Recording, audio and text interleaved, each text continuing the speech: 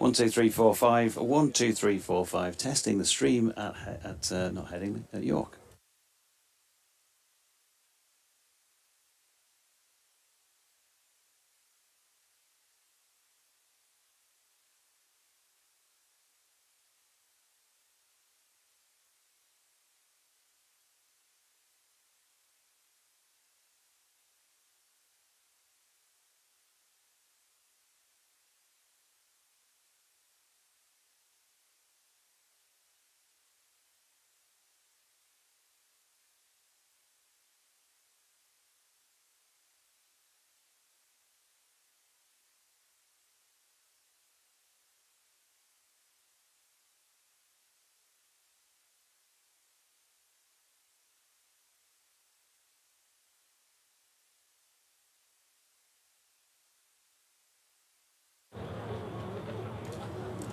Good morning and a warm welcome from Clifton Park, York Cricket Club here in the city of York, beautiful city of York, beautiful day as well for a Metrobank one-day cup match between Yorkshire and Surrey, two clubs who need no introduction in terms of their histories in this great game of cricket. Mark Church of BBC Surrey and myself, BBC Surrey London as well, is it? Or BBC London? I think so still, unless they haven't told me something, hopefully. I should have checked that beforehand. And myself, Jonathan Deutsch, bumbling away here at the start of the day's play. David Townsend will be our third voice for the day. And there we go, he's already got his oar stuck firmly in. Two sides here who find themselves in positions in the table in this competition that they wouldn't really want to be in. Surrey 3 points from their 4 games, just the 1 win so far. Yorkshire just the 1 win so far. Bit of rain around for a couple of their matches and a defeat as well to Kent. Are on 4 points and just below the halfway point. But two good sides on paper. It's played well here in the few years that Yorkshire have been playing matches here, Churchy. And the scene is fantastic as well, isn't it? So all set fair for a cracking game of 50-over cricket. Absolutely. And the first thing to say, it's my first trip here, and what a ground this is. Beautiful, beautiful cricket ground, and a wonderful setup. And we've got all the marquees away to our right, and a temporary stand down in the distance, and full house in, and the sun is shining, which is the key thing, because the weather here yesterday was pretty bad. It rained all day, so great to see the sun shining. Yeah, I think what makes this game really interesting is the fact that both sides are coming off the back of their first wins in the competition. Obviously Yorkshire beating Essex and Surrey beating Notts, so they both got a bit of confidence coming into this game. I think from a Surrey perspective, due as much to the fact that Matt Dunn picked up an injury on Sunday at Notts, they've had to change the team a touch today. So there's a couple of changes in there. Amar Verdi comes into the team, as does Josh Blake. But there'll be a lot of spin from Surrey. We saw that at Welbeck. There has to be, really, in the fact that really the only two fit quicks they've got are Conor McCurr and Luke Griffiths, who made his debut on Sunday. So there will be a lot of spin today from Surrey. But as I say, for both sides, I think the fact they're coming off the back of wins makes this a very, very interesting game of cricket. It does. Shall we do the teams? Yes, of course. Yorkshire one change from that win on Sunday. They've decided that, as we've seen really at York over the last few seasons, probably a little better suited to seam than spin here at this level of the game at least. And so Ben Mike is back into the side. He was left out on Sunday at the expense of Jack Shutt. They've just flipped that, so Shutt misses out today. So otherwise it's Harry Duke and Finlay Bean. Shan Masood, of course, captaining.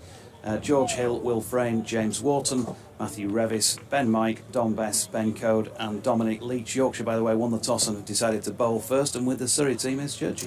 Yeah, there are a couple of changes from the side that beat Notts. As I say, Matt Dunn not fit to play, and Yusuf Majid doesn't play, the left-arm spinner. I think that's to get Josh Blake into the side as the extra batter. So Surrey will line up with Ryan Patel and Dom Sibley, then Rory Burns, Ben Folkes, Cameron Steele, Ben Geddes, Conor McCurr, Luke Griffiths, Dan Moriarty. Josh Blake will come up the order. He might even bat as high as 5, I would have thought. And then Amar Verdi gets his first game of the summer for Surrey. And of course, interesting game this for Dan Moriarty in the fact he's playing his championship cricket for Yorkshire at the moment. So I know he's been looking forward to this. And for him, he bowled beautifully at Welbeck and bowled a fantastic final over at Welbeck. Was sort of forced into bowling the final over due to the injury to Matt Dunn. And bowled it really, really well. So for for Dan Moriarty today, an interesting one. In fact, he's playing against the side he's now playing Championship cricket for. Yeah, first observation, cracking lad. During the few matches he played, really, good lad, quite easy to get to know, and enjoyed himself, I think, over those few matches. And I think also impressed. Got 5 for his first stint with the ball at Headingley, which, as we know, is not easy for any spinner to do. So it was a case, I think, of what's not to like, really. Obviously, the sheer weight of numbers at Surrey makes getting first-team cricket difficult. It's difficult to break into the side, isn't it? But he's got a chance against his sometime teammates to show what he can do with the ball today. We'll let Churchy take you through the first over from Ben Code. Yeah, it's going to be Ben Code with the first ball to Dom Sibley, who's chipping this uppishly towards mid-on. And there is no run. Now, Dom Sibley didn't have the best of days at Welbeck, had to walk out and bat in the rain, got an absolute pearler first ball nicked off. And then in the field was stood at first slip and got hit on the knee, which completely poleaxed him, poor lad. But his day improved with 3 good catches, but he'll be hoping for a better day today. In these conditions, the complete polar opposite to Welbeck, where it was cold, drizzly, the ball nipped around all day. As Code comes right arm over the wicket to the right-handed Sibley, who's looking to drive expansively. Inside edge onto that front pad, and it runs away. Ben Mike is right down below us. We're on the pavilion balcony with the sun shining down on us. It's absolutely gorgeous, this. It really is. It's a lovely setup. And the Yorkshire Vikings in their light blue and dark blue tops and their dark trousers. Surrey all in black as usual. Brian Patel is down there at the non-striker's end. Jeremy Greaves and Gareth Batty away to our right as this one's left alone outside the off stump by Dom Sibley. You come all the way to York. You're trying to concentrate on the game and be professional, and then you get these two. You get these two away to our right hand side.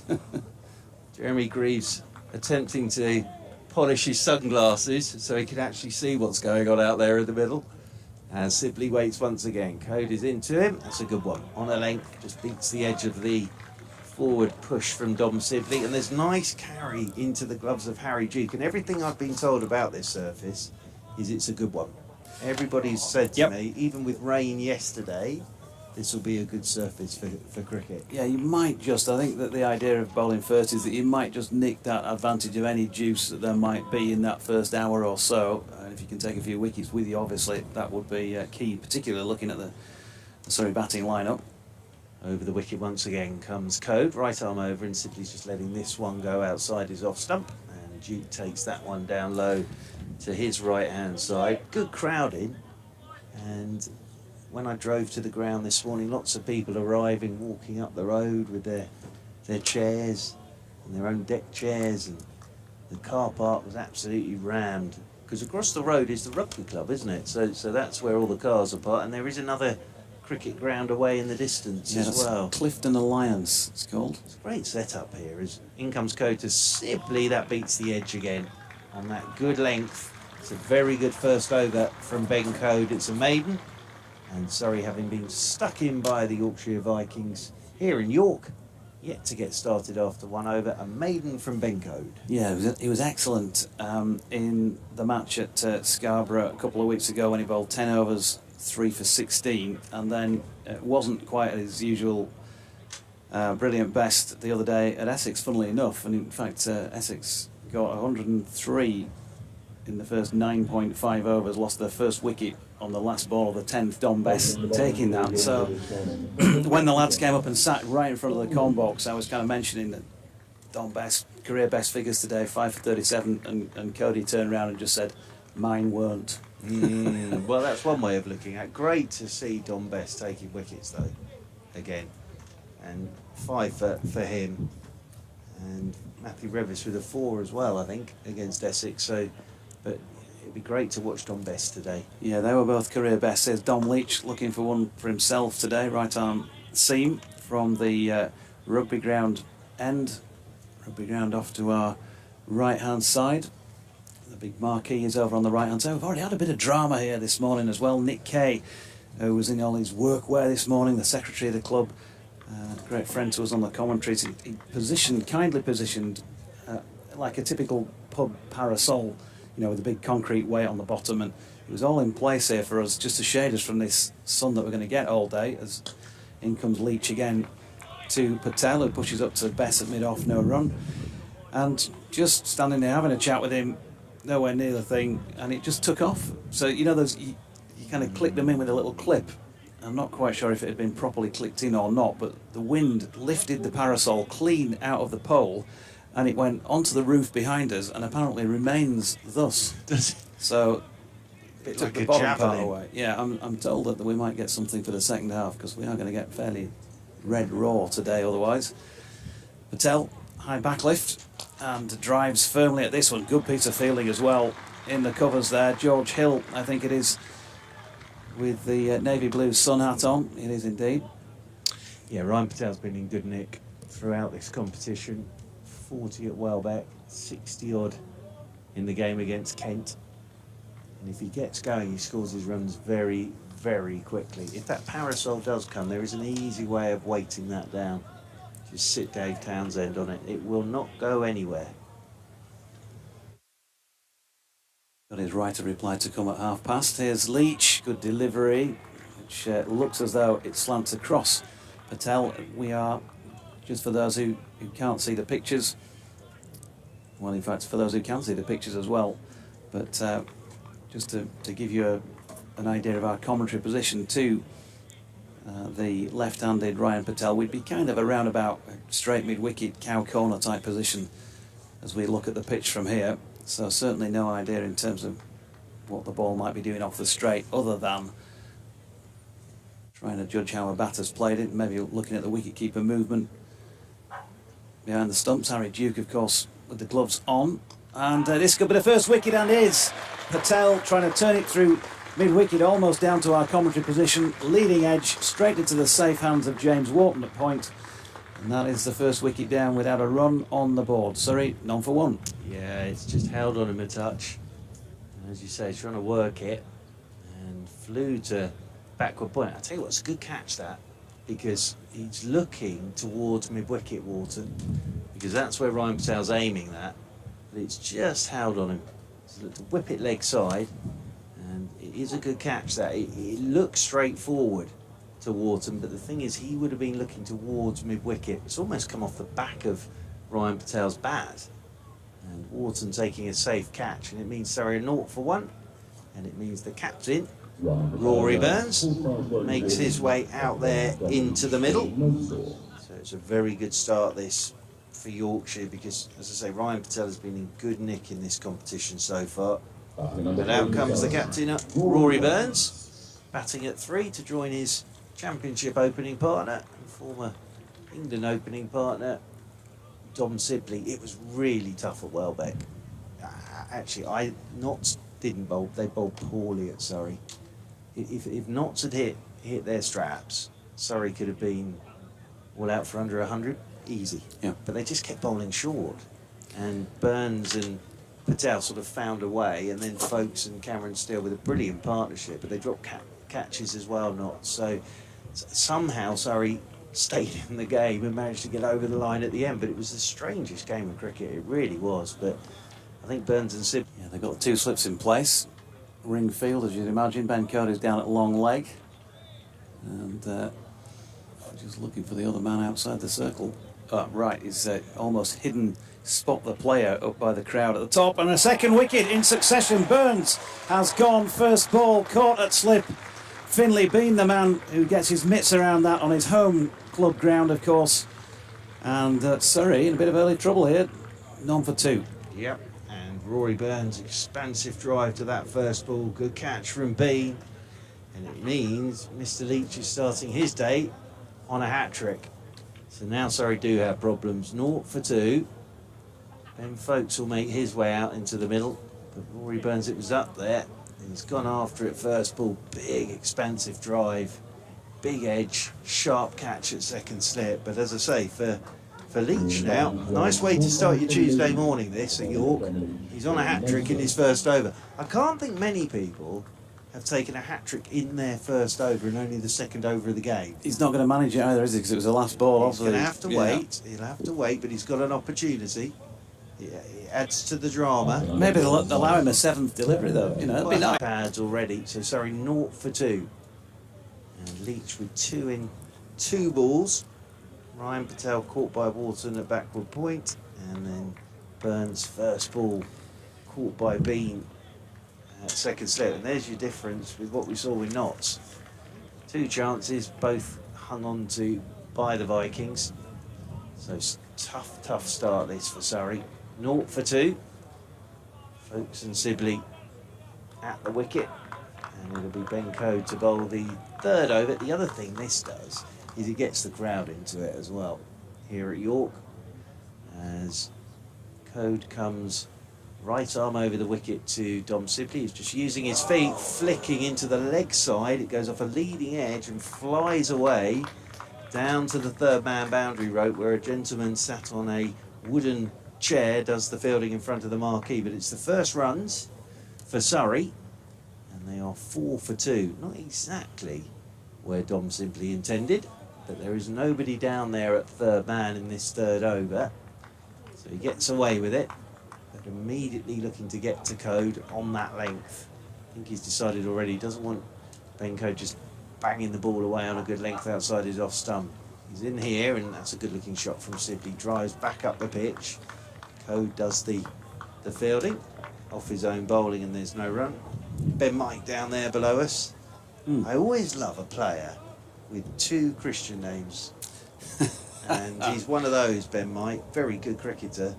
Is he 2nd year now with Yorkshire?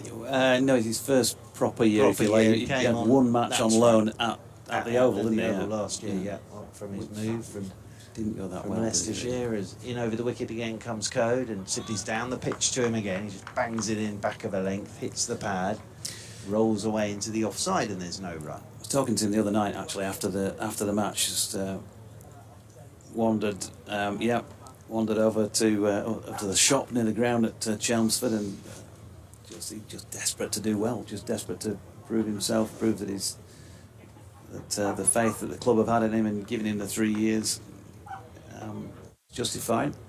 He's a talented cricketer. As Benko comes over the wicket to Sibley, and Sibley, has he got an edge on that? They've all gone up, absolutely nothing from the umpire. So they heard a noise. I wonder if it was the inside edge of Sibley's bat onto his front pad, but again, Code just finding some movement off a good length. But I just wonder if that is the inside edge of Sibley's bat hitting the top of his pad.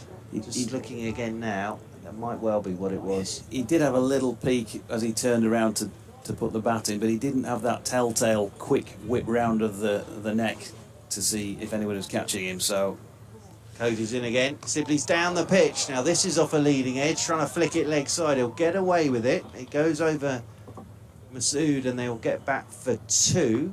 But Sibley has obviously decided here, if I just stand here and try and defend these good balls, I'm going to nick one. So he's trying to get down the pitch and take Code off a length.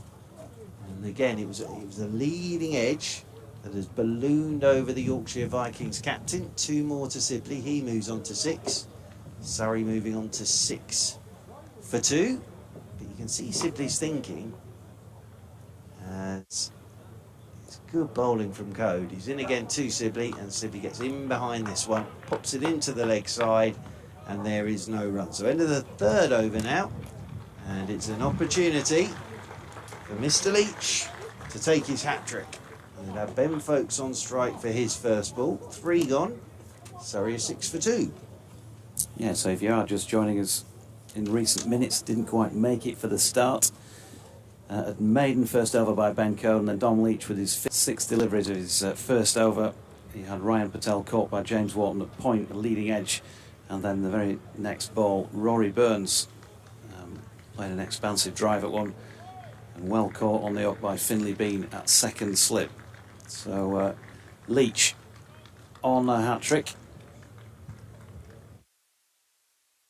Ben Folkes using all the experience, taking his guard, just making him wait that little bit longer here until he's good and ready to face this delivery. So Folks on strike, and Leach herring in, passed on by Neil Mallender. It's full, and it's driven straight back along the deck. And hat-trick avoided by Ben Folks and Surrey. But well bowled Dom Leach, who has yet to concede a run from 7 deliveries and has picked up those 2 wickets. Gave it a chance. Put it up there to Ben Folks. It was actually a lovely shot from Ben Folks, straight back down the ground. Folks is in good nick. 150 in this competition. I think he's going to need it today. Can Leach get another one right, as it were? Here he is. It's full again and driven to mid-on this time, where Bess is in and fires it over the top to the diminutive Harry Duke. Yeah, been in really good form, hasn't he? And I've got to say, there can't be that many players who've engendered so much discussion in a season without playing for a certain team. It's massive, isn't it? It's just gone through the winter and continued in the summer. I think what he's done is had a couple of days away from it all when it first happened, and has just got on with his cricket. I think he's been very sensible about it. Leach in, and nicely played forward defensive push once again by Ben Folks. And I think, you know, what will be very interesting is when England's next port of call is India, and you'd think he has to play in India. Got to say, speaking of the Yorkshiremen, I wanted to see him create the space for both of them in the team this year. Well, absolutely. I think what everybody hasn't really said is that the problem that England had was the fact that Stokes couldn't bowl any overs. That was their major issue. Leach again. Looks like he's just held this one back around about leg stump. It's been flicked away down to the long leg where Revis comes in to do the fielding and Folks is off the mark. So because of that, they had to hornshoe another bowler in because he was never going to bowl his overs, which meant that Ben Folks missed out. I at the start thought it was for Crawley. And actually Crawley had a great series, so fair play to him. Bairstow has to play as a batter, not as a keeper, but as a batter.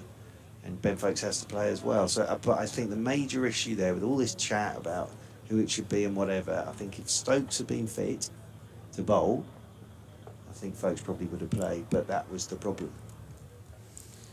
Leach to Sibley, I should say, who's pushing up to Shan Masood at mid-off.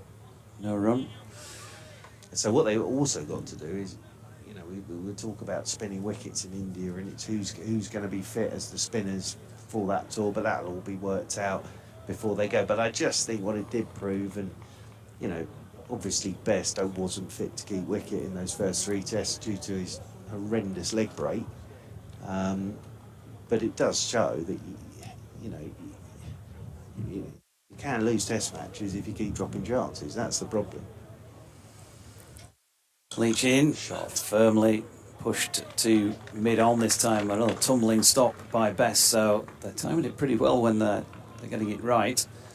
The Surrey batters are 7 for 2 now after 4 overs, so just the 1 run coming from that 4th over of the day, bowled by Dom Leach, and he's got 2 wickets to his name. Yeah, I think, you know, a lot's been made of Ben Folks' keeping ability. It's always difficult to go, you know, to draw direct comparisons, but I think the majority feel that, you know, he's the best keeper in the country.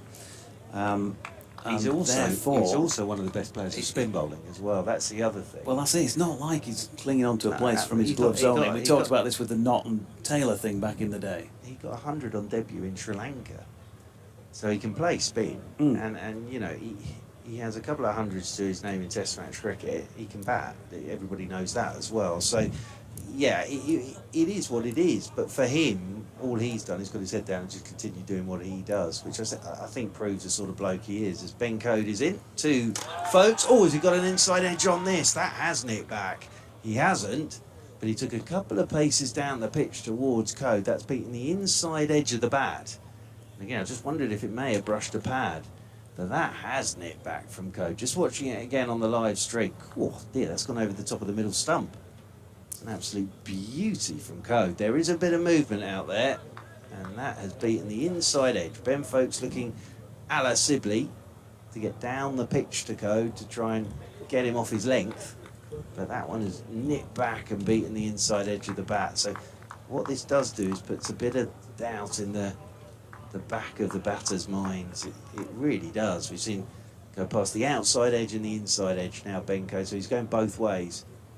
As over the wicket he comes once again to Folkes, and that one goes past the outside edge. And what Folkes has done here is he's now changed his tactic. He's changed his guard, and he's going to bat a foot out of his crease to Benko. So instead of taking a couple of steps down the pitch, he's batting a foot out of his crease now to try and get to the pitch of the ball. But that's nicely bowled again by Benko. 7 for 2, Surrey, having been stuck in by the Vikings.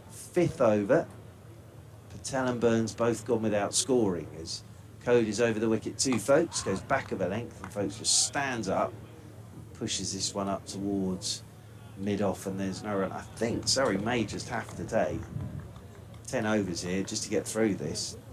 They'll try and keep that scoreboard ticking, but I think they could be in real trouble. The thing they have got is they have got a bit of a cushion in this game playing Josh Blake as the extra batter, because Conor McCurr was coming in at 7 in the game at Notts, and you know, nothing against Conor McCurr, but 7's quite high up the order. As this is nicely played by Ben Folkes, just drives through the offside and will pick up a couple of runs. As always, not trying to overhit it, Ben Folkes, just pushing it away through the covers for 2. Folkes moves on to 3. Surrey will move on to 9 for 2. It's a lovely day today. Blue sky, clouds are broken up, compared to yesterday where it was absolutely horrendous and rained all day. Had to go and buy an umbrella yesterday for a trip to the cathedral.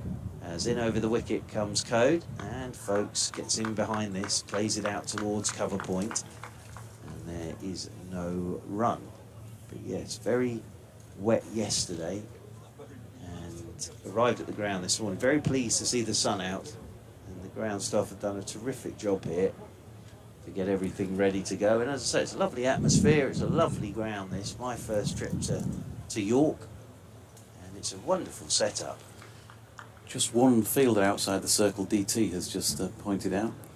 As over the wicket comes Code, that's interesting, as this one's left alone outside the off stump by Folkes with the side 9 for 2, and that's taken by Duke moving away to his right hand side. End of the over, 5 gone, just a couple off that over from Ben Code, so very good stuff this from Yorkshire at the moment. Enables them to have a couple of slips in there, which is no surprise whatsoever at 9 for 2. And what a contrast to Sunday's game at Chelmsford, where the opposition batted first on a used pitch and were 103 before losing their first wicket on the last ball of the 10th over. You obviously praised Michael Pepper's performance with the bat because he was superb in those first 10. He was the first man to go, but also you'd have to question the bowling as well to go for that many runs, as Leach's first delivery of the over is helped on its way down to Revis at long leg in front of the popular temporary stand, and they pick up 1 run. Yeah, the reason that with just the one outside the circle, it's no great surprise when you've got side 2 down inside the first 6, is it enables them to have 2 slips. That's the thing. With just the one, you can get a couple of slips in there, and you'd be surprised if Yorkshire weren't doing that, because there is movement out there. There are 2 outside the circle in this over actually, as Leach is in, and that's driven nicely. Very nice play by Ben Folkes, who got it somewhere up top of the bounce, but once it gets through the infield on this outfield, which is nicely shorn, and also down the incline, the slope towards the clubhouse here, there's always going to be 4 runs. So 14 for 2, a welcome boundary for Surrey. Yeah, first bad ball is bowled. Full toss and nicely put away by Ben Folkes. Here's Leach again, up there to drive, and nicely fielded, this time at extra cover by James Wharton, who's fairly close in there. 2 outside the circle, Ben Cody's down at 3rd man, and as I say, Revis is at pretty wide, long leg. Good morning to you, Bent Nielsen. Says, can I ask for a quiet day's play? Under doctor's orders to measure my blood pressure a couple of times today. Come on, Yorkshire. Jan is in the ground. Says, lovely day. Not wrong there. Mighty Mariners this morning, all going back to Sunday. Was it good Yorkshire bowling or Essex just going after every ball? Here's Leach, and that is pushed up to mid-off where Masood fields. Folks with the bat in his hand doing the pushing. Well, just as I was saying, really, Mighty Mariners, you've got to question the bowling after 10 overs to be to have conceded 100. So yes, it wasn't good, but also Pepper was full of improvisations as well and put some pressure on. But it was amazing, wasn't it, that after 10 overs, 1 wicket falls. By the end of the 35th, they were all out. So they lost all 10 wickets in 25 overs for 221. And Yorkshire set the game up for themselves. They gave a few wickets away, I felt, Essex, as folks chopped this one into the deck, really, out towards the covers. And once again, it is James Wharton who does the fielding. Retweet as well from Julia Lewis of BBC Radio York, who came up and sat in your very seat. Churchy beforehand to have a look ahead to the game. Obviously excitement locally with a relatively rare outing for Yorkshire here, just the couple of matches a year. At the moment at least. Here's Leach, it's full. Nicely played by folks out into the offside, but again Wharton was quick off the mark to do the fielding. So end of the over, 5 runs came from that. And after 6, the score now 14 for 2. You can get in touch on @Jonathan Doidge, BBC West Yorkshire Sport at gmail.com, and at Back and Across. Yes, still that one. Still that back and across. It was very nice this morning. When I parked the car, I met a lovely gentleman who'd been tweeting me about getting me some whites to play in. But he was actually doing the car parking this morning, so it was very nice to see him. He helped me park the car because I'm terrible at parking cars. I really am. Well, just the one car. It's not something I do on a regular basis, is park other people's. And now we get 2 outside the circle. Third man, and Ben Mike is just being moved a little squarer below us. That's for the shot off the hip by Sibley as Code goes past his outside edge again. It's just a great length that, with a bit of movement. And it just goes past the outside edge of Sibley's bat. He comes down to do a bit of gardening. It's lovely stuff, this, from Code. It really is.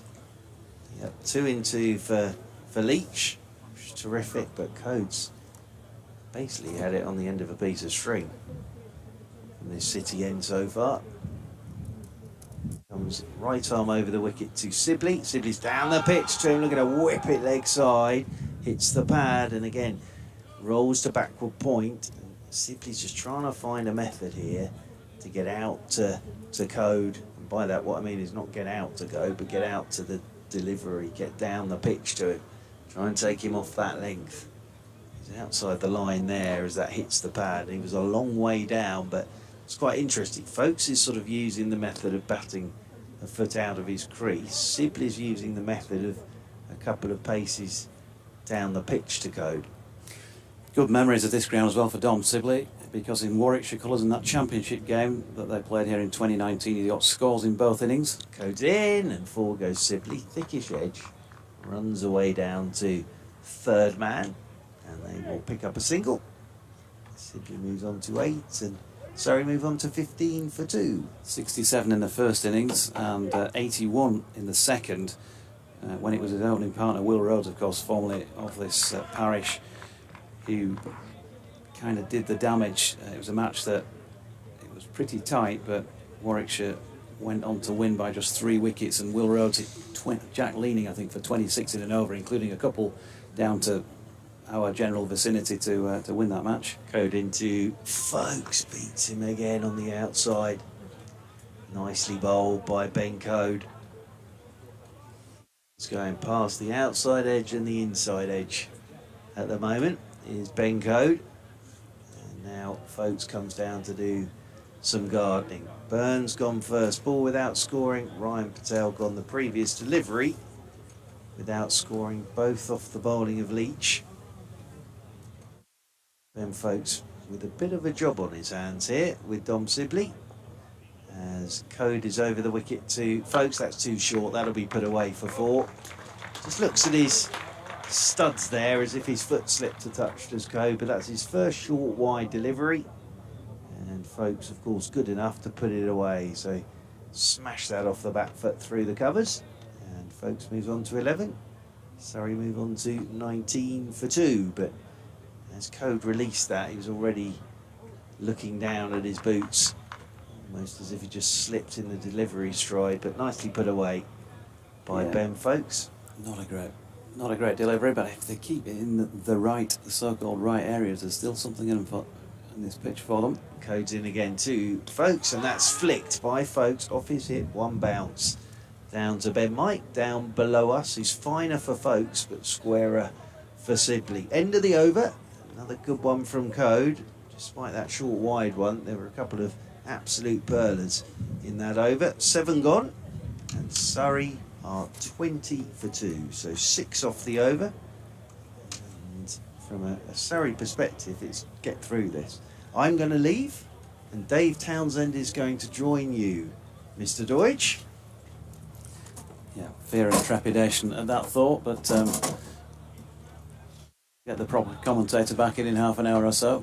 In the meantime, we'll have the old boy for half an hour.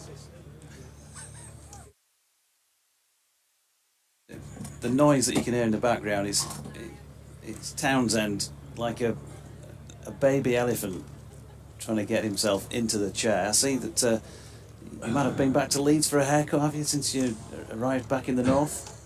Good morning, by the way. Good morning, George. Absolute delight to be here this morning at York. I think this must be the 4th year we've done this game together. Certainly certainly here in 2019, weren't we? Obviously not 2020. Last year again. Did we do 2021? Perhaps we didn't. But it is lovely here. Here's Leach bowling to Folks, who's pushing forward into the offside, and there is no run.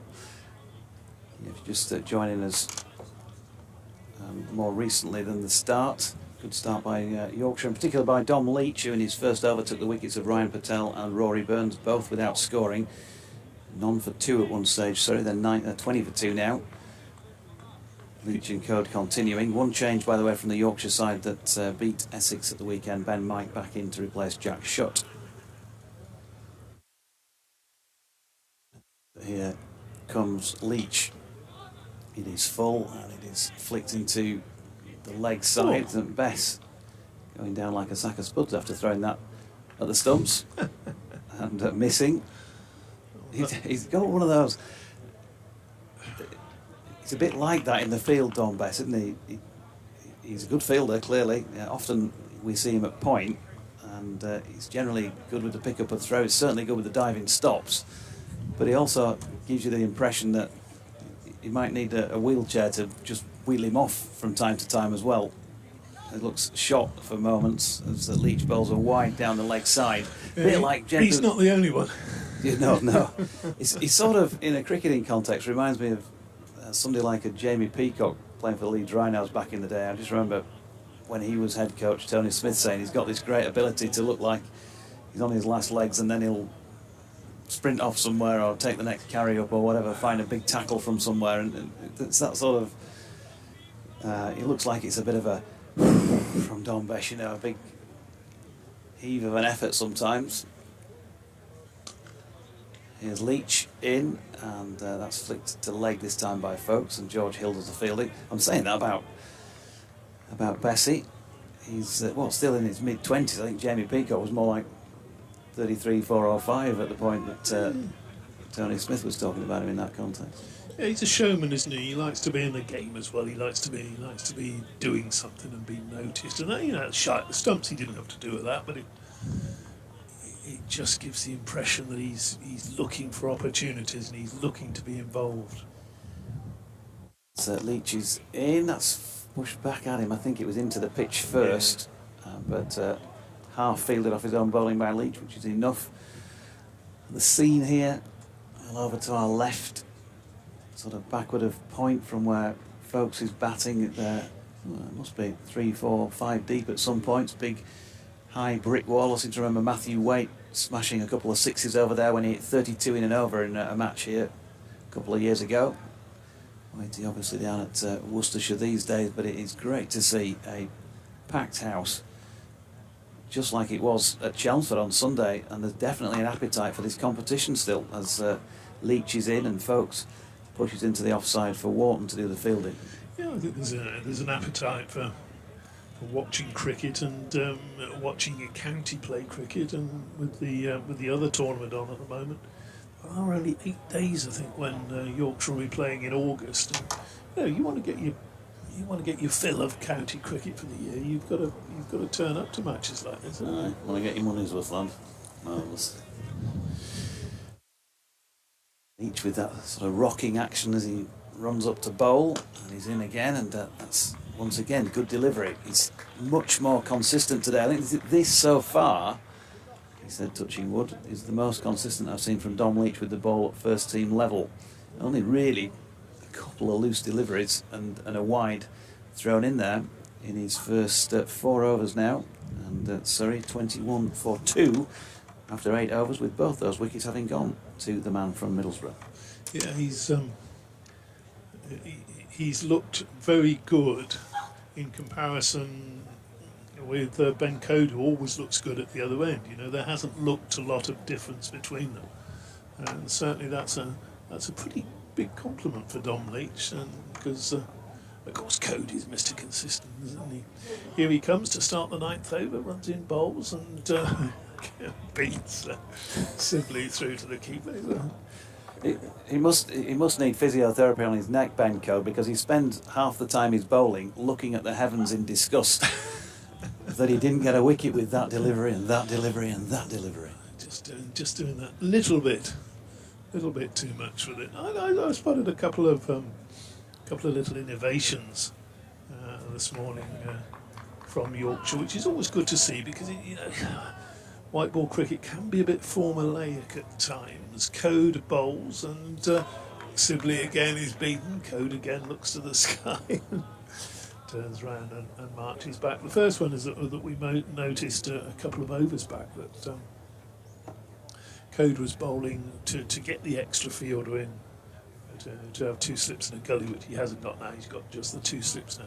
He had just 1 fielder outside the ring. How rarely do you see that in 50 over cricket, and virtually not at all, of course, in T20. So it's a great little move, that. Code bowls again, and on the back foot, and that dribbles down to where gully would have been, and no run to be had there.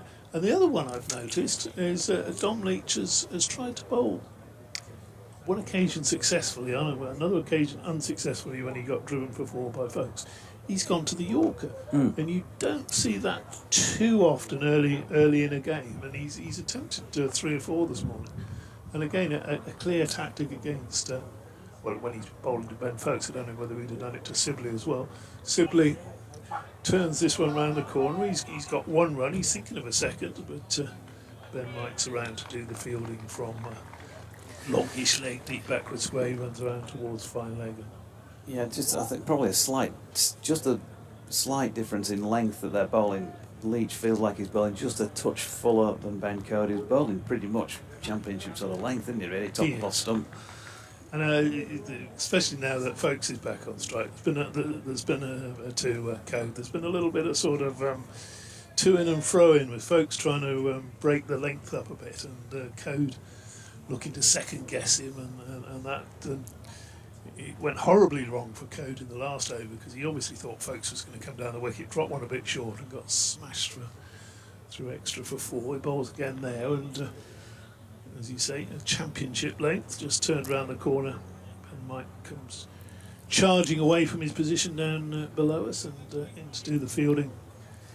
Throws that in, and no run there. These lads would have played here quite a bit, because of course Yorkshire Twos have played, plenty of matches here. Finley Bean, for example, it's his home club. They'll play league cricket here as well, so they've got a fair bit of experience, and I'm sure they would have all said to Shyam Massoudi, if he needed any persuasion, let's have a bowl first on it. Absolutely. Next delivery, that's the 3rd time in the over. Ben Code beats Sibley and looks up to the sky, and through to the keeper. No run, the end of the over. Ben Code now is running off to. What's he going to do? What's he going to be doing as soon as he finished that over? 23 for 2. He's going off for a shave, I think. He's gone for a shave. Yeah. Oh, Looks like. he could come up and do you as well, couldn't he? Because you're looking a bit you're looking a bit stubbly this morning. Doidgy, not your usual smart self. And, Stubbly or Sibley? Yeah, it's a shame. It's only a couple of weeks since I was last up here for the Scarborough game, so I don't know whether I'll be able to get along and see the lovely Olu. It doesn't really need tidying up. My hair looks right at the moment, doesn't it? So Yorkshire does a good job. Yorkshire bowling by numbers here. Lower 10, frigate street. 10 Ben Code, 8 Dom Leach, and they've put them together and now made a change and brought on number 18 George Hill at the rugby end. And his first delivery is a good one because Ben Foakes doesn't score runs off it, he just pushes it out into the offside and there is no run. Let's not forget, none for 2, 23 for 2. These two are high class players. Ben Foakes, 77 list A matches, over 2,000 runs, averaging just shy of 39. And Dom Sibley, well, not quite as good, but still averaging top side of 30 from 811 runs that he's scored. Both have got centuries to their name in white ball cricket as Foakes turns one to mid-on and Leach does the fielding. Dom Leach finishing that first spell with 4 overs, 1 maiden, 2 for 7 against his name. Ben Code so far none for 16 from 5.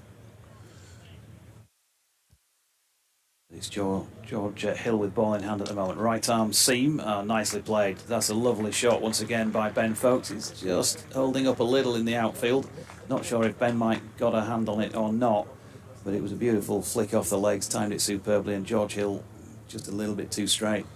Yeah, first time we've seen a shot beating the field in front of the square on the onside this morning, racing away to the boundary, but it was a very, very good 5 overs from Dom Leach. Even though it was 4.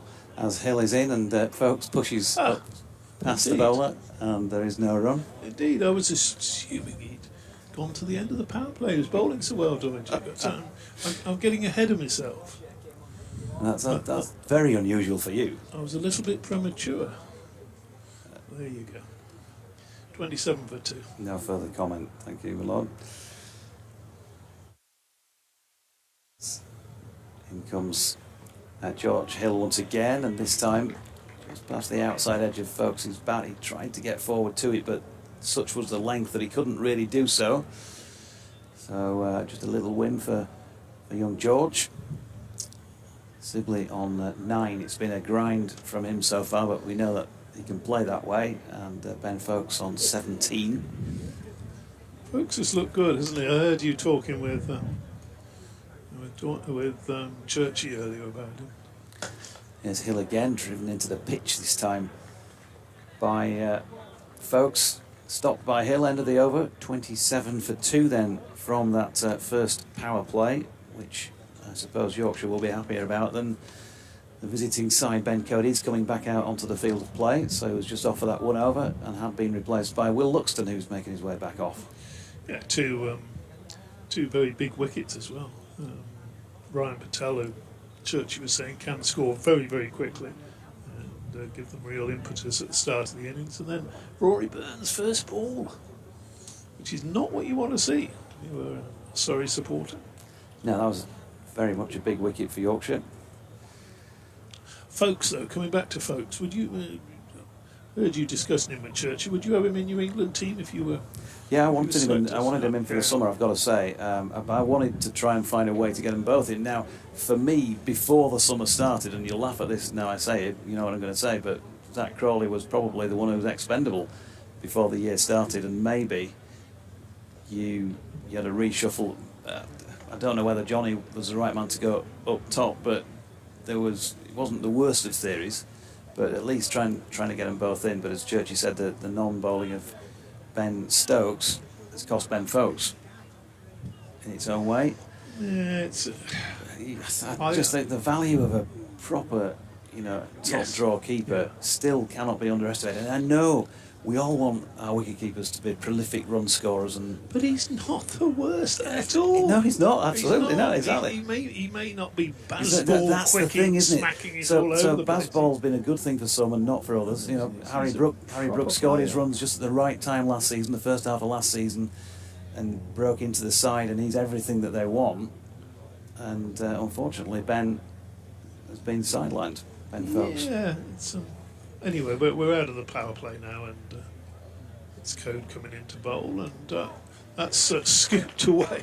First delivery of the new over. Well, we said how well Code has bowled. He's still bowling with 2 slips, but there was a deliberate shot there from premeditated almost from Dom Sibley just to scoop that one down to fine leg. 4-4.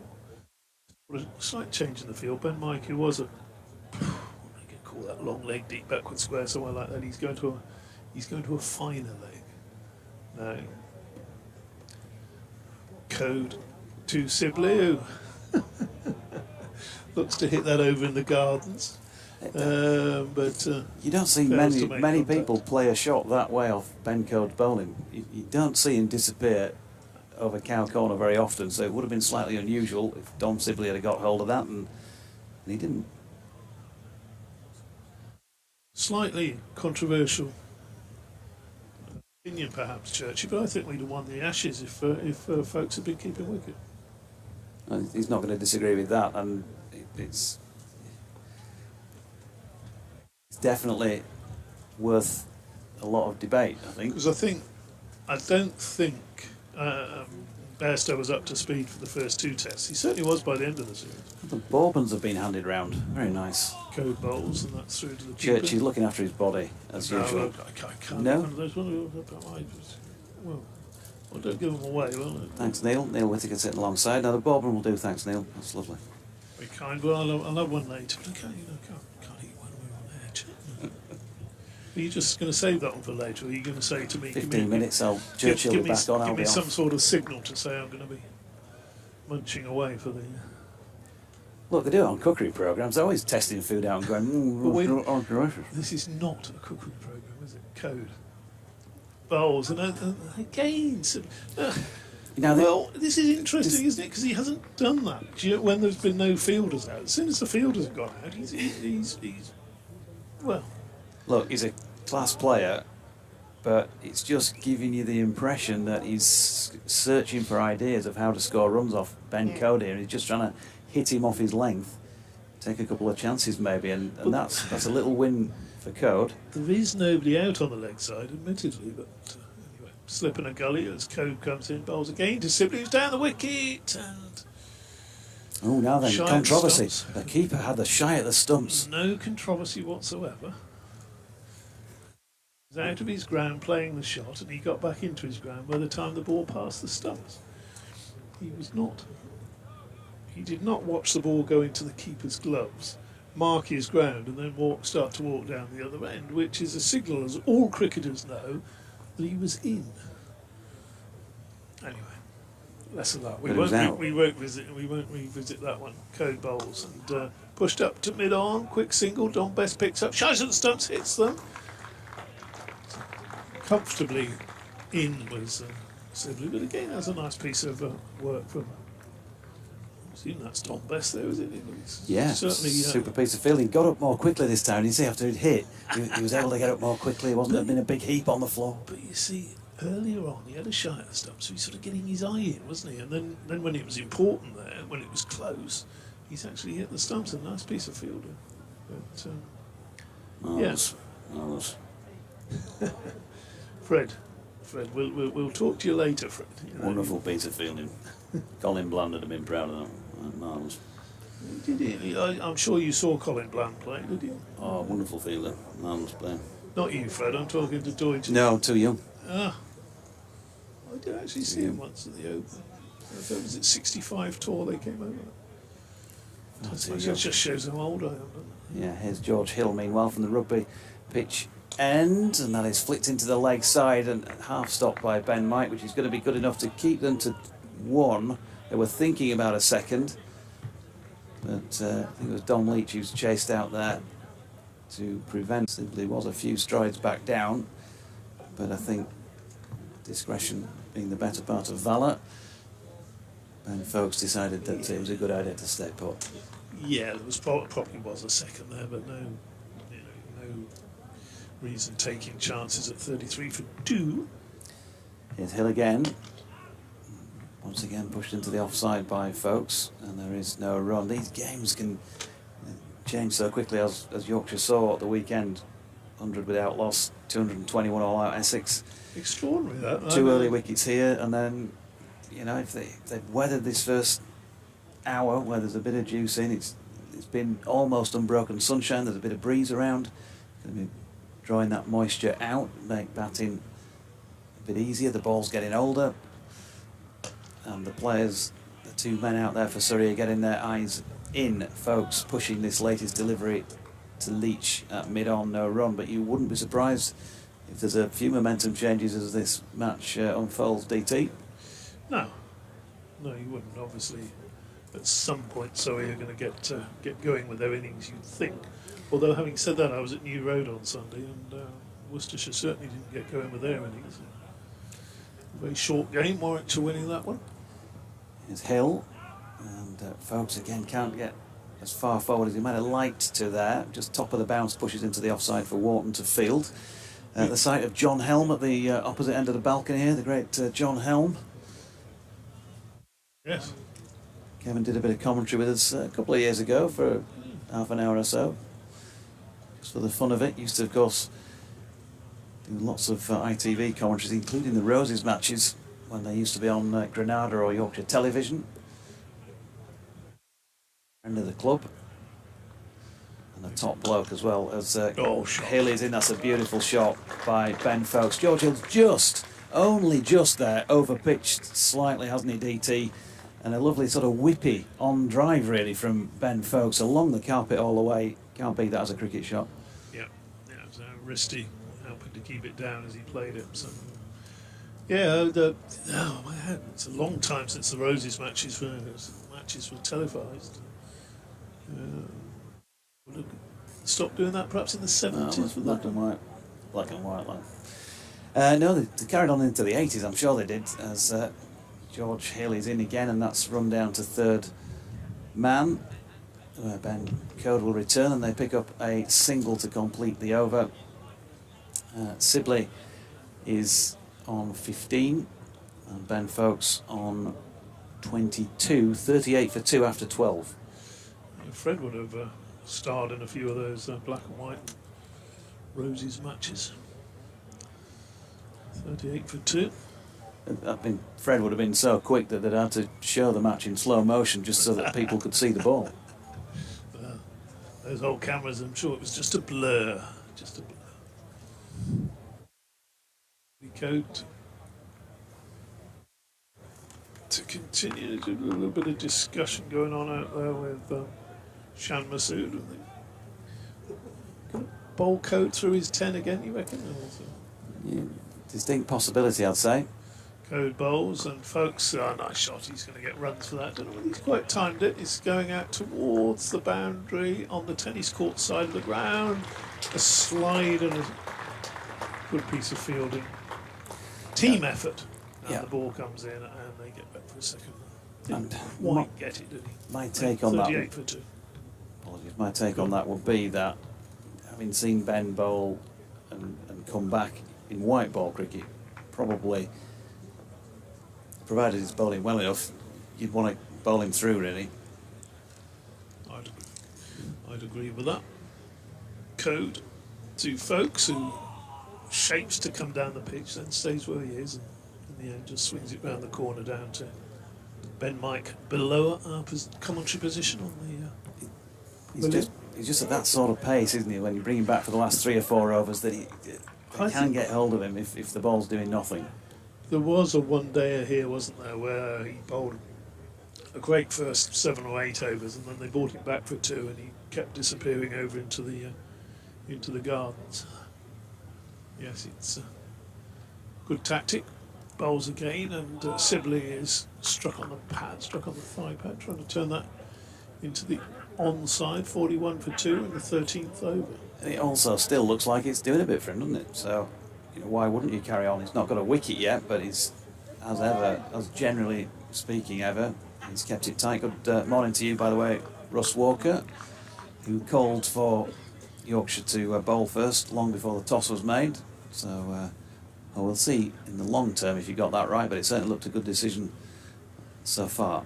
Code bowls, and ooh, that bounces a little bit on Sibley, and has just caught him on the inside of the thigh or somewhere. I don't think it was a direct hit, but in that sort of region, 41 for 2.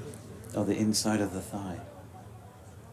Yes, that's well, the thigh has an outside and an inside, doesn't it? Is that right? Okay. I'm not great on anatomical tidbits, as you know, DT, unlike yourself. Code bowls, and that's played to mid-wicket. I'll just have to analyse that one, Doidge, and come back to you.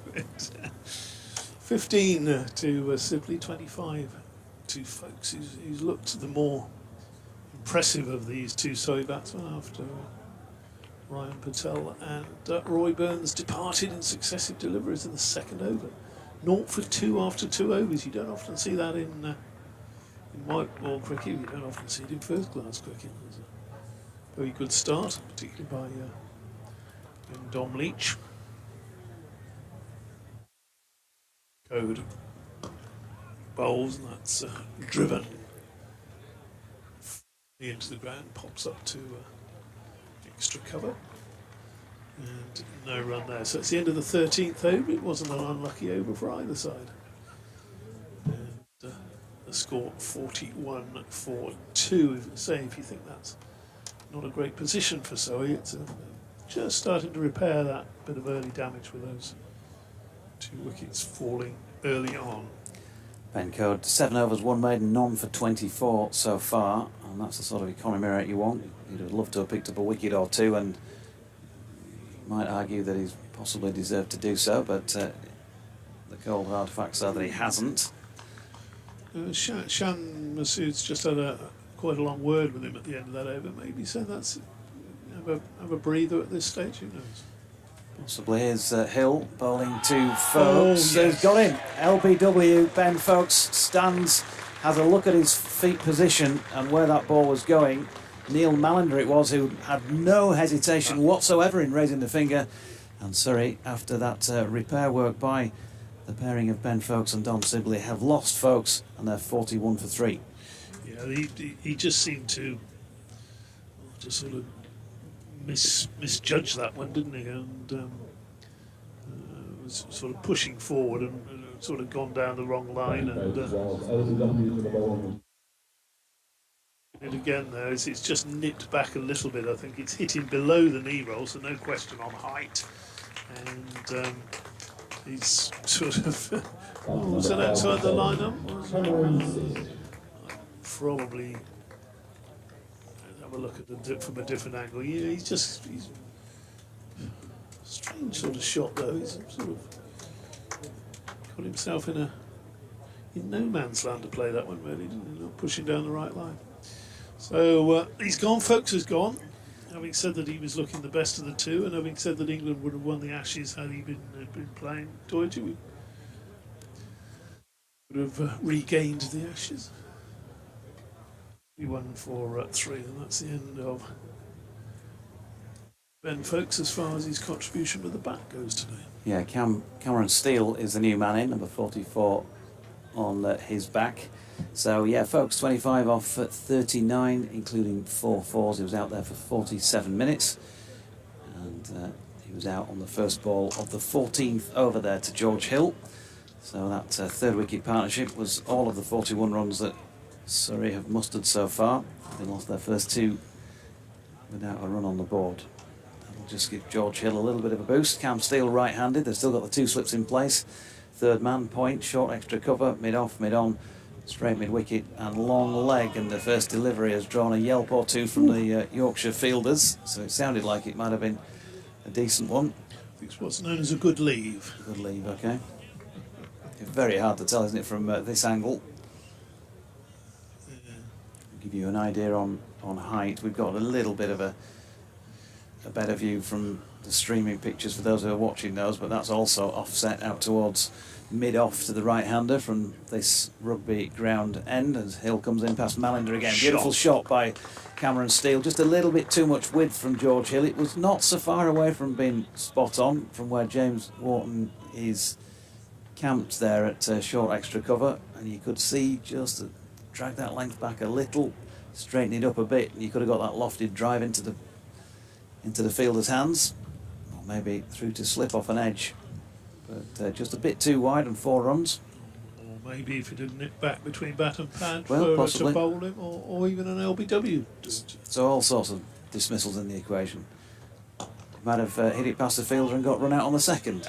Who knows? As Hill's latest ball is pushed to mid-on, Dom Leach round to do the fielding.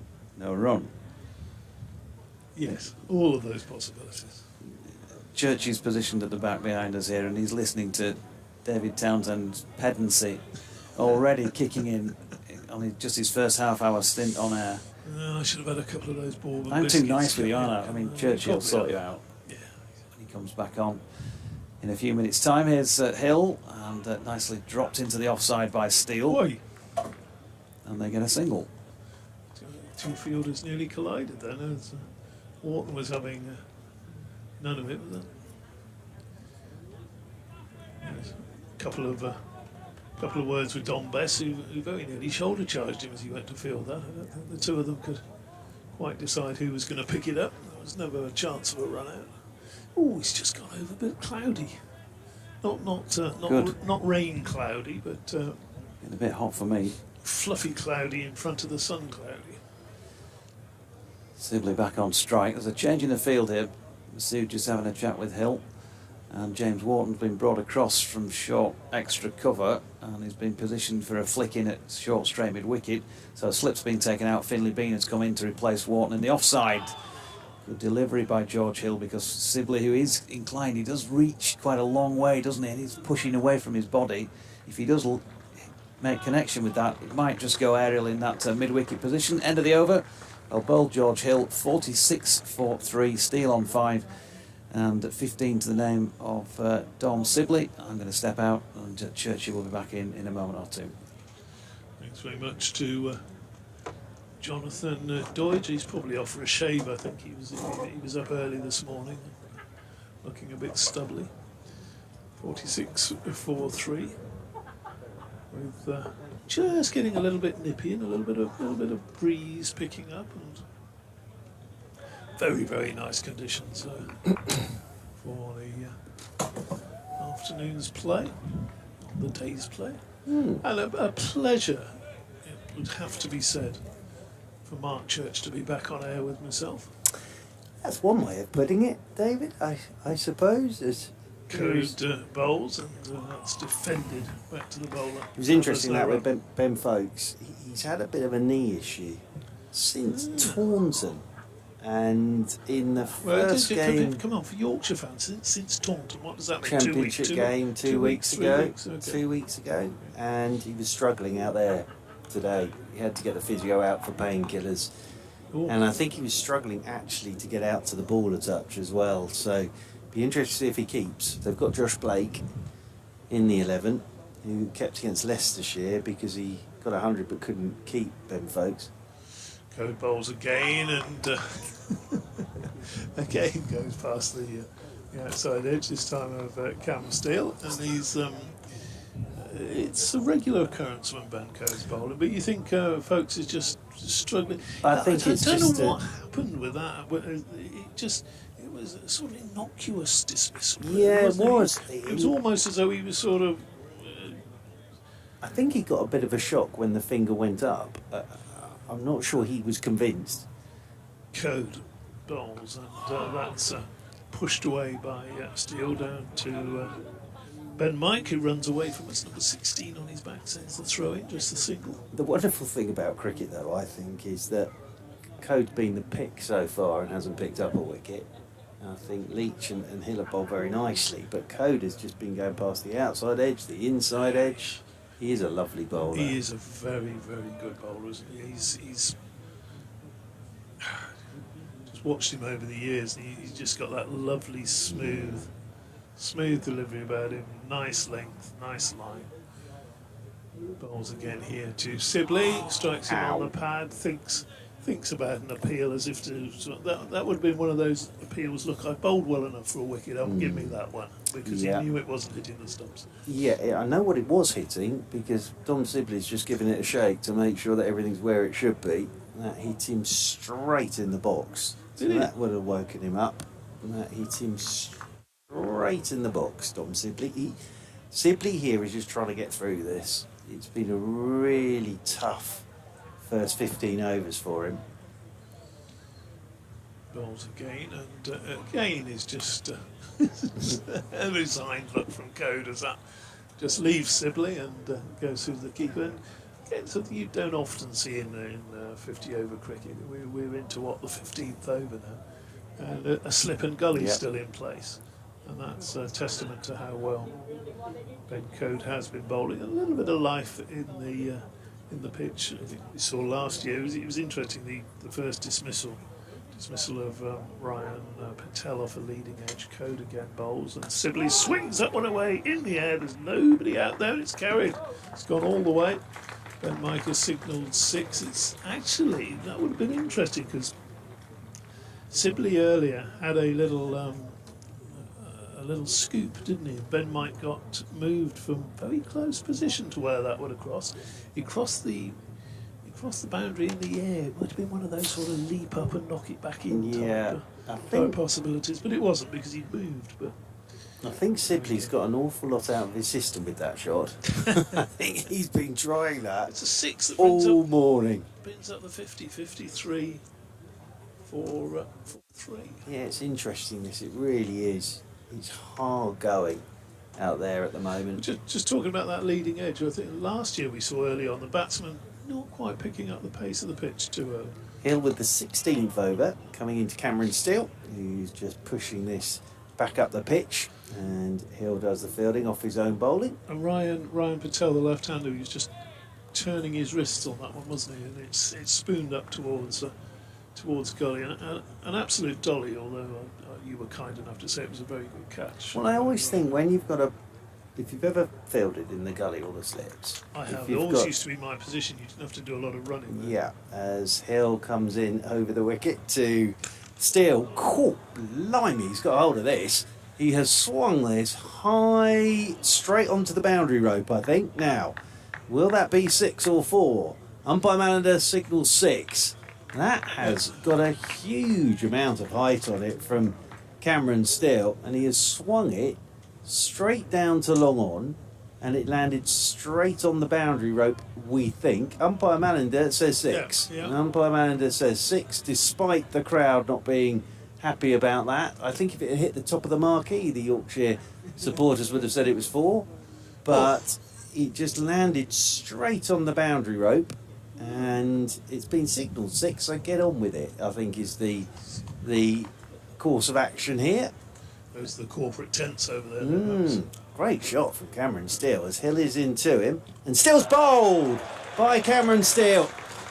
So Cameron Steele goes, he's looked as if he's tried to run that down to third man. It's come off the inside edge, and Hill, after being hit for 6 by Cameron Steele, goes back to that length, and it's just, is it little inside edge? No, I think it's beaten everything. He's just got stuck on the crease, has Cameron Steele, and he is bowled by Hill, and Surrey are 59 for 4, and Ben Geddes makes his way out to the middle. Yeah, initial thoughts were he just got an inside edge onto pad Cameron and into Steele stumps. bowled by George Hill for 12. Hard to tell from that replay, but it's certainly done him on the he's done him on the inside of the bat rather than the outside, and he's just causing Number that. 6 for Surrey, Ben Geddes. He's just causing that little bit of a problem, isn't he? From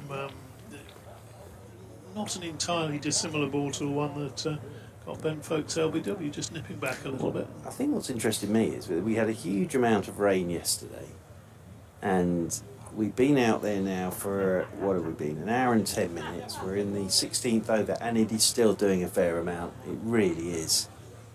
And Ben Geddes comes out at number 6. They are playing Josh Blake in this game as well, Surrey. So they've got the extra batter which they might need. I think Shams is still debating the 6 with umpire Malinder, but to be fair, you know, really and truly, he's been given a 6. Get on with the game. You just got him out the ball afterwards. He hit it that high, and the outfield is still a little damp in places. You could almost have done what they do on the hard court, clay court tennis. You could have gone and seen where the pitch mark was. Yes, you could have done. And nothing against everybody in corporate, but if we're relying on them to make the decision, got a problem as Hill is into Geddes in his first delivery. Geddes gets forward, plays it up towards mid-on, and there's no run. Half of them will be saying, well, that wasn't a 6, it hit the rope. Yes, exactly. And half of them would have had, well, we are at that, we're an hour and 10 minutes in, so they would have had a couple by now, but yeah, it was 6. It was given as 6, but I'm not quite sure why Masood's still debating it. See, in the very next ball, Hill bowled Cameron Steele as Hill is over the wicket to Geddes, gets himself fully forward. Ben Geddes plays this one up towards mid-off, and unsurprisingly, still the 2 slips are in there. They'll be happily having a chat about that now, another couple of hours, and someone will say, oh, it hit the rope, and what did? Yes, absolutely. Well, as I say, I think it's early enough already. There might be a few of those conversations already, but it's a lovely sight here. Fantastic At ground. York, and it's a great ground. It really is. It's my first trip here. As over the wicket comes Hill, and Geddes again gets fully forward, plays it solidly back up the pitch, and there's no run. So another over with a wicket in it. Surrey find themselves 4 down after 16 overs. Very hard work this for Surrey. 59 for 4 they are. Dom Sibley's on 21. Ben Geddes is yet to get off the mark, but impressive from the seamers. Yes, you can have a pitch that is giving you a bit, but I was saying at Welbeck, Notts did not bowl very well at all, and I think if they had hit their straps, Surrey could have been all out for 100, but they just didn't bowl very well, whereas here the Vikings have used the conditions very well so far. That would have been a pretty good game. It was certainly a good strangest. finish. Anyway. It was the strangest game of cricket. It really was. But as you say, it all sort of culminated in a fantastic final over of drama. But up to that point, it wasn't the best cricket you're going to see. I was sort of tempted to actually, because I like to collect cricket grounds, you know. And last year, when Notts played at Grantham, I had a little drive out there to add that one to my collection. They played Middlesex as well, so obviously there was the greater attraction there as far as that goes. Welbeck's it's a lovely ground. It is literally in the middle of Doesn't sound nowhere, Welbeck though. colliery, isn't it? It doesn't sound No, glamorous. but it is literally in the middle of nowhere as well. Code starting his, what would it be, ninth over, and he's just turned quietly by Sibley down to one of the 2 men now who are behind or in the deep, certainly on the leg side. If you like pylons, and I'm not sure, there's many things in life you like, Dave Townsend, but I was saying if you were a sort of pylon addict, Welbeck is the best place to be because it's surrounded by electricity pylons. But they're beautiful scenery apart from these massive great electricity pylons everywhere. But it's a very nice ground, but as I say, it's literally in the middle of nowhere. Geddes on strike for the first time to Code, and he plays that one defensively to mid-wicket and no run. I know somebody who'd be into pylons. That'd be Marty Everson, wouldn't it? Marty likes a reservoir. Well, he likes a reservoir, so I imagine pylons would be. I'm not too sure whether there are people who go and stand on platforms for trains, aren't there? I don't know if there's people who go walking in the countryside to find their favourite pylon, but if you are into all of that, I would thoroughly recommend Welbeck. Code bowls and strikes Geddes on the pad, and again Code has. He's almost looking for a bit of sympathy, isn't he, from the umpire, saying, "Look, umpire bowled really well this morning. I deserve a wicket." But Well, he's never going to get one for that. I think Geddes a long way forward. they always talk about batting in partnerships. I think bowling in partnerships as well. And Leach and Hill have got a couple apiece, but Code's helped them with that. Yes. Because he's been, at times, unplayable this morning. He hasn't beaten the bat on the outside this over. Let's see whether this will be the ball.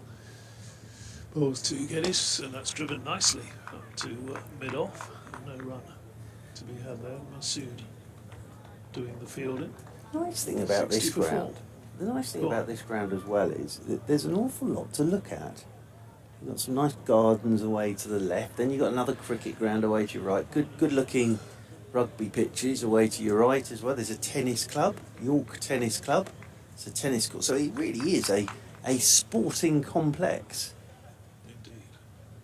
Code coming in, and he's played very nicely through by Geddes through mid wicket for 4 runs, or wideish long on for 4 runs. Very nice shot that, came forward, struck it, and Ben Mike down below us is just demonstrating how he played that shot. A little turn of the wrist, and a delightful stroke, 64 for 4. Yeah, good player, Ben Geddes. He's had a game on loan with Kent in the Championship this season. Can't break into that Surrey Championship side, but of course captain Surrey in this competition last year. Code bowls, and that's through outside the off stump. Interesting And thing. I think that is the first over that Code's bowled where he hasn't beaten the bat on the outside. Yes, absolutely. No, he has bowled very, very well this morning, and it's been tough work this for Surrey at 64 for 4 after 17. Surrey have got so much strength in depth, Churchy, haven't they? Because how many players do you reckon you would be missing from this? I think off the top of Probably my had a head, hand- it's 14 have gone off to the 100. So I think 14 players are off doing the 100 at the moment. So arguably, there's a sort of 25th man out there somewhere in the pecking order, isn't there, playing today? Yeah, and I think Amar Verdi is a case in point with that he can't break into the Championship side at the moment. As Hill comes in over the wicket to Sibley, who's playing round that front pad, starting the 18th over. There is an appeal to umpire Manager, who just runs off into the wild blue yonder and doesn't signal leg by, so there must have been a bit of bat on that from Dom Sibley. Amar Verdi, he can't break into that side at the moment. Ben Geddes can't break into that side. So what Geddes and Moriarty have done, obviously, Moriarty's gone on loan to Yorkshire. Geddes had a loan game With the view to join Kent. it? Well, it's an interesting one, that, because he wants to play. Yeah. He wants to play, and he's a quality bowler. As in over the wicket comes Hill, and this one's left alone by Geddes outside his off stump. And two things I love about Dan Moriarty: he's ambitious, number one, and number two, he's aggressive when he bowls as well. And I think he's a top quality left arm spinner. So, yeah, look, he's on loan at Yorkshire. If he's not going to be guaranteed first team cricket with Surrey, I'm sure he'd take Yorkshire's hands off if they offered it to him. And actually, he started pretty well for Yorkshire in the Championship. So he's a top quality bowler. But the thing he has to accept, and Amar Verdi accepts as well, is that with Will Jacks in the side, it's very difficult to get into that Surrey 11 in terms of Championship. As Geddes is forward, that just hops at him a touch off a length. He's played that pretty well, actually, Ben Geddes. He's got himself fully forward, and he's just showing that did just hop off a length. He picks up a single. One more to the total, 65 for 4. Back onto strike comes Dom Sibley on 23. It's a difficult one, isn't it, for young players, particularly coming through at Surrey with so much competition for places. Over the wicket comes Hill once again to Sibley, and Sibley is forward and pops this one out towards Dom Bess, who comes up from backward point to do the fielding. There's no run. You know, when you've got that much competition, can you get in the side? You'd probably because Surrey are a county that pay very well. You're probably being rewarded very well, but you're not playing and you want to play, and you go, oh yeah, well, I can just give it a little bit longer, and then eventually, I mean, you know as well as I do, Churchy, that you can pick a very good side from players that have left Surrey over the years. Absolutely. As in over the wicket once again comes Hill, and this is driven firmly by Sibley, who's taken a couple of steps down at Hill and then just stood up on the top of the bounce and has thrown his hands through that, and that whistles off down to the boundary rope for 4. That's nicely played by Dom Sibley. He moves on to 27. and Surrey move on to 70 for 4. But yeah, just took a couple of paces down the pitch, kept himself on leg stump, and then just threw the hands through it, did Dom Sibley. Nicely played by him as Hill is over the wicket to Sibley, and Sibley's covering up, pushing this one straight back up the pitch. Hill does some very neat footwork there and juggling of the ball off his right foot, and then flicks it up and catches it. 18 gone, and Surrey 70 for 4. Yeah, in terms of the championship, Surrey are a pretty settled side, but what they do have is if someone goes off to England or there is an injury, there's always someone who can just step in. And they've always talked about, they did it last year when they won the championship, it's not just about the 11, it's about the whole squad that come in and do a job. And they've been the same this season in terms of the championship. They've been really good in the championship this season. And their bowling attack is, you know, it's absolutely relentless. That's the word we've used with it, absolutely relentless. You get no break from any of them really. But obviously in this one-day cup comp, it gives other players an opportunity to sort of put their names down. Code starting what will be his final over. He's just turned through mid-wicket there for 1 run. I thought there was going to be 2 there, but that's a smart and sharp piece of fielding. All sorts of repairs, divots coming out. I think with the amount of rain we had yesterday, it's probably still quite soft out there. Yeah. Because we did have an awful lot of rain yesterday in this area. It didn't stop yesterday. Because you made a bit of a holiday of it. Oh, yes. But we saw a few of the sights. Yes, bought an umbrella. Is Code bowling again. And that's turned to Revis, who's moved back onto the boundary for that shot after his sliding efforts from the previous ball. Had a look round So York Minster. You know how That to was treat a very nice. girl, don't Oh, you? yeah, absolutely. Welbeck Colliery. Welbeck Colliery, that was number 1 Was that a hard list on our... sell? Was that a hard sell? No, we very much enjoyed sitting in the marquee with me and Dave Bracegirdle for the day. That was ideal. And then a nice day in York yesterday. Code bowls, and he's beaten the edge of Geddes' bat there. It's nicely Through bowled to the again, isn't keeper, it? so it was just that 1 9th over where he didn't beat Yes, the bat. yes. Well, there you are. He's had 1 over where he has but he's bowled beautifully here, hasn't he? And Deserves a wicket. and I think actually it's been pretty easy for the captain to decide to bowl him straight through because, you know, he has bowled so nicely. He'll just want something in that wicket column, and he's got, 3 balls left to do it. Balls to Geddes, and just a bit of back down on that at the last minute. I think we'll watch for the umpire now. Yes, he did get a bit of bat on it, I was going to say, otherwise that would have been a shout for Well, RBW. again, I think Geddes has played that pretty well in the fact that he kept the bat straight back down the pitch. So that's come back at him, but it's hit the inside edge of the bat and gone down into the leg side. Had he been trying to whip that through the leg side, he'd have been in all sorts of trouble. But because he kept the bat straight, there was movement, but it just hit the inside edge of the bat and got him a single into the leg side. Code to Sibley, and Sibley's just going to make sure that he doesn't get out to these final 2 balls, isn't he? Pushes that one quietly up to short extra cover. Yeah, so had a look round the Minster. That was very nice. You introduced the young lady to Dave Bracegirdle. Yes, yes. You haven't. She heard that you were here and she decided to have a day in York. But it was very nice, the Minster, yesterday. I have to say, we had a very nice stroll around the Minster, and then we went on a ghost trip last... yes, it was interesting.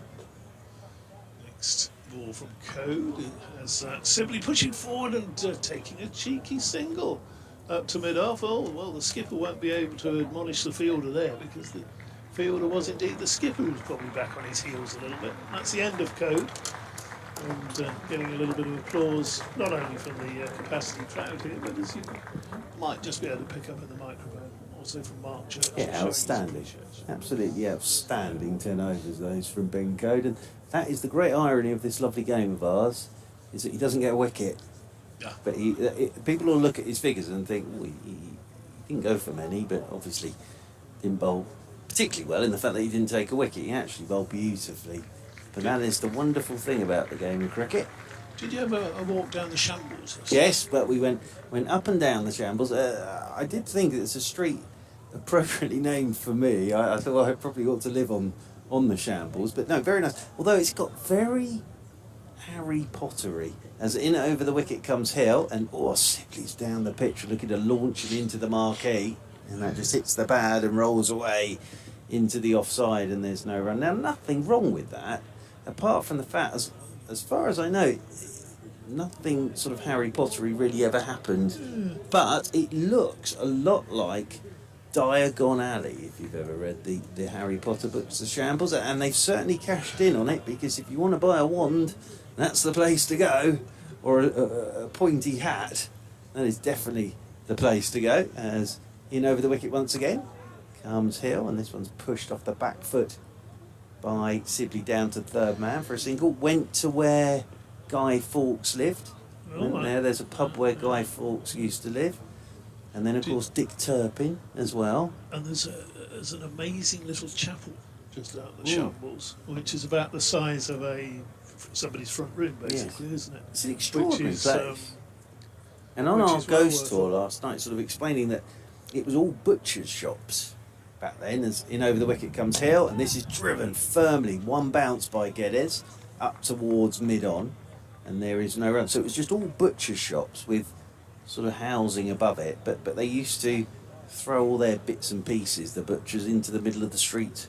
But because it's on a slope, it's sort of all the blood and giblets and everything would go down the slope and end up outside Greg's the Baker's these days. I noticed. As in over the wicket once more comes Hill, and forward goes the right-handed Geddes, plays this one up towards mid-on, and there's no run. I wonder how long your guide worked on that line over. Yeah, he did. That was his big line of last night. But going back to that little chapel, inside there's a little plaque to the memory of a martyr, a Catholic woman who wouldn't renounce her faith or whatever, and was given a good few chances to renounce her faith. Hill is over the wicket to Geddes. Geddes comes down the pitch at him, just bangs it in, and Geddes can only push this out towards extra cover, and there's no run. And she was eventually put to death. That's the sort of thing they used to do back 400 or 500 years ago. I didn't know how she was put to death. I don't think. Listen to you for an hour? She...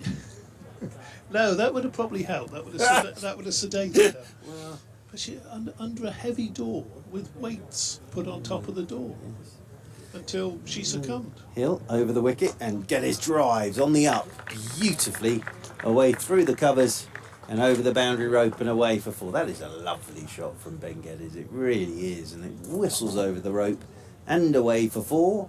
And 20 overs have gone, and it's been an interesting 20 overs, and Surrey find themselves 79 for 4. Well, that was the only thing I did notice on our ghost tour was in York. Obviously, there were an awful lot of sort of executions, and yes, there was an awful lot of that going on in York from what we were told last night. But it was a very fascinating city. Who on earth would come up with For all the city like Matthew Revis. if you're going to put people to death, Matthew Revis coming on, taking over from Ben Cohen, you could put somebody to death. Yes, I disagree with it. You probably do as well. But you know, put a big door on top of them and then sort of jump up and down on top of it. But I think that from what how does that get into your head? But from what I gathered last night, sort of back in those days, from what we were told last night in the places we went, there were an awful lot of different ways of sort of yes, getting the job done, so to speak. Matthew Revis bowls, that one's hit in the air, and it's going to be a wicket first ball up to mid-on, and that is the end, finally, of Don Sibley, who's out for 30. I think it was that Bess who took that out there at mid-on. It was Don Bess, and it was a simple catch. Churchill probably tell you there's no such thing as a simple catch in cricket, but he went for the pull, got it high up on the bat, lobbed in the air, and Best took it to Australian style. Dom Surrey was called by Yeah, Dom simple Best. catches go. That was very straightforward. 39 for 5 at the start of the 21st over. Yeah, there's two ironies in that really. Sibley's battled all the way through to that point. Revis's first ball sees it short and tries to haul it over the legs and it goes straight up in the air. And Ben Coe must wonder, what do I have to do?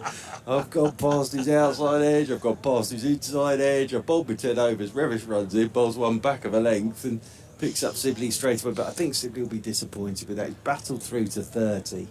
But Josh Blake makes his way out into the middle. Probably your first sighting of Josh Blake, keeper batter. And he's playing in this game as the extra batter, which is looking a wise decision for Surrey at the moment. It's 79 for 5. But he's a punchy little player, he really is. And it's a great story with him as well, that last year he was working for the Surrey Cricket Foundation.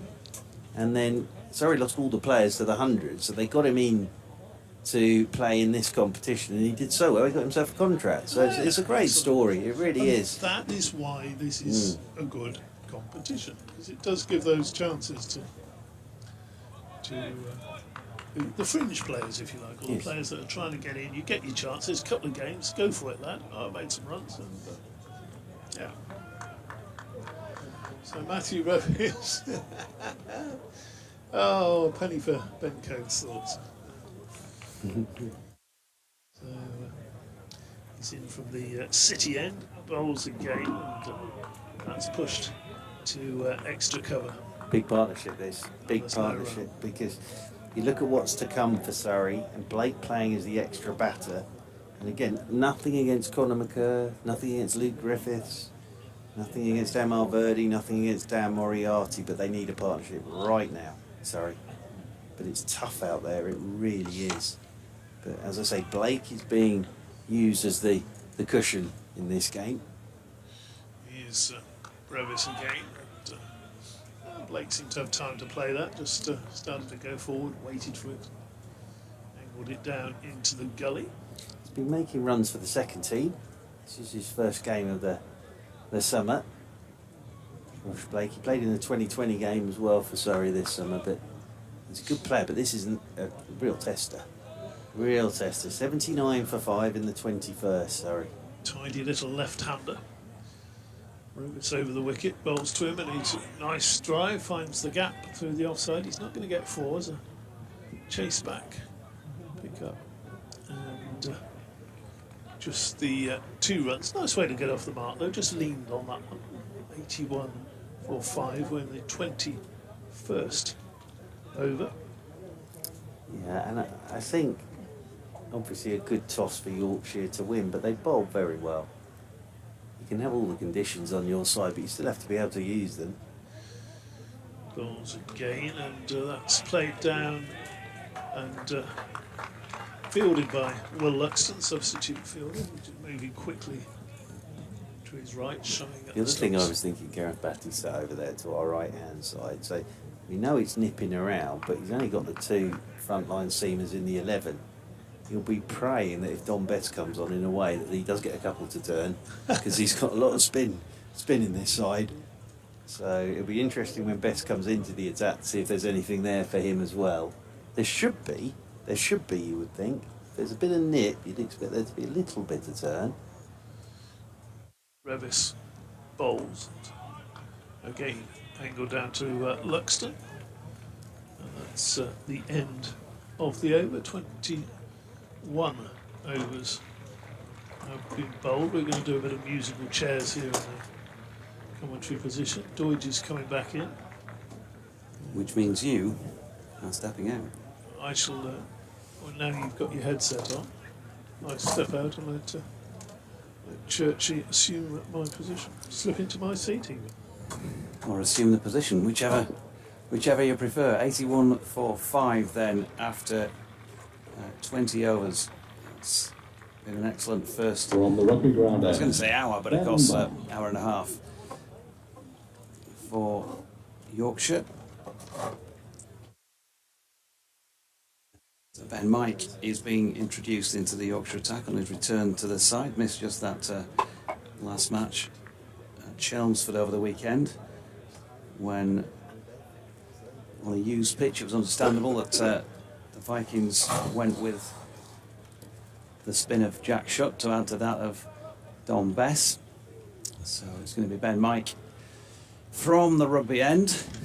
Bit of pace about Ben. Won't have great memories of what happened in his championship debut for Yorkshire when he was on loan at the Oval last season, when Surrey, of course, annihilated the Tykes. But here he is, right arm over the wicket, and that flashes away down the leg side. So in an auspicious start with leg side wide. But if you started like he did at the Oval, then the only way is up, really.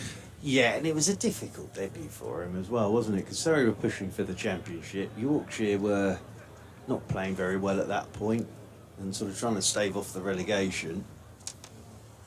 But he's a talented boy, this one. Whenever I saw him play for Leicestershire, I always sort of thought, oh, he's got a bit about him, got some pace, he can hit it a long way with the bat. Here he is again, and that is punched out through the covers. It's going to be recovered by Will Luxton, who's out there as 12th man, and they get back for 2. Of course, I've been off when both these batters came in, so it would be great to know who's sporting number 14 and who's sporting number 18. You've got Ben Geddes, the right-hander, sporting 14, and Josh Blake, the left-hander, sporting number 18. But I think with Ben Mike, it was interesting what you were saying. Whenever I've watched him, it's almost at times as if he's trying a bit too hard. Yeah, that was pretty clear in the conversation I had with him just the other night, as this one is full and pushed into the onside by Geddes, fielded there at mid-on by Leach, no run. And yeah, and you can kind of see that. You know, look, if any player signs for either of these clubs, we know that the two massive clubs as far as the sport's concerned, and so if you're that sort of a player, you know, you put more pressure on yourself because you want to break into the side, you want to prove that you can live in this company, because they're tough clubs to break into.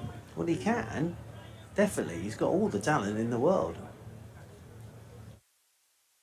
Here he is again, bowling once more to Geddes, who pushes into the offside for Hill to field. Yorkshire have dispensed with all form of slips and have spread the field now.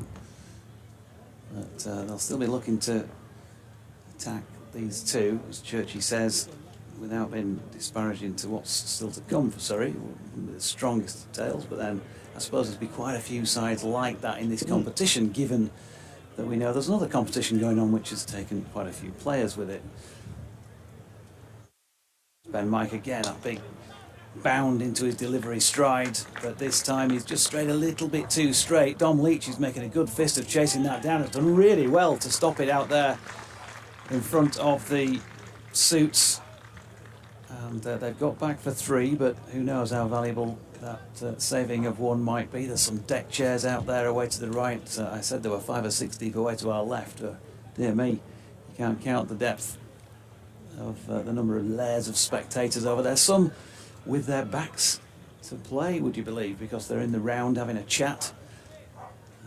When Nick Kay, the secretary, came up earlier on, I said he was in his civvies, if you like, when the parasol blew off, and then he turned up again about half an hour later, a bit like Mr. Ben. He'd gone off and got changed, came back in the beautiful suit, and of course I made a comment about that and asked him if he was appearing in court today, and he said no. He kind of had that reluctance that was not real reluctance. He was pretending he was reluctantly going to the hospitality to speak to a few people. Sorry, I've got to go over there. And I said, yeah, you've got to, haven't you? Yeah, you really have to. Mike in to the left-handed Josh Blake, who has really played a beautiful shot there, cutting that away. It's just too loose and wide, though, from Ben Mike. And so he's going for a few again early on here. It's 4 runs back at a point. Dealt with and dispatched. Yeah, just a bit of width on that, and at that pace, Blake knows as long as he gets his hands through it, it's going to whistle off to the boundary rope for 4. So, nice start this from Josh Blake. Couple of runs to get off the mark, and now a boundary. When you're coming on and you're trying to find a rhythm and a bit of consistency, a left-hand, right-hand combi probably doesn't work wonders for you, but it's the game. As Mike is in again, that's better, it's full, it's pushed into the offside and fielded without concession. Shan Masood coming back onto the field, so that should mean that Will Luxton goes off it, or will it? No, he's still jogging around on the pitch. Somebody else is going to leave it. Looks like it's going to be Ben Code. 91 for 5 then after 21. Yeah, and a message here to Mr. Townsend from Ben Crossland. Hello, Ben. Saying, Ben's at home prepping for court tomorrow, so can't be here. Enjoying the commentary. Please pass my best on to Mr. Church. I met him at Scarbados last year. Hope things are okay with his mum. Ben, that's very kind of you. Your mum's doing well, actually. Thank you, Ben. So, yeah, she's doing all right. She might be listening in. Today, shares a birthday with Jason Roy, my mum. Yeah, often muddled up those two. Here is Geddes looking to drive. It's the start of the 23rd over. Gets a thick inside edge to Revis, and that whistles down to the boundary rope for 4. DT shares a birthday with Jason Roy. No, my mum does. Oh, your mum does. Sorry, my right, mum okay. does. My mum does. So yes, Jason Roy and my mum both make a mean banoffee pie and have won a World Cup. 95 for 5. Not exactly where Geddes was intending, but he picks up 4 runs nonetheless. And moves on to 20. Revis from the city end comes in over the wicket to Geddes, and Geddes is beaten all ends up by an absolute crackerjack, and it's a great take as well by Duke, diving away to his left. Be interesting to see that one again on the replay, but that looks like it's done an awful lot because Duke's ended up diving away to his left. It's come back at Geddes a long way, that, and then we're in the 23rd over here, and the ball is still doing a fair amount. 95 for 5. Surrey will obviously be hoping it keeps doing that as the day wears on. As Revis is over the wicket to Geddes, and Geddes is in behind this one, pushes it away into the offside, won't get a run. And as I say, Surrey's issue in a way here though is just Conor McCurr and Luke Griffiths as sort of out and out quick bowlers, possibly with a bit of Ryan Patel, and then it's spin from a Surrey perspective today, because no Matt Dunn with his injury that he picked up at Welbeck.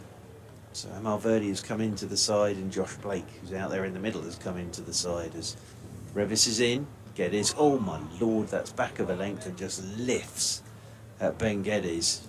Well, this is not easy. He's played that really well as Ben Geddes, but that has just gone straight up at him. He's doing some very hard gardening, is Ben Geddes, but that one did go straight up at him, and as I say, he's played that pretty well to keep it down as Ben Geddes. Revis in once more to the right-handed Geddes, and Geddes is forward and pushes this one straight back up the pitch. And the captain Masood does the fielding. He's settled in very nicely here. Mr. Masood as captain, from everything I see and read. Yeah, it's been a bit hokey-cokey with him because, of course, of his Pakistan commitment. So, didn't start the season, came in for a few games, went off to play for Pakistan again, and is back again. But yeah, I think he's been well received by the boys. Waits again does Geddes. Revis over the wicket to him, and the right-handed Geddes gets in behind this and plays it down into the leg side, and there's no run. So very good over from Revis. Boundary off the inside edge, but a tester for Ben Geddes. 23 gone then. Hard work this. 95 for 5. Surrey with 27 of their 50 overs remaining. Just a heads up, I will theoretically have an update to the BBC Radio York in about 3 minutes' time. Ben Mike to continue.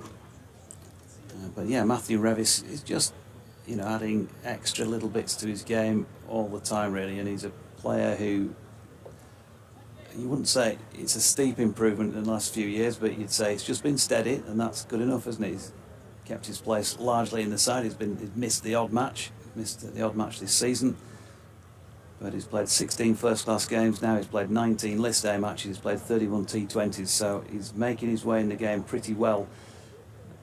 Trying to successfully play both strings on his own particular bow, as that is down the leg side and just flicked down to the diving Harry Duke, and that will be a leg by, in fact, off the pad of Josh Blake. So yeah, Revis career best figures in this competition, 4 for 54 against Essex over the weekend. He's taken 25 wickets now, including that one he's picked up here, that of Dom Sibley, averaging around about 28. and going for less than one a ball.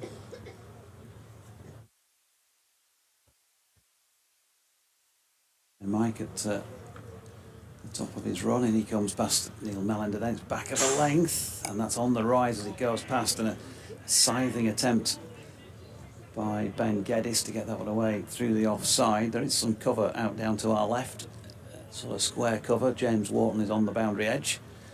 Not sure, didn't speak to Liam, the Yorkshire analyst, in terms of the boundary. He's always got the boundary ranges and will often help us out with a bit of assistance on that front, but didn't manage a chat before the match today. Here is Ben Mike, that's flicked off the legs, nicely played as well by Geddes, but also good piece of fielding by Will Frayne, keeps them to one. Rapid on the chase. It's interesting with Ben Mike, and I think of Ricky Clark and what he used to say about when he went to Warwickshire. Now, he was quick, Ricky Clark, but he said his big thing was that he couldn't hit a length consistently. And he said that Graham Welch got hold of him at Edgbaston and said, you are coming in half an hour early every single day, and we are putting a cone down, and you're going to hit that length time after time after time after time. And it's a bit like that with Ben Mike, I think. He's got all the attributes, but at the moment he's just not hitting a consistent length. Here is Ben Mike, and that's dropped into the leg side then by Josh Blake. There's no run. And as Ricky Clark said, but it then became absolute second nature to him to hit that length. Ball off the ball, off the ball, off the ball. And he said he didn't lose any of his pace, he didn't, but it was just learning how to do that. And I think with Mike, he has got all the, he's obviously a natural athlete, he's quick, he's got a nice action, but I think it's just that, and the more he plays, the easier that will become. But he's always thought he's got a bit about him, Ben Mike, in terms of just natural talent. Here's the update. Here's Ben Mike bowling and driven into the offside to George Hill. No run. Yep, and it's been a super start to the day for Yorkshire, who've taken 5 Surrey wickets. A note that they won the toss earlier and decided to ask the visitors to bat first. One change, Ben Mike back in the side for Jack Shutt. That's just the one change from the team that beat Essex down at Chelmsford on Sunday. And early wickets as well. Ryan Patel and Rory Burns out, both without scoring, to the bowling of Dom Leach before a little bit of a recovery before the third wicket fell, that of Ben Foakes. Of course, England's Ben Foakes at 25 before George Hill had him LBW. Cam Steele bowled as well by George Hill for 12. And the most recent wicket, Matthew Revis with his first delivery, had Dom Sibley caught by Don Bess for 30 from the 49 that he faced. 79 for 5 they were at that stage. 97 for 5 is the current score, with Ben Geddes out there on 21 and Josh Blake alongside on 6. Yorkshire will just want to keep chipping away at the wickets column as they did down at Chelmsford at the weekend and make this chase easier, because it's not going to be easy by the looks of the way things have played in this first half of the match so far. Surrey 98 for 5. Nicely done, as always, from Mr. Deutsch with his update there, summing up exactly what's happened in these first 24 overs. So 26 to go from Surrey. And I think the other thing that Surrey will say to themselves, if they could scramble themselves up to something, well, at this rate, up around 210, 220, they're in the game. But it's just getting to that is going to be pretty tricky, I think. Nobody's looked comfy at all out there. Josh Blake is the man on strike. 25th over it will be. Blake, the left-hander, is driving nicely through the covers. Just slightly over pitch, that one. And that has been driven handsomely away off Revis for 4 by Josh Blake. Nice start to this innings from Josh Blake. Couple of boundaries in there already for him. He moves on to 11. That brings up the Surrey 100.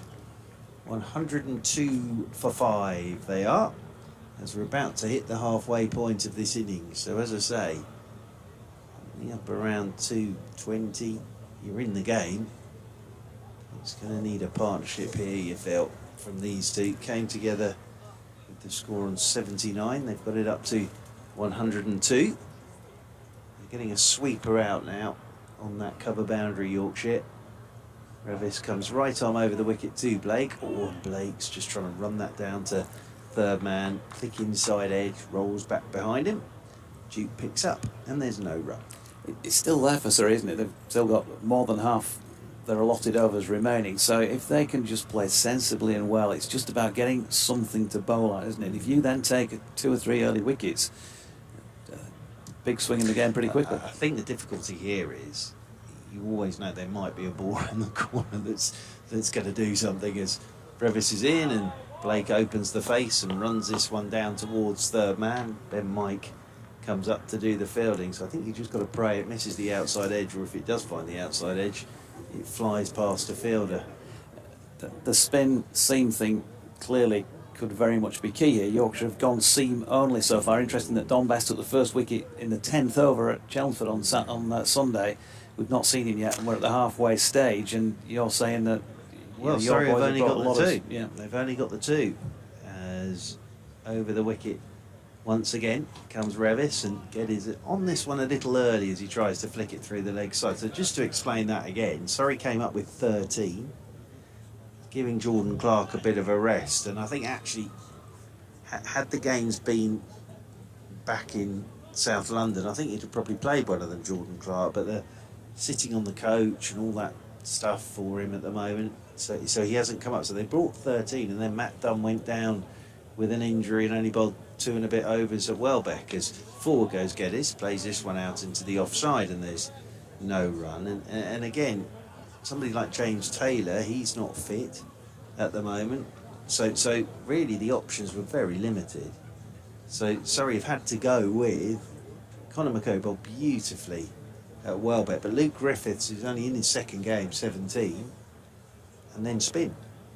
Possibly a bit of Ryan Patel, but it's going to be spin dominated as Revis comes in over the wicket, and Geddes up on his toes as that one just comes back at him a touch, looking to force it through the offside. And they've actually had to drop one of the spinners in Yusuf Majid to get Josh Blake into the side.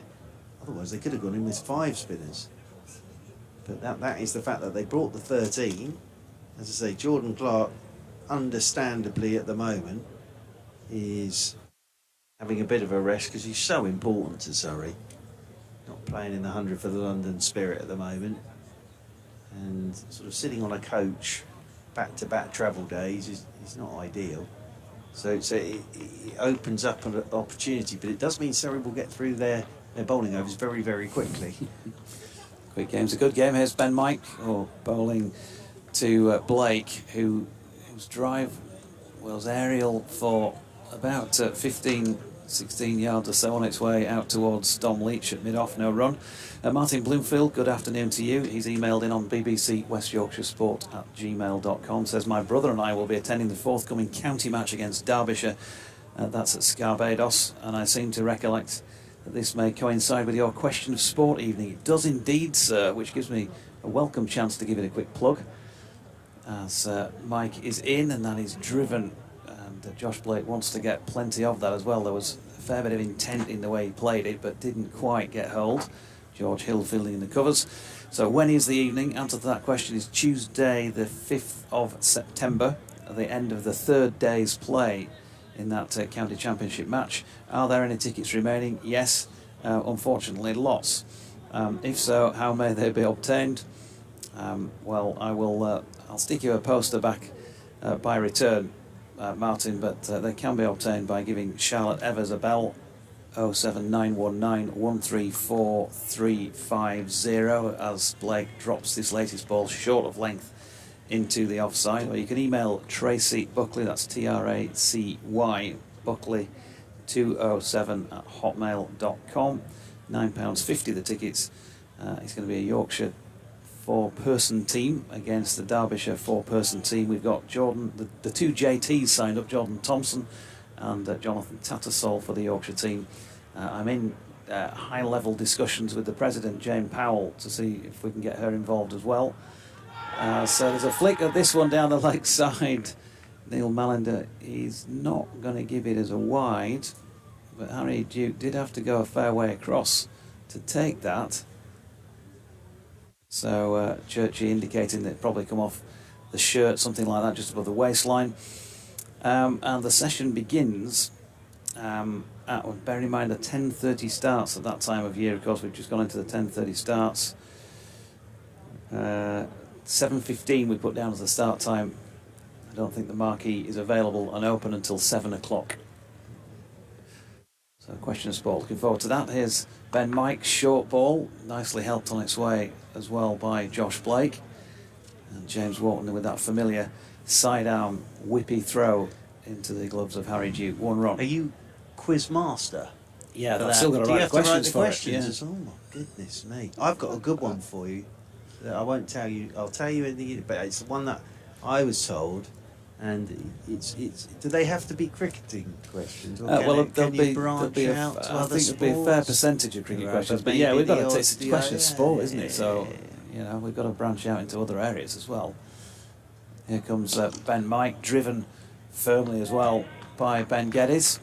Fielded at mid-on by Dom Leach with a bit of a fumble, but prevents the run. That was the important thing. So halfway through here, Surrey, having lost 2 wickets without scoring, have made it to 104 for 5. I'll be interested in that question. when Yes, you get a I'll chance to tell you. me. It's football related, and it's a very good one. It's about the 1990s, and it involves the late Graham Taylor, actually. And yes, I'll tell you. It's a good one, that, and it always causes a bit of mayhem. That question. Revis to bowl the 27th over, and the left-handed Blake, the man on strike. Surrey 104 for 5 as Revis is into Blake, and Blake gets forward, pushes this one down into the leg side. There's Dom Bess to do the fielding in there at short mid-wicket, and there is no run. So Blake wanders off towards square leg. The 5 to go. Ryan Patel without scoring. Rory Burns first ball without scoring. Ben Folkes for 25. Cameron Still for 12. And Dom Sibley for 30. So it's been very hard work, this, for Surrey so far. Blake settles over his bat once more. As Revis is over the wicket to him and beats him on the outside. Still doing enough. And that's good pace from Revis. Into the gloves of Duke it goes, moving away to his left-hand side. But lots of people sat by the brick wall away to our left with the nice gardens behind it. And then we've got some sort of tower away in the distance. Is that a water tower, perhaps, away there in the distance? As in over the wicket comes Revis. Down the pitch goes Blake, and then clips him beautifully through the leg side. That's a very nice shot from Blake. He'll only get a couple because Masood goes back to do the fielding. But 2 more to Josh Blake. And Surrey move on to 106 for 5. I think it's generally used for lookout purposes, usually early warning systems when we get Middlesex supporters, Irish cricket fans in the vicinity.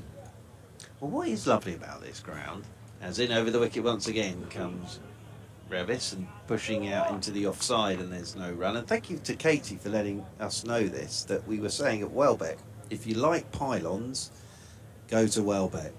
And I was saying, I don't know if there are people who collect pictures of pylons, but apparently there are. There is a pylon appreciation club that Katie's found for us. But what I'm saying here is there aren't any big buildings. There's just that one tower away in the distance. It's actually very nice tree-lined view, isn't it? Rather than, you're so used these days to seeing big buildings everywhere. As in over the wicket once again comes Revis, and down the pitch goes Blake and turns this one up towards mid-on, and there's no run. Nowhere more so, I guess, than your place. Yes, well, but even at Guildford now, you know, behind the pavilion they've built new flats and sort of in the distance. It's a nice thing to see, but there's the bridge with the train going past. But here, it's nice, just tree-lined view. It's lovely, really. As Revis comes in over the wicket to Blake, who drives handsomely, and the fielding's good. And Wharton in there, diving away to his right-hand side. Apologies, not Wharton in there. It's George Hill who does the fielding, but it was a good bit of work because it was well struck by Blake. End of the over, end of me, because Dave Townsend is coming in. Talking of lovely views from a distance, preferably 200 miles. Here is Dave Townsend with his binoculars. Thanks, Churchy. I'll be back in half an hour or so. We're getting on towards the back third quarter of the innings or so at that point, but Ben Mike at the moment has the ball in his hand. He's going to bowl here to the right-handed Ben Geddes, big wide attacking stance Geddes, and he plays an attacking shot as well. He's probably going to get 4 runs for this down towards the marquee. He is. Don't think he got hold of it as he would have liked, and again an indicator of what's happening, maybe a little bit sticking a little bit in the pitch. Ben Mike going for a boundary off the first ball, which is not what he would have desired on taking that ball in his hand. David Townsend returns.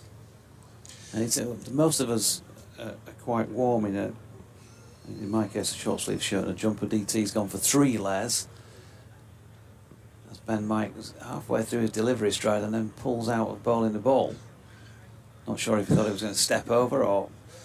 No, he's just heard you, Deutsch, and he said 3 layers. Yeah. Lost his concentration.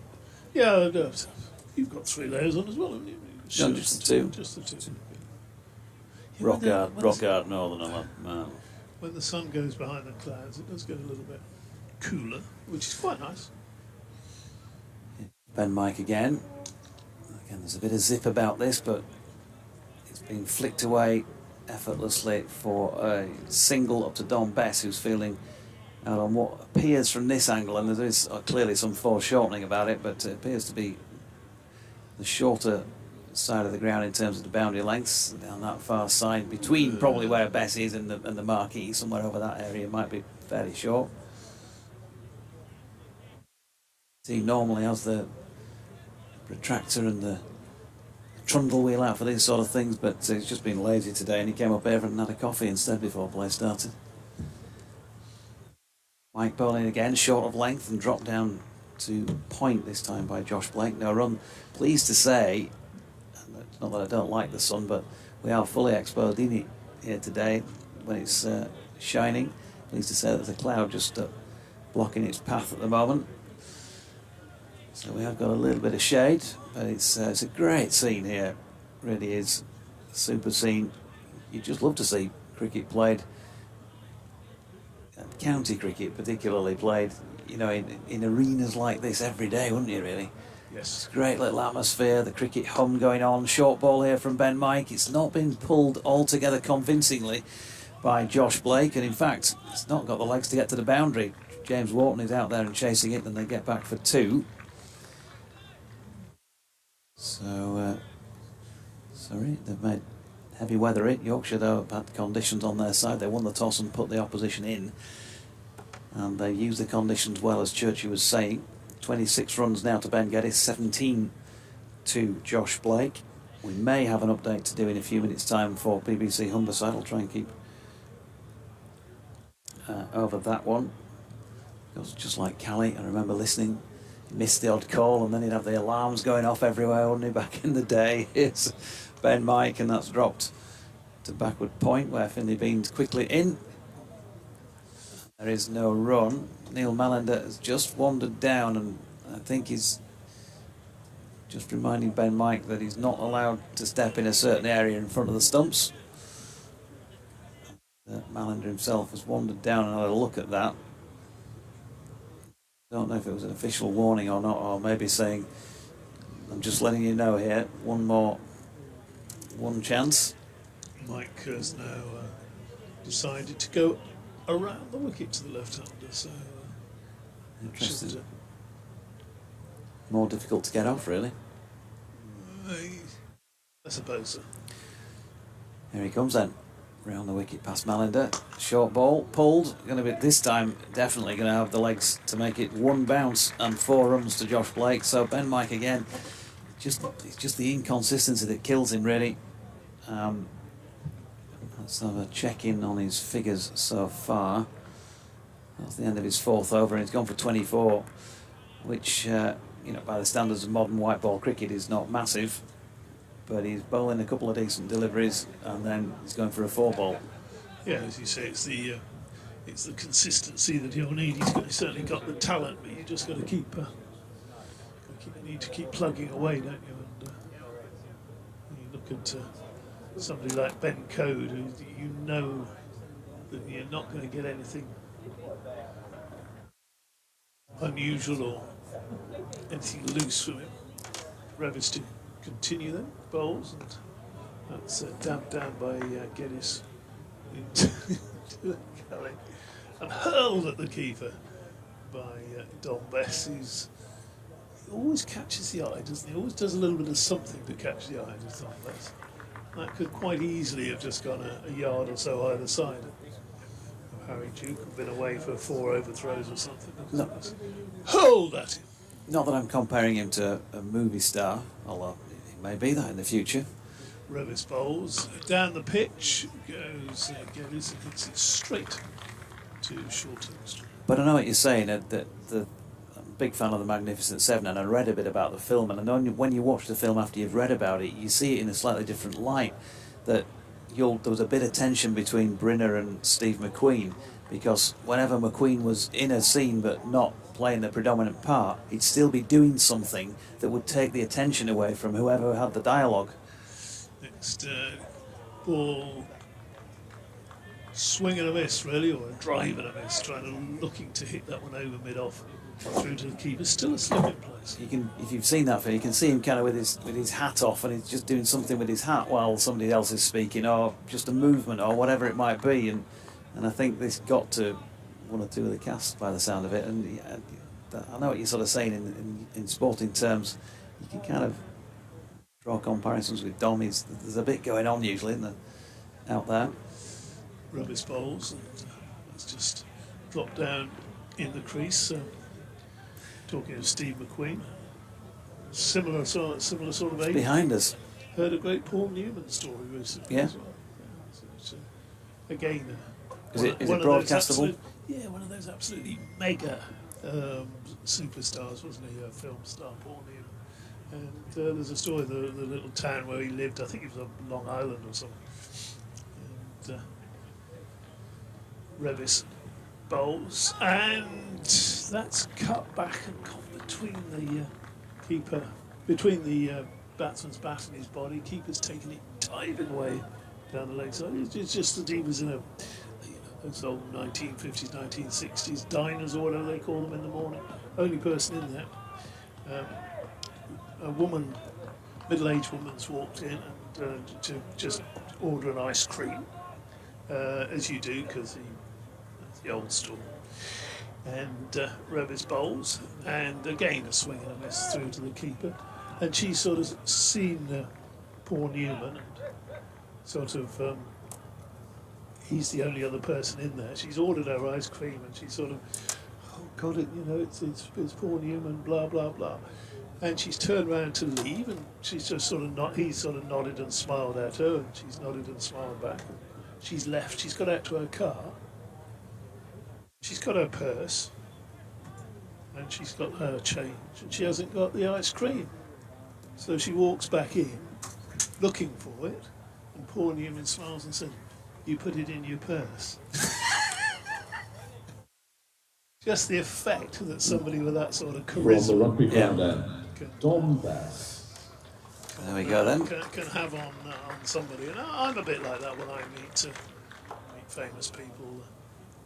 Georgie as well, I get a bit starstruck, as I'm sure you do. I get very starstruck when you turn up to do a third voicing with us, to be fair. And somebody called me famous this morning as well, didn't yeah, well, I mean, obviously, let's be honest about it, you are. So, change of bowling. For the first time in this match, over number 29, we are going to see some spin. It's the off spin of Don Bett, and he's bowling to the left-handed Josh Blake, who's flicked one angle down the leg side, down to very fine leg. Ben Code has run after it and kept them to 2. That, by the way, Matthew Revis's previous over, I thought was a very good one. It was the second maiden in the match so far. The first over of the match, Ben Codes, was also a maiden. So well bowled, Matthew Revis.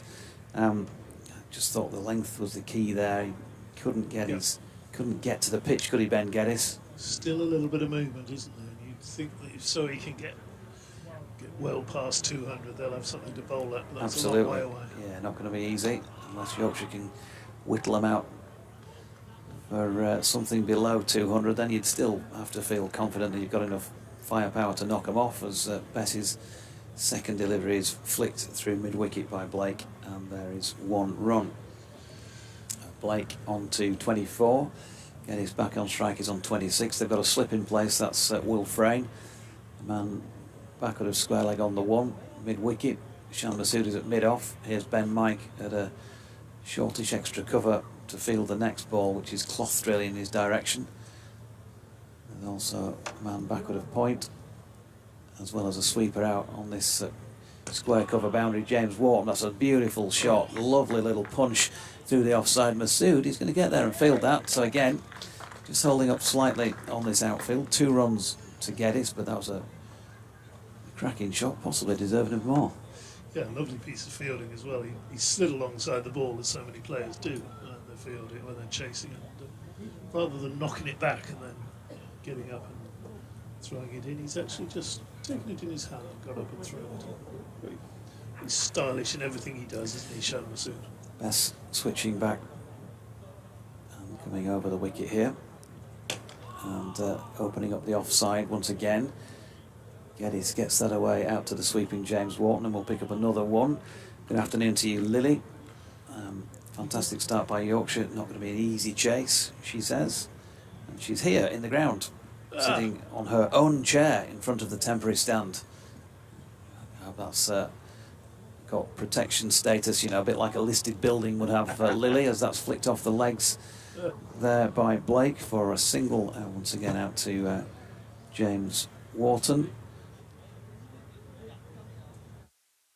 To see if I can see her somewhere. She would have come down from Malton with her chair this morning. Well done, Lily. Now then, the Forest Theatre Company have also sent in a tweet saying "shed," in inverted commas, for lovers of Test match special, fans of Stuart Broad, and everyone who's ever had to play the ball they're bowled. When cricket fanatic Alan moves into his shed, is it still all to play for? That's on the 25th to 27th of August. Collingham out near Wetherby, and there's some tickets on sale. Happy to give that a mention, Forest Theatre Company, and also, as requested, a retweet. I was over at Collingham the other week actually at the Airedale Wharfdale League Cup final, the Waddy Love Cup final. Comes Rivers again, bowls, and that's played just quietly to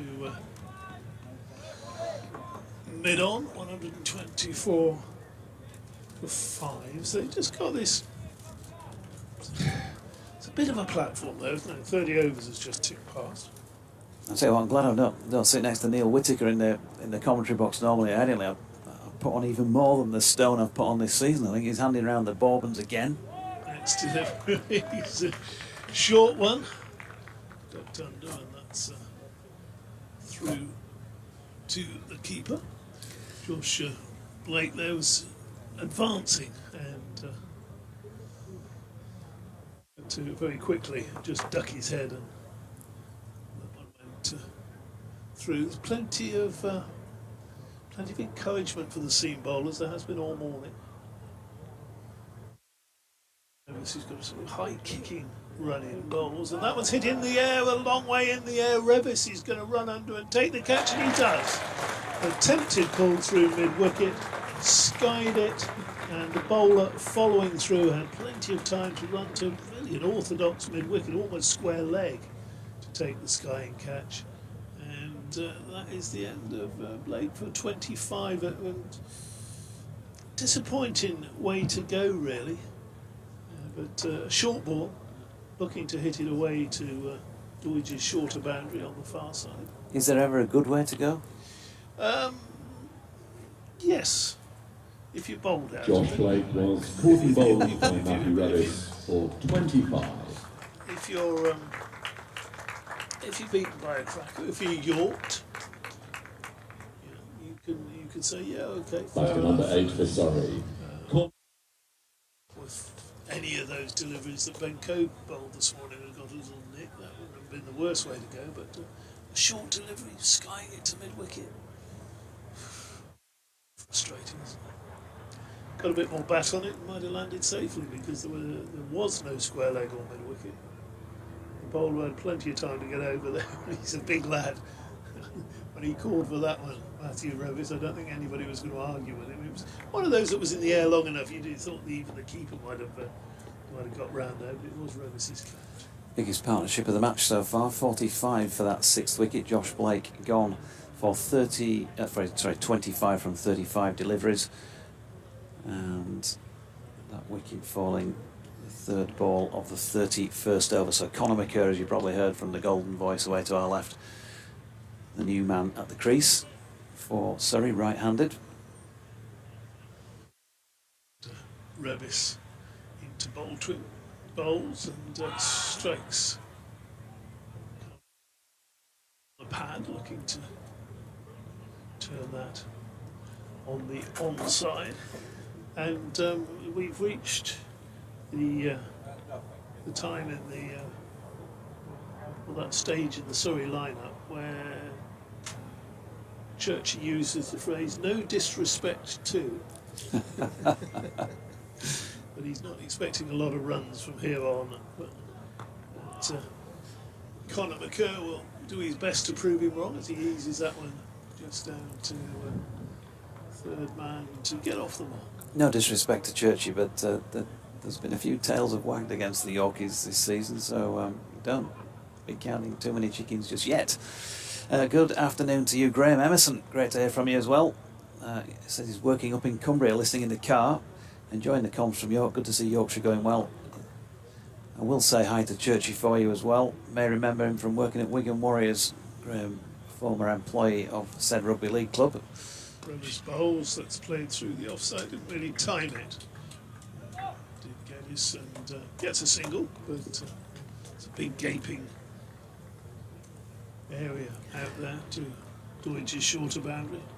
Hope you're well, pal. Anyway, Graham, did keep the Horsforth connection going, Horsforth lad. You see. There's nowhere better, is it, Deet? And you know as well as I do. You've been there. You've experienced the non-cash bar at the top of Town Street, Granville's, where you refused to buy a round because they didn't take cash. So I had to buy them all night. You know that one? I just don't go into establishments that don't take cash. They don't want my money. They don't get my business. There you go. Use it or lose it, Deutsche. Use it or lose it. 126 for 6. Just the couple of runs off that over then, and the wicket for Matthew Revis. Don Best to continue at the rugby ground end.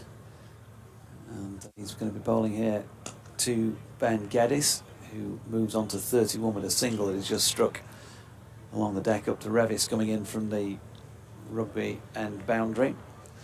It's, despite the fact that there's 6 wickets fallen and that there's been applause at those points, it's a very sort of studied audience, isn't it? They're really keeping a close eye on what's going out there. It's almost like a bated breath type feel to things. Distinct interest in what's going on. They're not all standing around having a beer and backs to the game. There were 1 or 2 of those earlier on as Bessie's latest delivery is pushed back to him by Conor McCurr. No run. Proper old-fashioned cricket crowd. There's a bit of a murmur, but it doesn't all have to be exciting.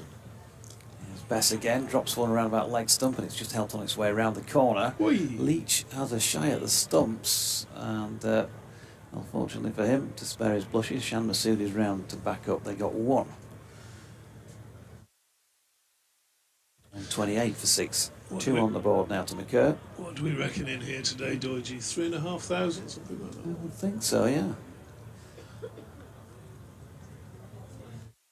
Bass again, and just drags this one down the leg side. Duke across to clean up, but Malinder signals clearly that's going to be a wide. Another one. Yorkshire bowled 13 of those the other day, and if you're going to be, critical, then I guess that's something that they might be able to work on a bit more. Another dot to follow it. I don't think Essex bowled quite as many, but ultimately it didn't cost Yorkshire the game. They were still good enough to win it. And Bess in again, and that's driven to the offside. Ben Mike gets a hand on it, which is going to stop it going to the boundary. James Wharton who's patrolled this boundary pretty well, has got across there. They've got back for 2. Yeah, he was never going to prevent the second run, but it's always nice to see a pick up and throw on the run, isn't it? I remember back in the day, his delivery is just defending back to the bowler. Roland Butcher always used to be good at that. You remember the old Middlesex in England batsman, very good fielder, charging around the boundary, one-handed pick up, ball over the top of the stumps. Always good to see that sort of athleticism. Butcher's either 70 or into his 70th year now, so he's still looking pretty fit. I worked with him a couple of times last year. 31 for 6. Doubt if he could do that now. He still runs a football academy or something like that, so still heavily involved. Yeah. 33 to Geddes. You'd have been doing a joint hit workout before play began. Maybe another one at lunchtime. Oh, I'm an elderly gentleman these days, George. I have to go very, very carefully. Save my energy. It's delivery Revis bowls, and that's pushed up to mid-on. I learnt a new word today. I've got one of these, I don't know how I've signed up for it or something, but word of the day things that come through on your email. Would you know what a flaneur was? No. No, it's Flaneur. It's an idler or a lounger. So it's quite a good. Certain people you could label a flaneur. That's next delivery, pushed into the onside. Well, why are you kind of glancing in my direction? Oh, you're that? certainly not a flaneur. But it's a nice word. I might use that a little bit. Add that to my vocabulary. You certainly couldn't call Matthew Revis a flaneur as well. He's certainly been high kicking his way to a couple of wickets here. To this lovely ground. Over the wicket to the right-handed Geddes bowls, and Geddes has done. Oh, what's that all about? Geddes has played that down into his pad flap, and then lifted the ball out with his glove that he's allowed to do, and then just dropped it for Revis to come and pick up. He could have tossed that back to him, couldn't he? So he's going to be so careful these days with people claiming wickets that are lawful wickets but are not really cricket wickets. 31 for 6.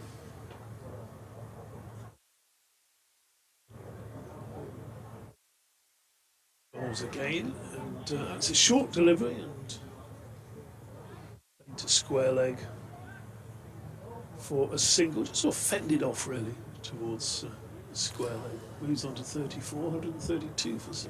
Doigi, says Graham Ragg on BBC West Yorkshire Sport at gmail.com. Could you please give huge congratulations to Bradford and Bingley CC, Will Luxton's League Club, on beating Woodlands to win the Gordon Rigg Priestley Cup on Sunday. There you go. Also a mention to the Pudsey Kongs ground staff for a great wicket and the work to ensure the pitch remained playable. Oh, that's a short delivery that has hit Geddes. Has it hit him on the back of the... I don't think it's hit him on the helmet. It's hit him on...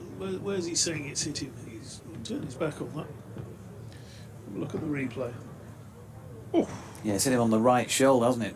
Probably on the bony bit somewhere at the collarbone area. That's going to hurt in the morning, Sam. Ooh. Feel that every time they show the replay. It's like a Frankie Howard impression. Ooh, I say. Next ball is another short one, and that's the way to answer a quick bowler who's just hit you on the shoulder, is to stand up and smash it over to cow corner. One bounce for 4, and that takes Geddes to 37. Yeah, and it's all in the execution, isn't it? If you're going to try that again, Matthew Revis, you've got to try and bang it in the same sort of spot, and that's just shorter still, isn't it? So it's giving him ample time this time. I mean, you should see how short it is. He's played it from sort of head height second time and banged it away. He's on to 37 now, and at the end of the over, 5 going from it, 136 for 6. So this one far from done and dusted just yet. As I was finishing off that email from Graham Ragg, he said to thank the Kong's ground staff for a great wicket and to ensure the pitch remained playable after monsoon rain. First ball of Don Bess's over. Sees that Harry Duke whipped the bails off as the ball goes past the outside edge of Colin McKer's bat. No run.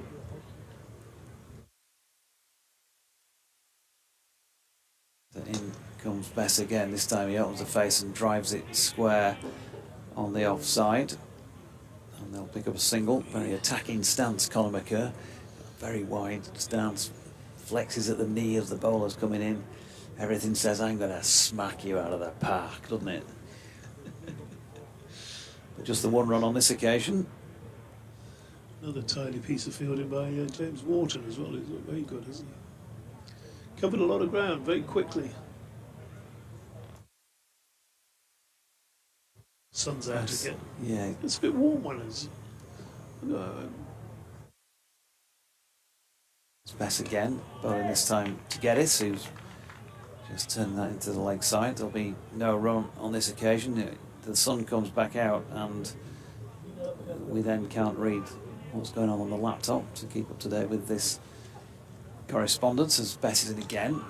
Now then, that's flicked aerially on the leg side, didn't get the contact he wanted, and not a million miles away from dropping into the hands of Will Frayne. He was just in front of square leg on the 137 for 6 into the final sort of third of this Surrey innings here. Bess pushes one through with an outside edge here by Geddes, and Ben Coe has a lengthy chase down to find third man, sort of first slip position, hauls it in inside the boundary for the concession of 2. Graham Emerson said hello to you. You might remember him from Wigan Warriors. Churchy back. Can't see his eyes, he's got the shades on, but he's giving him a wave back as Bess is in, and that's flicked backward of square leg. I get it, but no run. Harry Duke out quickly, so that's the end of over number 33. And Don Bess conceding just the 3 runs in it to make it 139 for 6. So what do you reckon would be a good score from here? 16 overs remaining. You've got to say another 100 would be good from here. But it's the wickets in 20-ish would still be... 20-ish is something to bowl at. As I said to Churchy, if you get in and among with a couple of early wickets, but it's just going to be that difference, isn't it? Is the ball going to turn? If you've got, you're going to have to get through 30 of your overs, you think, or round about half of them at least from spin. You've only got a couple of seamers, and if the 2 seamers don't come off, and you've got to kind of pull them out of the attack. So maybe that's the way that Yorkshire might play. They might go in guns blazing at the top, see if they can hit the seam out of the attack. We'll see. Dom Leach back into the attack though at the City end. Leach, who took 2 wickets and 2 balls earlier, bowls, and slapped away by McKer down to third man for a single. I mean, he moves to 540 for 6. If you're only going to chase 4, 4.5 and over,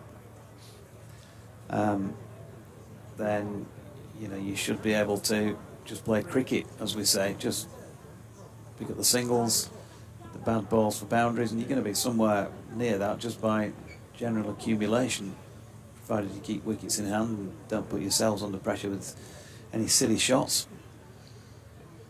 Leach bowls and just dropped his hands, Geddes there at the last moment. It's come through to the keeper, no run there. David Coleman says, thanks for the comms, great from Yorkshire so far, can't be there as I hate leaving a game early and I'm seeing Bradford City playing Stockport, can't get back from York in time. But coming over on Thursday, it's cashless apparently at Valley Parade as well. In comes Leach bowls, clipped nicely out to that man Wharton again, who attacks the ball nicely in the field and sends in a low, fast throw. A lot of these places I was at the County Ground Swindon on Saturday, and they're cashless there as well. I can't really boycott them because I've been watching them for 50 odd years. Okay. Or longer. So you do make exceptions then? I don't buy anything other than a ticket, obviously. Jay Grover says flaneur does not mean idler, it means someone who walks and observes with no set purpose. Ah, thank you very much. I shall have to send this off to whoever sends me these emails. That's played firmly back this next ball from a Leach. Is that not the same thing? Let's see what examples they've given me of flaneur. Thank you for that. Who was that?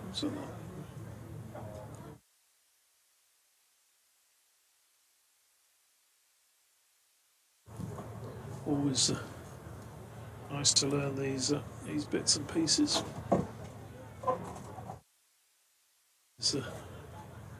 Leach bowls again, and that's he seems to like that shot, doesn't he? Conor McKerr. It's played away down to square leg. Yeah, I mean the example with flaneur that I was given was that he's left his itinerary open so he could be a bit of a flaneur and take a few days to relax. Walk with no intention. I don't know. Do you know the word flaneur? What are you talking about? Flaneur. Do you know the word flaneur? No, you don't know. Not probably one I'm going to use in the rest of my life, to be honest with you. I don't know, it's quite nice. Thank you, Dave. Thank you for that. Leach bowls, and that's swung high and over the top of James Wharton, who's taken out a couple of spectators as he attempted. In fact, he's taken out a couple of the ground staff down there as he attempted to take that catch, diving over the boundary. They're all sitting down, minding their business by the covers, and all of a sudden they've got a 6'6" Yorkshireman leaping on top of them. Well, yes. Good shot again from Geddes. The key here for Surrey, and it's an obvious thing to say because he's 46, not out, but if they're going to get up, I think around about 220 would be competitive. I think it would give them a chance because this pitch isn't going to change and it is doing still a fair amount. Geddes has had a couple of balls that are really taken off at him. I think 220, but Geddes has got to be there at the end, and the likes of McKerr, Moriarty, Griffiths and Verdi have got to keep him company. Here is Don Bess into Conor McKerr. That's nicely played by Conor McKerr. Start of the 36th over, using his feet, tucking this one down towards long on. Because as I say, this pitch isn't going to change. This is a one-day game. So for Griffiths and McKerr, there will be something there. Now the key thing is that they use the ball well, those two. It's a bit of pressure on them. As Bess is in, and Geddes drives handsomely. Straight down the ground for 4 to bring up his 50. This has been a terrific inning so far from Ben Geddes. Got a full toss there from Don Bess, puts it away very nicely. His second 50 of the competition so far in really, really difficult circumstances. And he has played extremely well for this 50. 153 for 6. Geddes settles over his bat once again as Bess is into him. Geddes is forward and nudges this one down into the leg side. And there is no run. He's got a bit about him, Ben Geddes. He really has. Waits once again as Bess is into him. Gets onto the back foot this time, punches away out into the offside, and he will pick up a single. And that moves Geddes on to 51, 154 for 6, sorry. We're in the 36th over. So yes, I think 220 would give Surrey something to bowl at on a pitch that he's still doing quite a bit. As Bess is in, over the wicket, and this one's dug out by Conor McKerr. The only thing I would say with that is, as we've been indicating to everybody, that Surrey only have the 2 out-and-out seamers in Conor McKerr and Griffiths. As in over the wicket comes Bess, down the pitch goes McKerr. That's a nice looking shot, just whips it down towards long on, and they will pick up another single, one more to the total, 155 for 6 at the end of the 36th over.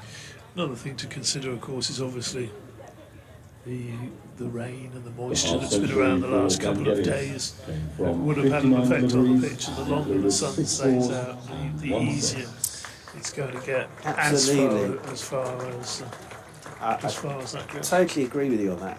But in Revis's last over to Geddes, he had got a couple there that really did take off. Yeah, so I think that will continue as that. But the thing for Surrey is they're going to have to rely on McCurr and Griffiths with possibly a little bit of Ryan Patel and then spin. Yes, and they've got to depend on McCurr here to get runs as well, because he's the first of the no disrespect to batsmen, isn't he? As that's eased away down to third man, as you described the last four with that. Well, their job here is, and McCurr's doing it very well at the moment, just keep Geddes company. He's done that, he's nudged it down to third man.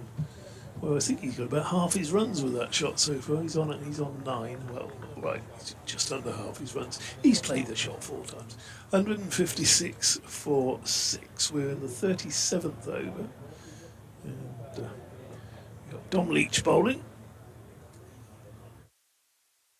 Bowls and driven nicely. And that's all the way by Geddes for 4. And he's really starting to, I think he's just sort of found this pitch, the pace of this pitch, hasn't he now? And he's just starting to time his shots nicely. Yeah, he's a good player to watch as well. That's one thing that we haven't seen today is quite a few of the batsmen, even when they've played an attacking shot, hasn't always reached the boundary. They haven't always timed it, but that was a beautiful drive through mid-on at 4-4. What's Leach's response going to be?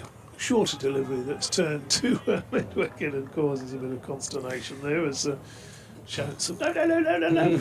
Well, the thing I've noticed with Geddes this season is he's definitely bulked up a bit and he's hitting the ball a lot harder this season, and he's, especially in this longer, shorter form of the game, in the 50 over stuff, he's looking to be very aggressive all the time. Got good defence. But you've seen today, anything slightly over pitched or short, he's getting onto very quickly. Leach bowls, and that's driven nicely. Again, nicely timed up to Masood. The other thing I'd say with the pitch was obviously there was some. Now, if we were blue sky and the sun beating down all day, but the thing is, the clouds keep coming over, and it's fairly warm, but it's not as if the pitch is getting baked here. No. So I think it will continue to do a bit the whole game. Will continue to do a bit, but it will also continue to get a little bit easier. So Yorkshire will have not only had the best of the bowling conditions, they'll have had the best of the batting conditions, if that's not an oxymoron. If you have the best of the bowling, do you automatically have the best of the batting? I think you might do. You probably do.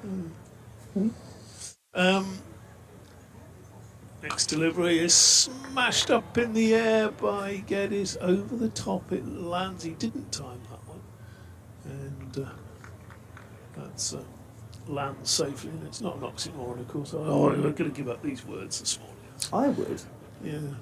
I just because like, all you're doing, I just like can I be brutally honest with you? All you're doing is confusing yourself. Yeah. Now I know you've got to that point in your life where you can chat to yourself and confuse yourself. You can, yeah. But you're confusing me and the listener with these long words that you don't actually really know what they mean. Just moved into the sort of elderly judgment. Yeah, that's what I mean. Leach bowls, and that's swung away fine, but straight to Ben Mike down there. Fielded. I think what's impressive as well with this from Geddes is he's done it with the pitch doing a bit, with Surrey in trouble, and he's still scored his runs at a pretty good lick. So it's been a very fine innings this, but what he'll be desperate to do here is get through the next 13 overs as well, and he'll be desperate for McCurr, Moriarty, Griffiths and Verdi to keep him company. Just on the live stream, they've got a gentleman eating a pork pie there, so that's always good to see. So a gentleman with a pork pie. Looks very nice pork pie. As in over the wicket comes Dom Bess to start the 38th over, and he's driven by Geddes up the ground, and Captain Masood does the fielding, and there is no run, but really good crowd in today. Awful lot of people inside the ground as Geddes backs away and then swings this over the leg side, couple of bounces and away for 4. It was a clever bit of batting because he advanced to go outside his leg stump to go through the covers. Best followed him and he got down on one knee and swung it over the leg side. So again, good bit of batting from Ben Geddes. He moves on to 62 now, and Surrey move on to 167 for 6. Here is Best, floats this one up, driven by Geddes. This could be 4 more, it will be. Beats the short extra Ben Mike, so floated that one up wide outside his off stump. There isn't a lot there for Don Bess, and on to 66 goes Geddes. 171 for 6. That was almost the moon ball. Remember Jeremy Snape's moon ball? As this one's pushed off the back foot by Geddes straight into silly mid on, and there's no run. It was a little bit. It's quite floaty that outside the off stump. Bess is in again, quicker this time. Dug out by Geddes, flicked back at Don Bess. Do you remember Jeremy Snape's moon ball? That took an age to get down, didn't it? Sort of floated it up there. And batters played 97 different shots before he got to them. As he's in again. Oh, now that is nicely bowled by Don Bess. There was a definite change in action there from Don Bess. Wouldn't mind seeing that one again, and it beat the edge of the bat. He's given that one a bit of a rip. Yep, there you go. There is a bit of turn there. He's given that one a little bit more of a rip. And that beat the bottom edge of the bat and went over the top of the middle stump. That's very nicely bowled by Don Bess. 38 gone, 12 left, 171 for 6, Surrey. And as you say, there was just that little bit of stutter in his delivery as well, wasn't there? Nicely bowled by Don Bess, that. 171 for 6. So it's getting towards a competitive score, and that's nearly all down to Ben Geddes, who's batted beautifully out there. Conor McCurr now taking strike. Going to be facing Leach, looking for a single. Always short delivery, and that's his one for the over. The batsman just dropped his hands and allowed it through to the keeper. It's interesting, this, isn't it? Because it's always great fun watching 400 plays 400. It's always great fun. But I do enjoy games like this, where you've got to basically work out a way of getting a total to give yourselves a chance. And you're sort of manoeuvring your way through this at the moment if you're Surrey. Here's Leach again, bowls, and that's crashed into the offside, but only the single. But he's done his job there as Conor McCurr. He's got off strike, he's given it to the man in form, the man on 66, Ben Geddes. Yeah, I think cricket's always best when there's a genuine competition there between the bat and ball, isn't there? Definitely. It's the one thing to me, I can watch a game of 2020, but it's swing and a miss, swing and a hit, swing and, you know, extraordinary. Next delivery is swung away through mid-wicket for a single. The batsmen here have got to use a bit of their sort of, if you like, the traditional technique and whatever to score runs. And Ben Geddes doing that very well. Where did he get 2020 games? There was a game this year where some team chased down over 250 or something. Oh, absolutely ridiculous. Well, I do think sometimes with games like that, you may as well take out bowling machine at either end. You're taking the bowlers out of the game. Yes. Next delivery from Leach beats Conor McCurr there as he plays it. He's looked to sort of punch that back down the ground, and it's beaten. And there you go. Where was that game, by the way, when it was over 250? I can't remember. Was that a Surrey game, was it? I remember Surrey had a very high scoring game. But yeah, no, there are times where if it's a really flat one. Who were they playing? Do you know what? I can't remember what I was doing yesterday. Yeah, no, a few weeks ago. Here's Leach bowls again, and looking for his little dab down to third man there, wasn't he? And didn't make any contact. McCurr, yeah, it was definitely oval. I remember I was Deutsche myself was doing a game. Middlesex. Surrey should have got a lot more than. It sounds ridiculous. Surrey should have got. I might have the scorecard here actually. Surrey should have got a lot more than they did, because they were absolutely flying. Give me 1 second. 173 for 6. It was Surrey, was it? Surrey and Middlesex. I think it was. Okay. Leach bowls, and that's driven nicely just wide of the diving short extra. It wasn't a chance to Finley Bean, but if he'd got his left hand on it, he would have prevented the boundary. He didn't. Sort of Here we go, David. goalkeeping dive and away for 4. So 100. Has that moved on to 181 now? Yes. Is he? Could be 181 on the board. So here we are, a bedtime story for you, David. No, 177 It's a bit slow moving up, aren't they? But the bedtime story Nice shot for from you Conor is McKerr. Surrey batted first in that game, and after 13 overs, they were 177 for 1 after 13 overs. But then eventually finished at 252 for 7, which was probably 50 below where they should have been.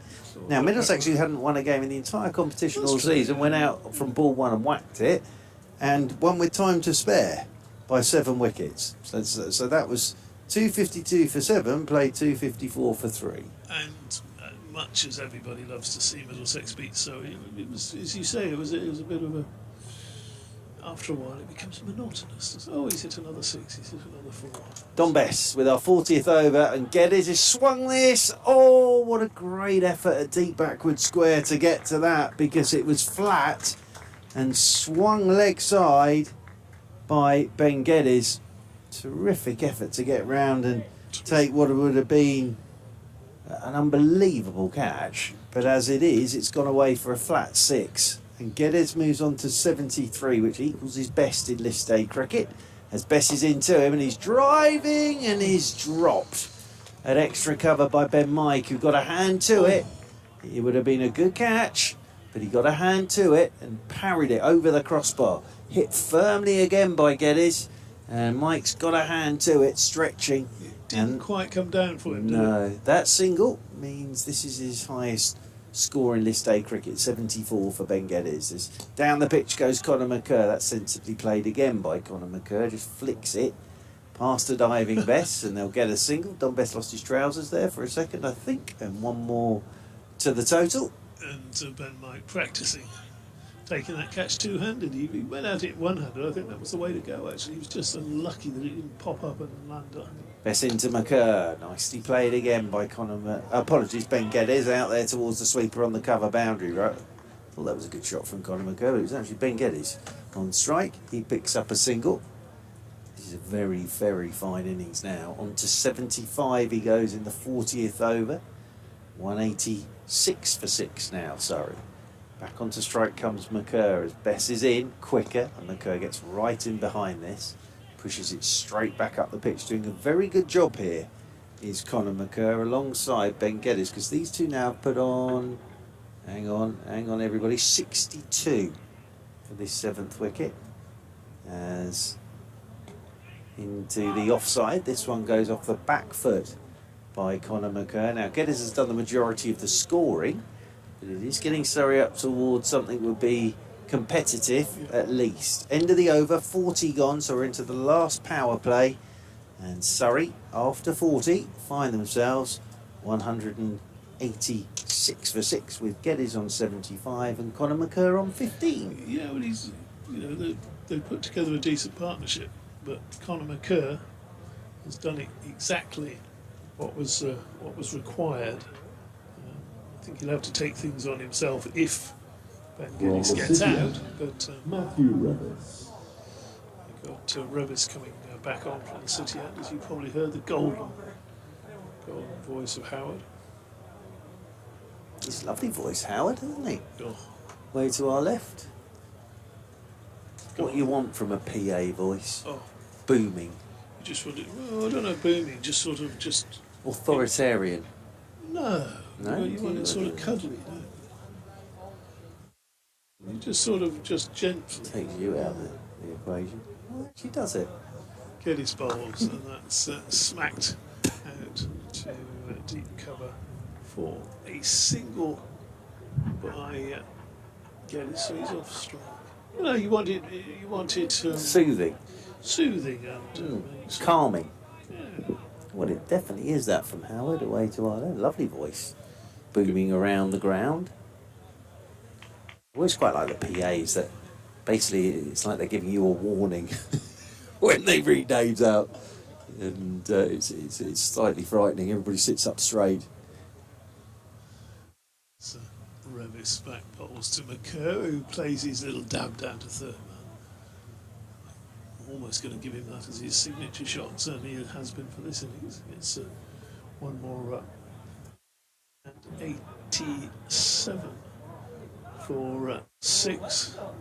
Yes, I mean our good friend David Bradley at Worcestershire is on the PA rather than the commentary these days. He's always got one or two tricks up his sleeve as Bradders. Next Shot. delivery is hammered past extra cover off the back foot, and well, Finley Bean was no more than a couple of yards away from that. Didn't have time to move, and almost at this stage in the innings, when you've got your fielders inside the circle, you can almost target Yeah. the man there at extra cover, whack it at him, because you know if it beats him, it's 4 runs. There's an Or opportunity whack here it, for whack it Surrey. over the top of his head. There is an opportunity here for Surrey in these last 10 overs.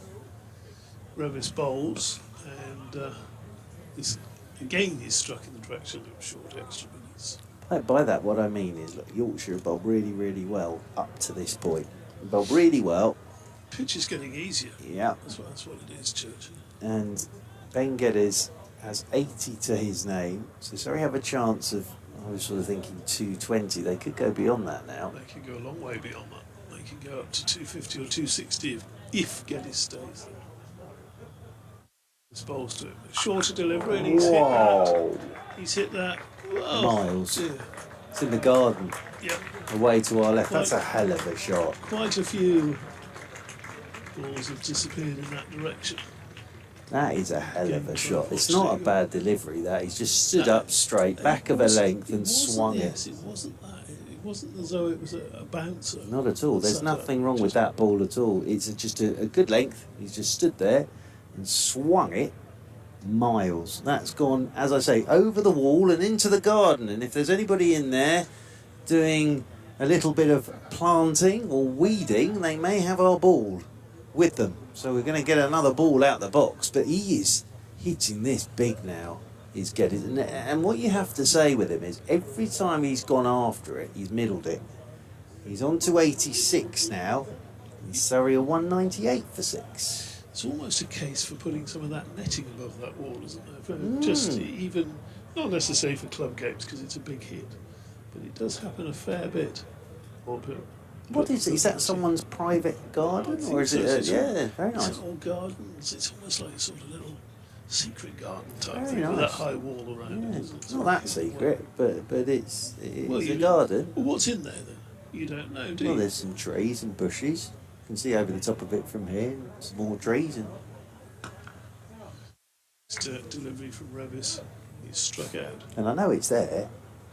It's not that 'cause you don't secret, know, is well, it? What flowers have they got there? I don't know, but You a, don't know. but a secret No. garden is when you walk past and you've got no idea there's a garden behind the wall. Here, Well, you're just I can guessing. see. Well, no, I'm not. You're I can guessing. see straight over the top of it, so it's not that secret. 199 for 6. And- 9 to go. Geddes 87. 16 to Conor McCurry. The one that always interests me, and I've never been, but in London, there is the Mystic Garden. There's a Mystic Garden. And I don't know what that is, but there is a Mystic Garden somewhere near Chelsea, I think it is. But as you walk past, you don't know there's a garden there. But then there's a little sign saying the Mystic Garden.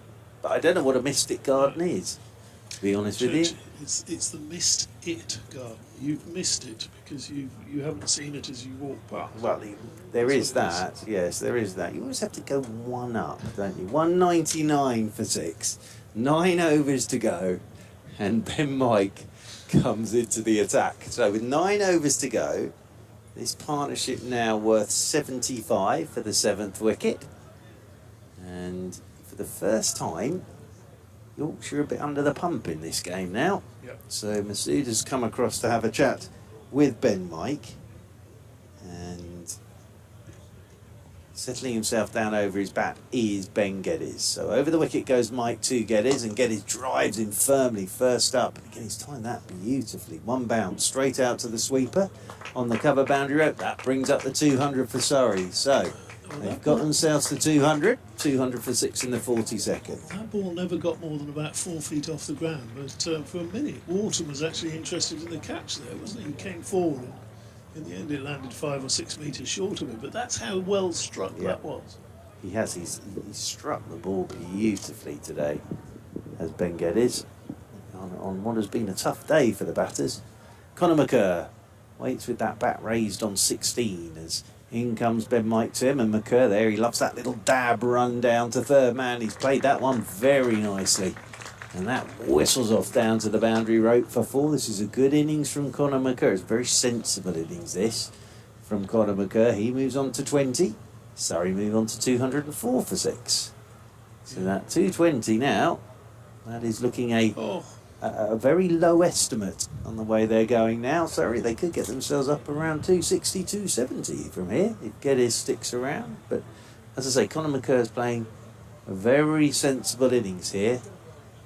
He's playing second fiddle to Ben Geddes. As over the wicket comes Ben Mike to McCurr, and McCurr's trying to whip this leg side, hits the pad. They'll get a leg by as it potters out towards Dom Bess. One more to the total, 205 for 6. Sorry. So, starting to look at, not yet, it's getting towards competitive, isn't it? It's getting towards we can bowl at that. Yes. It's going to be fascinating as well with the Surrey bowling lineup, how they go about it, because they've only got, out of their 30 overs, they've only got a maximum of 20 overs with 2 genuine quicker bowlers. As this is smashed by Geddes and dropped at extra cover. It was a great effort to get there at extra cover. Smashed by Ben Geddes off the front foot, and a brilliant effort to get to that. Diving away to his right. Is that George Hill there? It was. George Hill got a hand to it and lost his blue floppy sun hat. But he did very well to even get a hand to that. He's probably saved 4 rather than dropping the catch. Yes. It'll go down as a chance as McCurr on 20. Waits again, gets a short one, sways inside it from Ben Mike. And that's taken by Duke, moving away to his left-hand side. So Geddes now is up to 89. His highest score in List A cricket.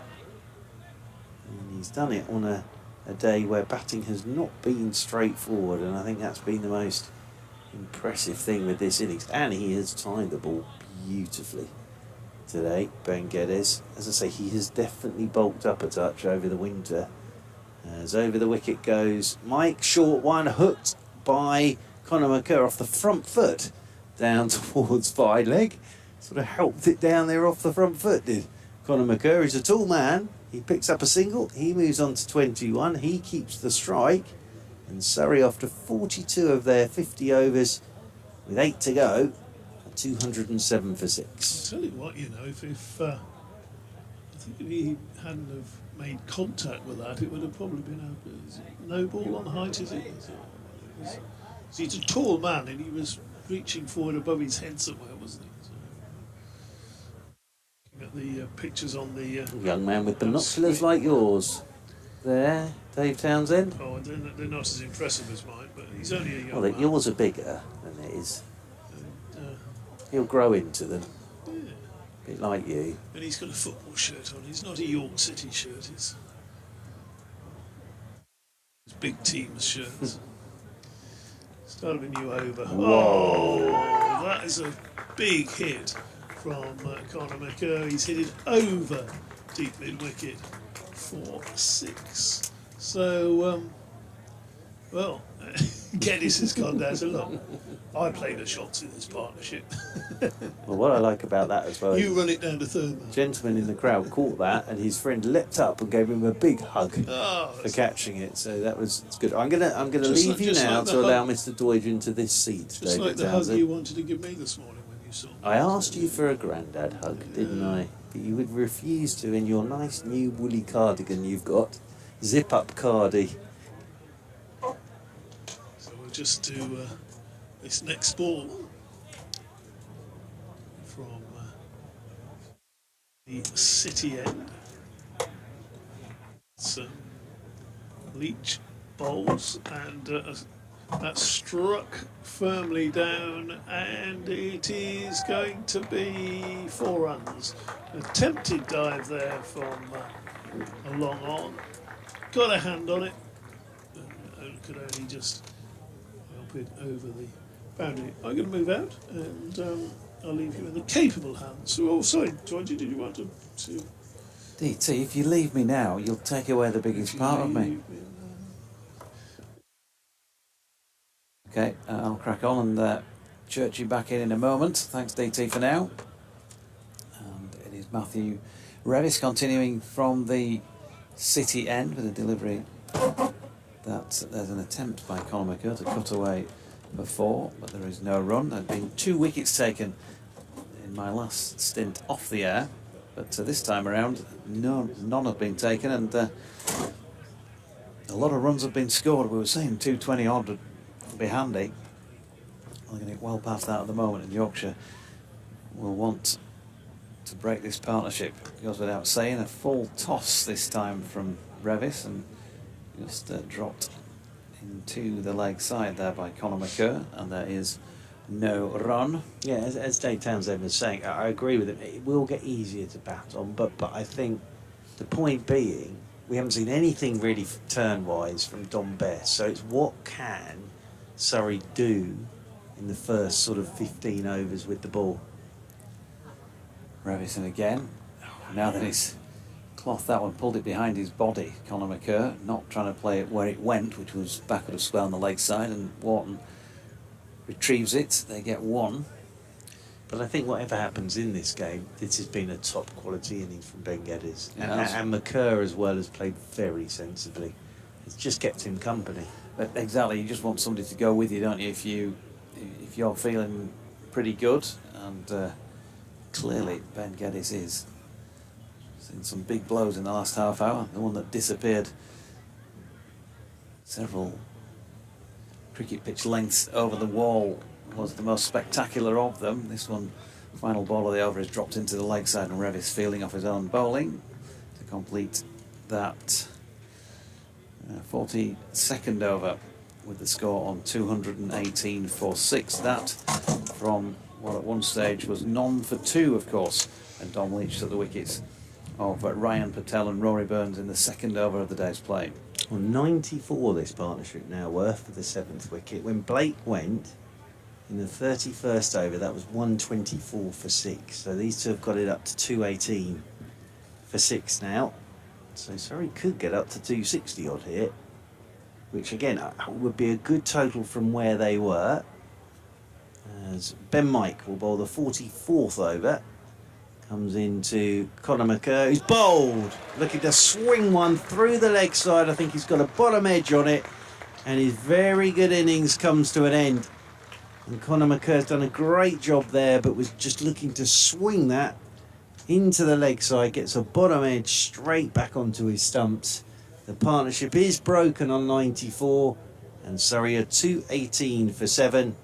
Conor McCurr goes for 32, but he's played really well there as Conor McCurr, and now it's the job of Luke Griffiths, Dan Moriarty, and Amar Verdi to keep Ben Geddes company. Luke Griffiths, 17 years old, in his 2nd game for Surrey, making his way out there into the middle. But well played, Conor McCurr. You can see how disappointed he is, but he goes for 32. Yeah, really good effort from him, and that was a partnership that Surrey desperately needed. It's kind of just, you know, if not completely flipping things here, it's certainly, with 7 overs remaining, if Ben Geddes can keep the predominance of the strike rate, they could still have the sort of total, but they might still feel that fairly confident of defending. We shall see. Tell us a bit more about Luke Griffiths. So 17 years old, still at school, about to go into his last year at Charterhouse, part of the Surrey Pathway and Academy, and was brought into this 50 over competition before the start of it, and then made his debut 2 days ago at Welbeck, made 4, hit his first ball for 4, and made 4 and picked up a wicket with the ball, but still just 17 years old, Luke Griffith, and still a year to go at school. As Ben Mike comes in over the wicket to the tall figure of Griffiths and beats him on the outside with a ball that just nips away. Good length that from Ben Mike. But yeah, the job of Griffiths here is just keep Ben Geddes company. I think the key thing here from a Surrey point of view is bat your 50 overs. Bat your 50 overs if you can. And you'll have a total on the board that gives you a chance, even with the sort of lack of quick bowlers that Surrey have in this game. Gives you a chance. You never know. Conor McCurr or Luke Griffiths could pull the spell of their lives at the top.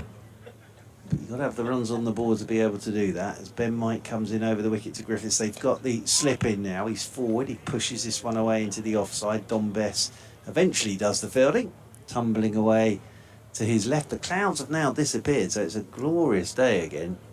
We did have a bit of cloud cover for a while there, but now the sun is beating down on us.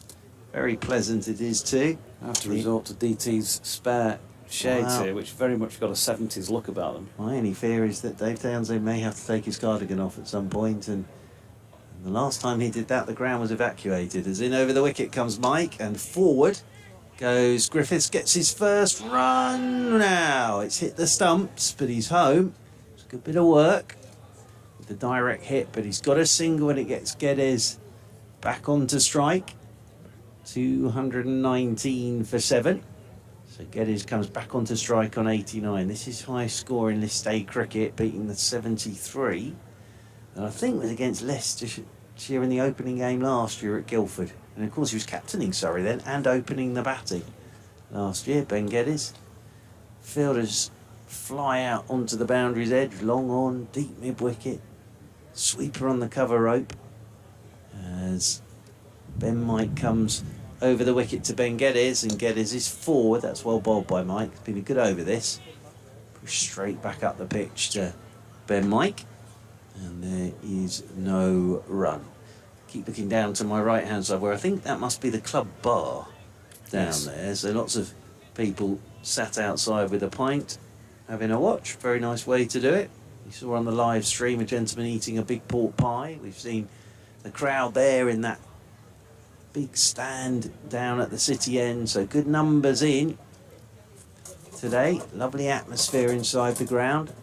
Very interesting game of cricket in front of us as well. 219 for 7, Surrey, in the 44th of their 50s. Mike is in and Geddes swings at this. That hits something and rolls straight back up the pitch to Mike, and he keeps Ben Geddes off strike because that was the final ball of the over. So 6 to go. Good over that from Ben Mike. Just the single and the wicket of Conor McCurr. With 6 to go, Surrey are 219 for 7. Ben Geddes has 89 and Luke Griffiths is on 1. It looks as though Matthew Revis is going to continue from the city end of the ground. Lily's been in touch. I'm just being shown by Dave Townsend. Lovely to hear from Lily, saying that she's here, but Dom Bess not getting much out the pitch. Well, no, absolutely. There wasn't a lot there for the spinner. He got one to really go, but he had to give it a right old rip to make that happen. Yeah, Lily astute with her observations as ever, as the first delivery of Matthew Revis's over is given as a no ball. Yeah, just too short. Can't play a shot to that. That's a no ball on height. Griffiths ducked underneath it, but he's a tall lad, but he'd have to grow by about another foot to get anywhere near that. I saw him the other day, and he is a big lad for 17. It's in then, and this ball just short of length, has been playing pretty much from the crease, pushing back to Revis. Now 221 for 7, as Churchy says, sun back out, which is causing me an issue or two, and it doesn't look like I'm going to get any cover from it for a while now, because there's plenty of blue overhead. Lovely. This is what you want to play cricket in. When it was raining You do, yeah, all if I was day playing, yesterday. that'd be fine. Yeah. There's Revis again, short of length, and pulled, but not altogether convincingly. It was more of a short-arm jab over the top of George Hill, who's chased it down and kept them to 2. Yeah, well, again there, Griffiths, I thought Geddes would have just said to him, just knock it into the covers if you get a boundary and run, but he's managed to chip that over the leg side and pick up 2. He moves on to 3, but Geddes has got to get himself on strike here. He has to see the majority of the bowling from here on in, Ben Geddes. So Revis to Griffiths once again, who's this time pulled this one down towards our composition. Ben Mike is round to do the fielding, and they pick up another single. So I think there's a couple of balls left in this over, so Geddes might try and go after this one and then find himself a single if he can. This is all now about Ben Geddes seeing as much of this bowling as possible, Yorkshire trying to stop him seeing as much of this bowling as possible. This in again, it's gone full this time, and it's been played nicely out towards the straight mid-wicket boundary. It's a very good diving stop by George Hill as well. Made good ground, got the left arm out in front of him, and has managed to flick it back in from the boundary rope, and so saved 2 runs in the process. Does take Geddes into the 90s now, on to 91. He timed that beautifully as well, didn't he? Just I think it was a low full toss in the end, but looking for the Yorker, and he just put bat on it, absolutely flew away through the leg side. There's Revis again to Geddes, and once more full, once more played into the same position, not quite as cleanly this time, and just the 1, but that's all they want anyway, to keep Geddes on strike, but I think 1 remaining in the over. Because we had the no ball at the start of the over, so in a way here from Griffiths, just see this ball out. Just if it's wide, let it go. If it's straight, defend it. Just let Ben Geddes be on strike for the start of the 45th over.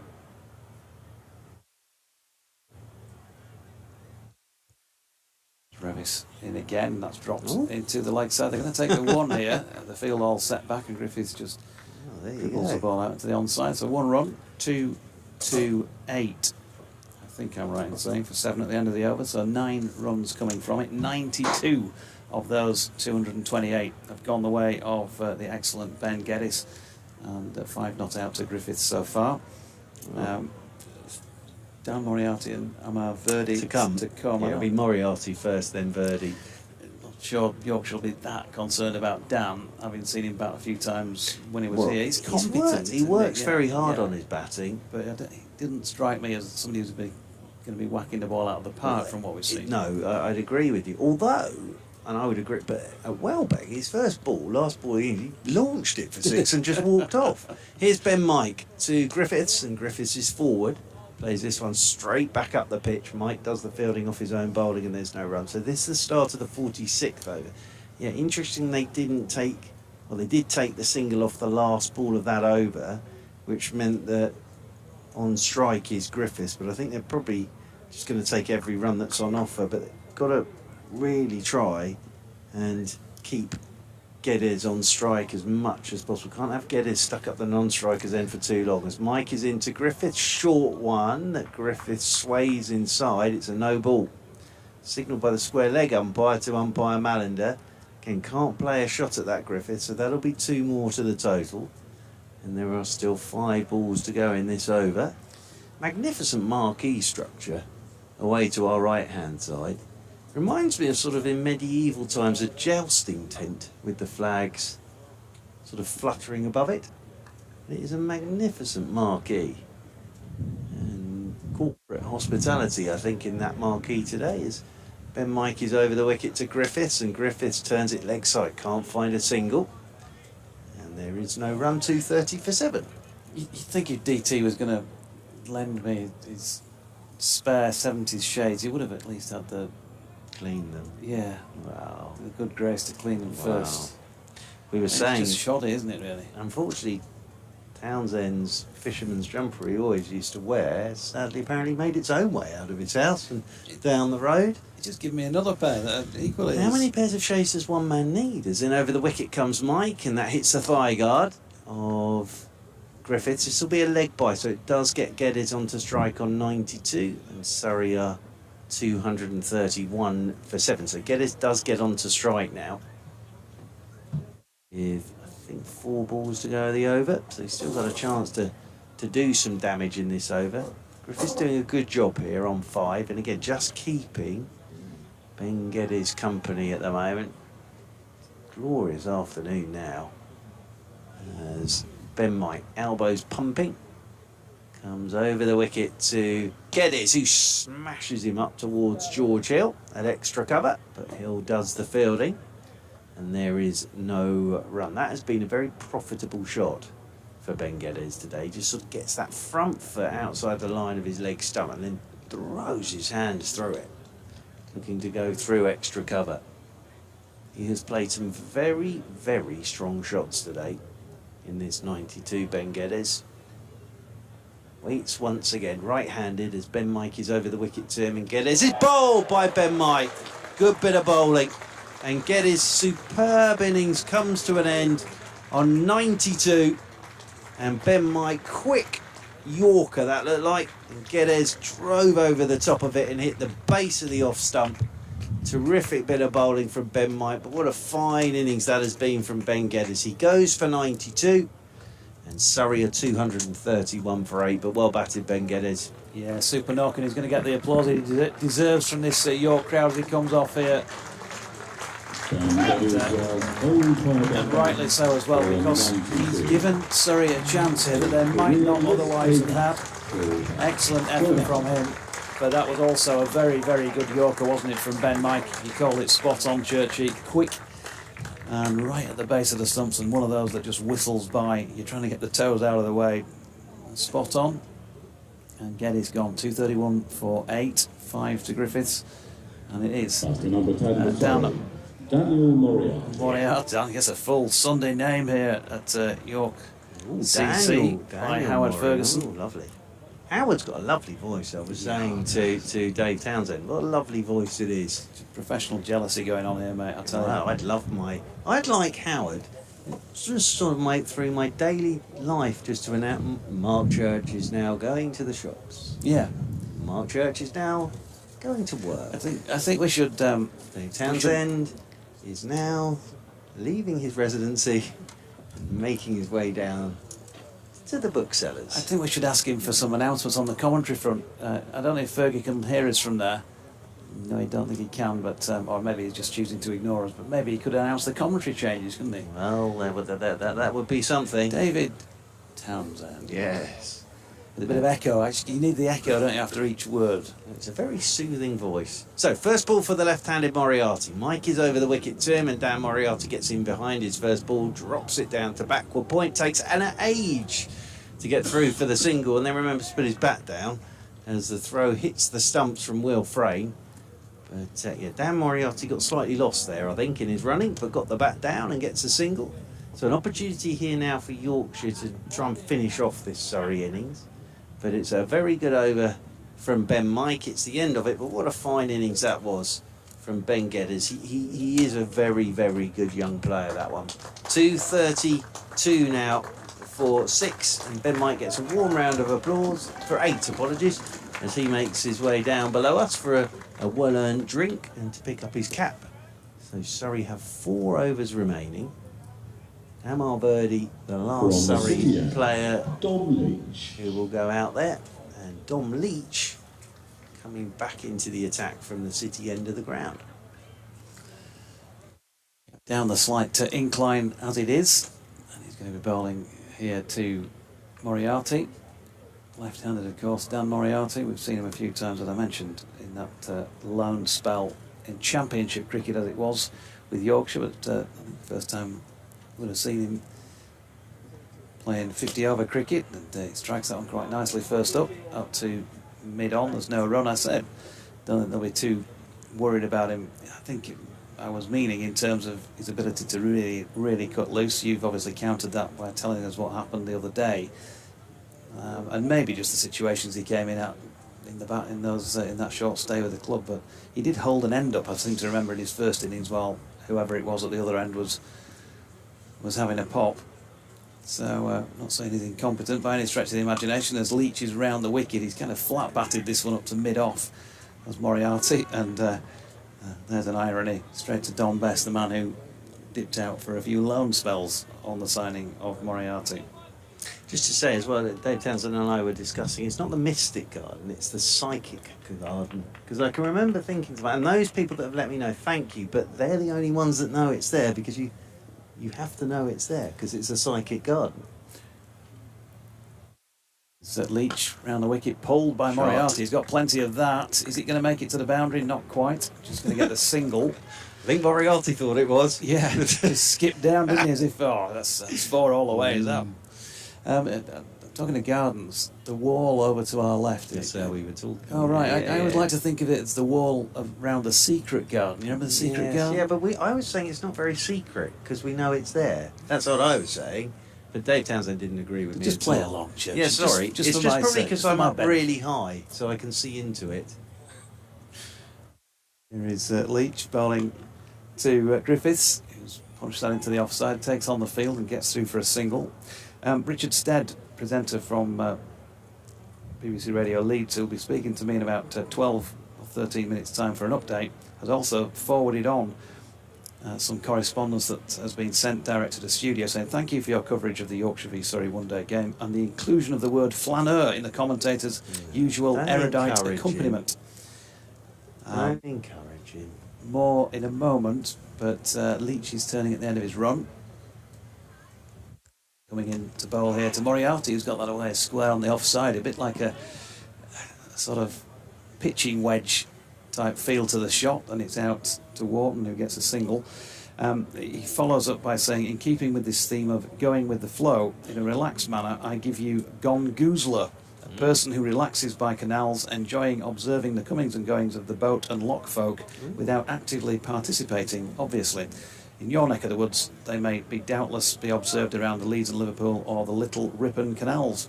Keep up the good work. That's from Julius in Weybridge. Oh, lovely. Good old Julius. A gongoozler. Gongoozler, yeah. Here is, meanwhile, Leach, who may or may not be living up to his name. He's certainly not quite sucked the life out of Surrey, but he made a good job of it in the early part of the day with those 2 wickets. He just conceded a single off the final ball to Luke Griffiths. 236 for 8 then are Surrey with 3 overs remaining. Yeah, I think every run here is important for Surrey.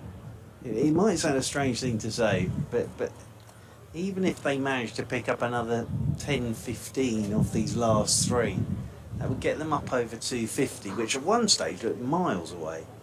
So if they could just get 10 to 15 off these last 3, Game on. yeah, well, absolutely. Well, they've given themselves a chance, haven't they? That's the thing. They've given themselves a chance, because one of the bowlers could have the day of their lives. As Ben Mike to bowl the 48th over.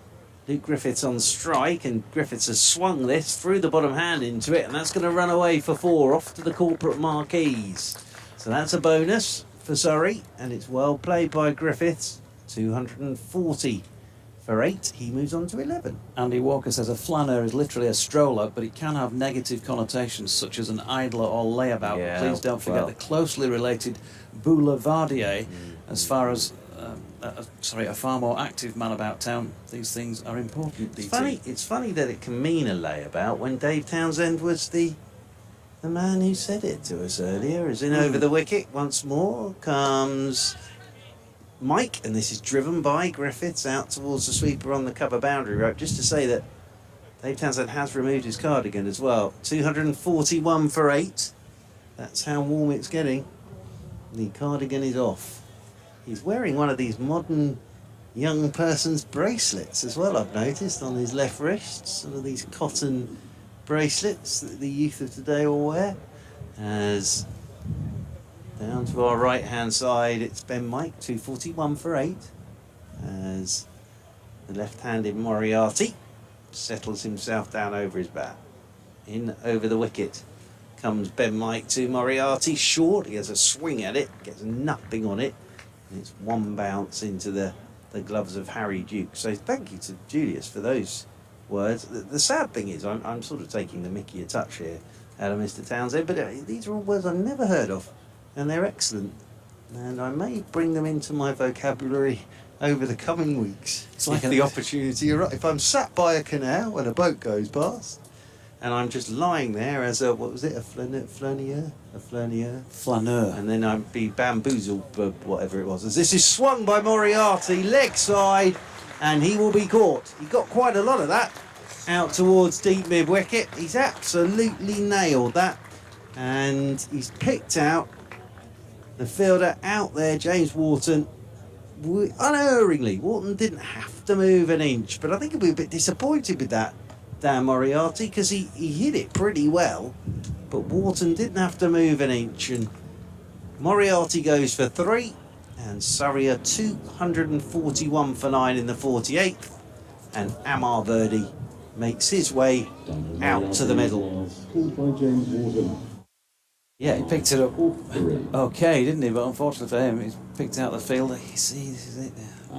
We sort of poke a bit of fun at tail enders, but he did strike one pretty well up towards the top boundary earlier on, and clearly he was feeling in pretty good nick today out there, and he went for it, but not quite made it on this occasion.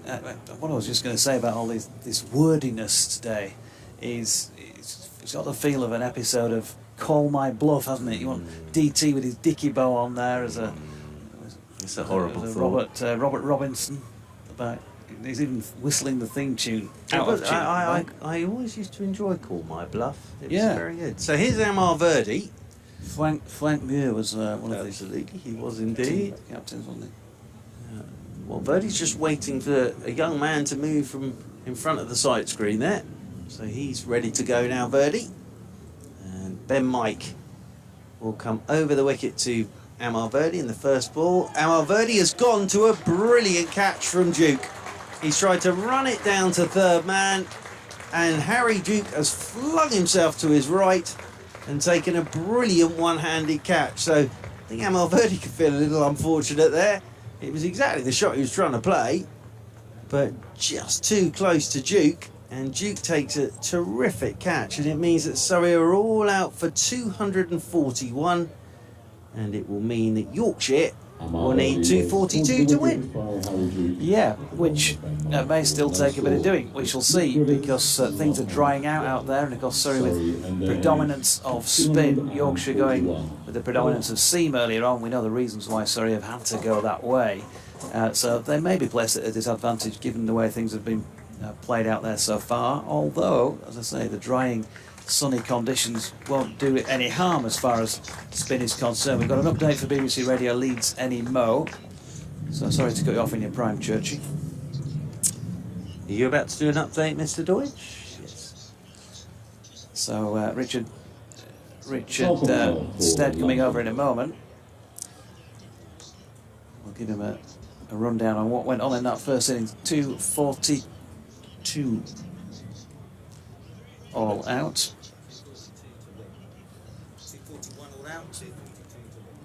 Making sure I get the right score, thanks Churchy, because I haven't written it down at the end of the innings. So 241 all out.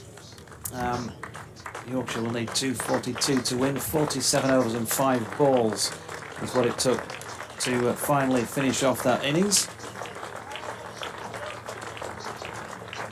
And if Richard will consent to come across, then we can give him an update. Luke Griffiths, by the way, was the not-out batsman there. I'll give you his figures in a moment when I can read the laptop.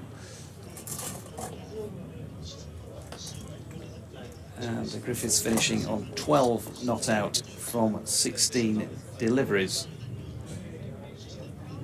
I'll also give you the Yorkshire bowling figures in a moment or two, but I'm waiting to do this update, as you can tell.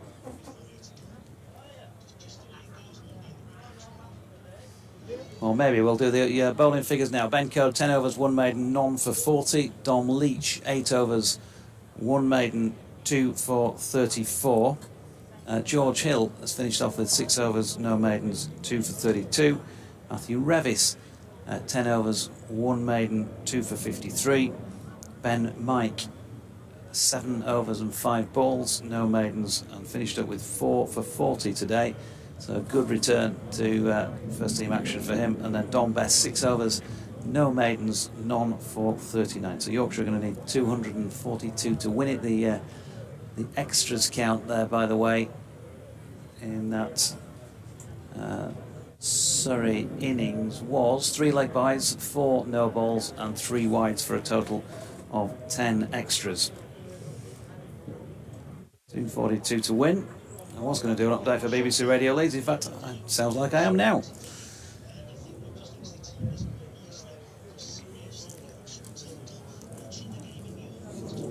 Yeah, you kept me hanging on and hanging on. I thought you were going to come to me for a moment, and then you weren't, and then you disappeared, and now you're back. And I can tell you that Yorkshire have bowled Surrey out for 241, Richard. They won the toss this morning and put the opposition in, and have completed the job in 47.5 overs. Maybe not the sort of return that they would have expected when Surrey were 0 for 2 at the end of the second over. But as we know with white ball cricket, there's not a lot in the way of seam out there, and bowling with drying conditions can get more and more difficult. Mainly Surrey's response there and resurgence was down to Ben Geddes, their number 6 batsman, who made 92 but was significantly was bowled out by Ben Mike in the 46th over, and they've quickly managed to wrap up the tail. Dan Moriarty, who of course was at Yorkshire on loan during the recent championship spell, was caught by James Wharton on the boundary edge off Ben Mike for 3, and then Amar Verdi, the last man in, was brilliantly caught by Harry Duke off the bowling of Ben Mike. First ball without scoring. So bowling figures wise at 4 for 40, he's topping it as far as Yorkshire go with Ben Mike from his 7.5 overs, 2 wickets each also then for Dom Leach, for George Hill and for Matthew Revis, who all bowled well between them. And I think if you'd offered Yorkshire 241 to chase in this day and age in white ball cricket on a relatively small club ground, they'd probably still have bitten your hand off.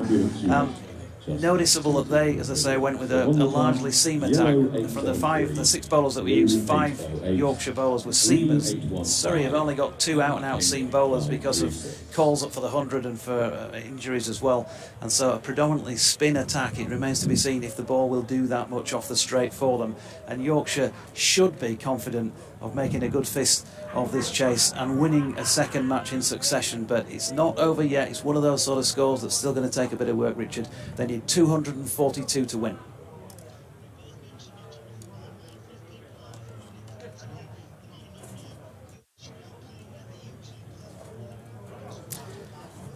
They are. It's a great scene here as well, Richard. The sun's been shining for the predominance of that first half of the match. They're 5 and 6 deep in their deck chairs away to my left on the secret garden side of the ground. And then we've got a temporary stand bang opposite where I'm sitting, which is on the balcony outside the clubhouse itself. A couple of thousand in there. The marquee away to the right looks like it's going to be the subject of the setting for an Ivanhoe joust. But at the moment they're jousting over probably something like Boeuf Bourguignon or a nice steak or whatever in there, with the corporates doing their thing. So yeah, cracking scene. Great to have a couple of games of cricket here. They're back here as well on Thursday for the game against Hampshire. Fingers crossed they can see this one through and give themselves a real chance of qualification for the quarterfinals. Signing copies of his new book. 3:30 over at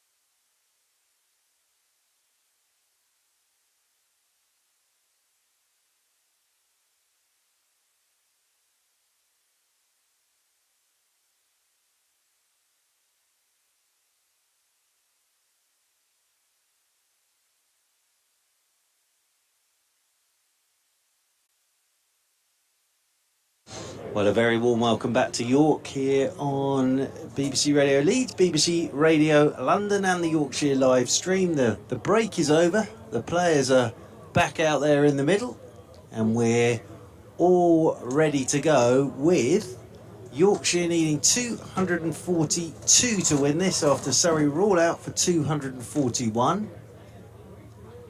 Amar Verdi is going to bowl the first over. Messrs Bean and Duke are out there in the middle. Jonathan Doidge is alongside. Yeah, I think you ought to take your rightful break, so DT will pop back in. Well, I'll sure, wait till he comes. Yeah, go for a I wander. was slightly concerned there'd be nobody here. Yeah, when we started. I don't think he'd realised, and neither did I. Yes. In the comfort room, neither did I. That they'd walked back out there. Yes. Well, as soon as he decides to come and do some work, I will vacate.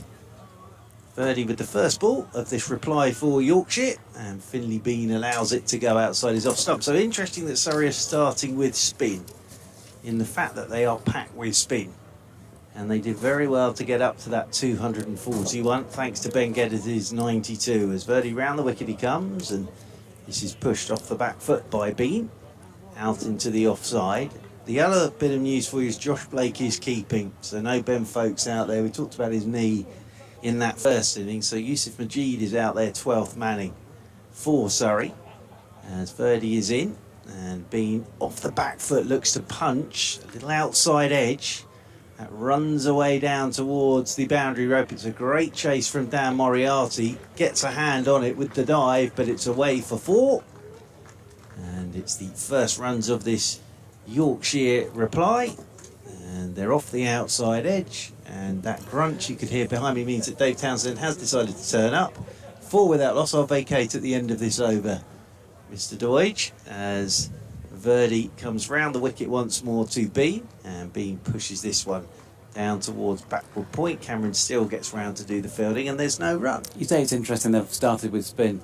You can absolutely, as you well know, guarantee that Gareth Batty will have had several theories on this during that first half of the match. I don't think it can be too complicated. As slog sweeping is Bean, it's off the top edge.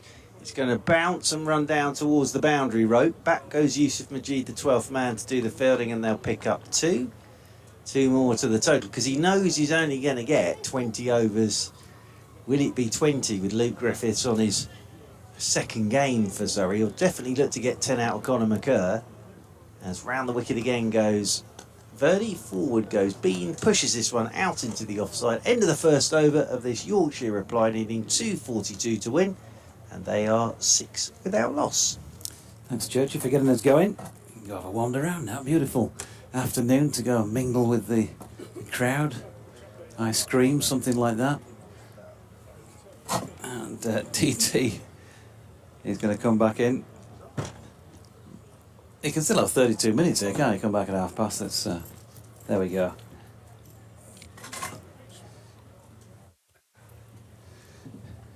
No working to rule from Churchy. Unlike you, DT. Yeah. That appraisal at the end of the season now, not been back in time for the start of the innings. At least I did manage to just about scramble back for the first ball. There's a queue for the gents, so I had to bide my time.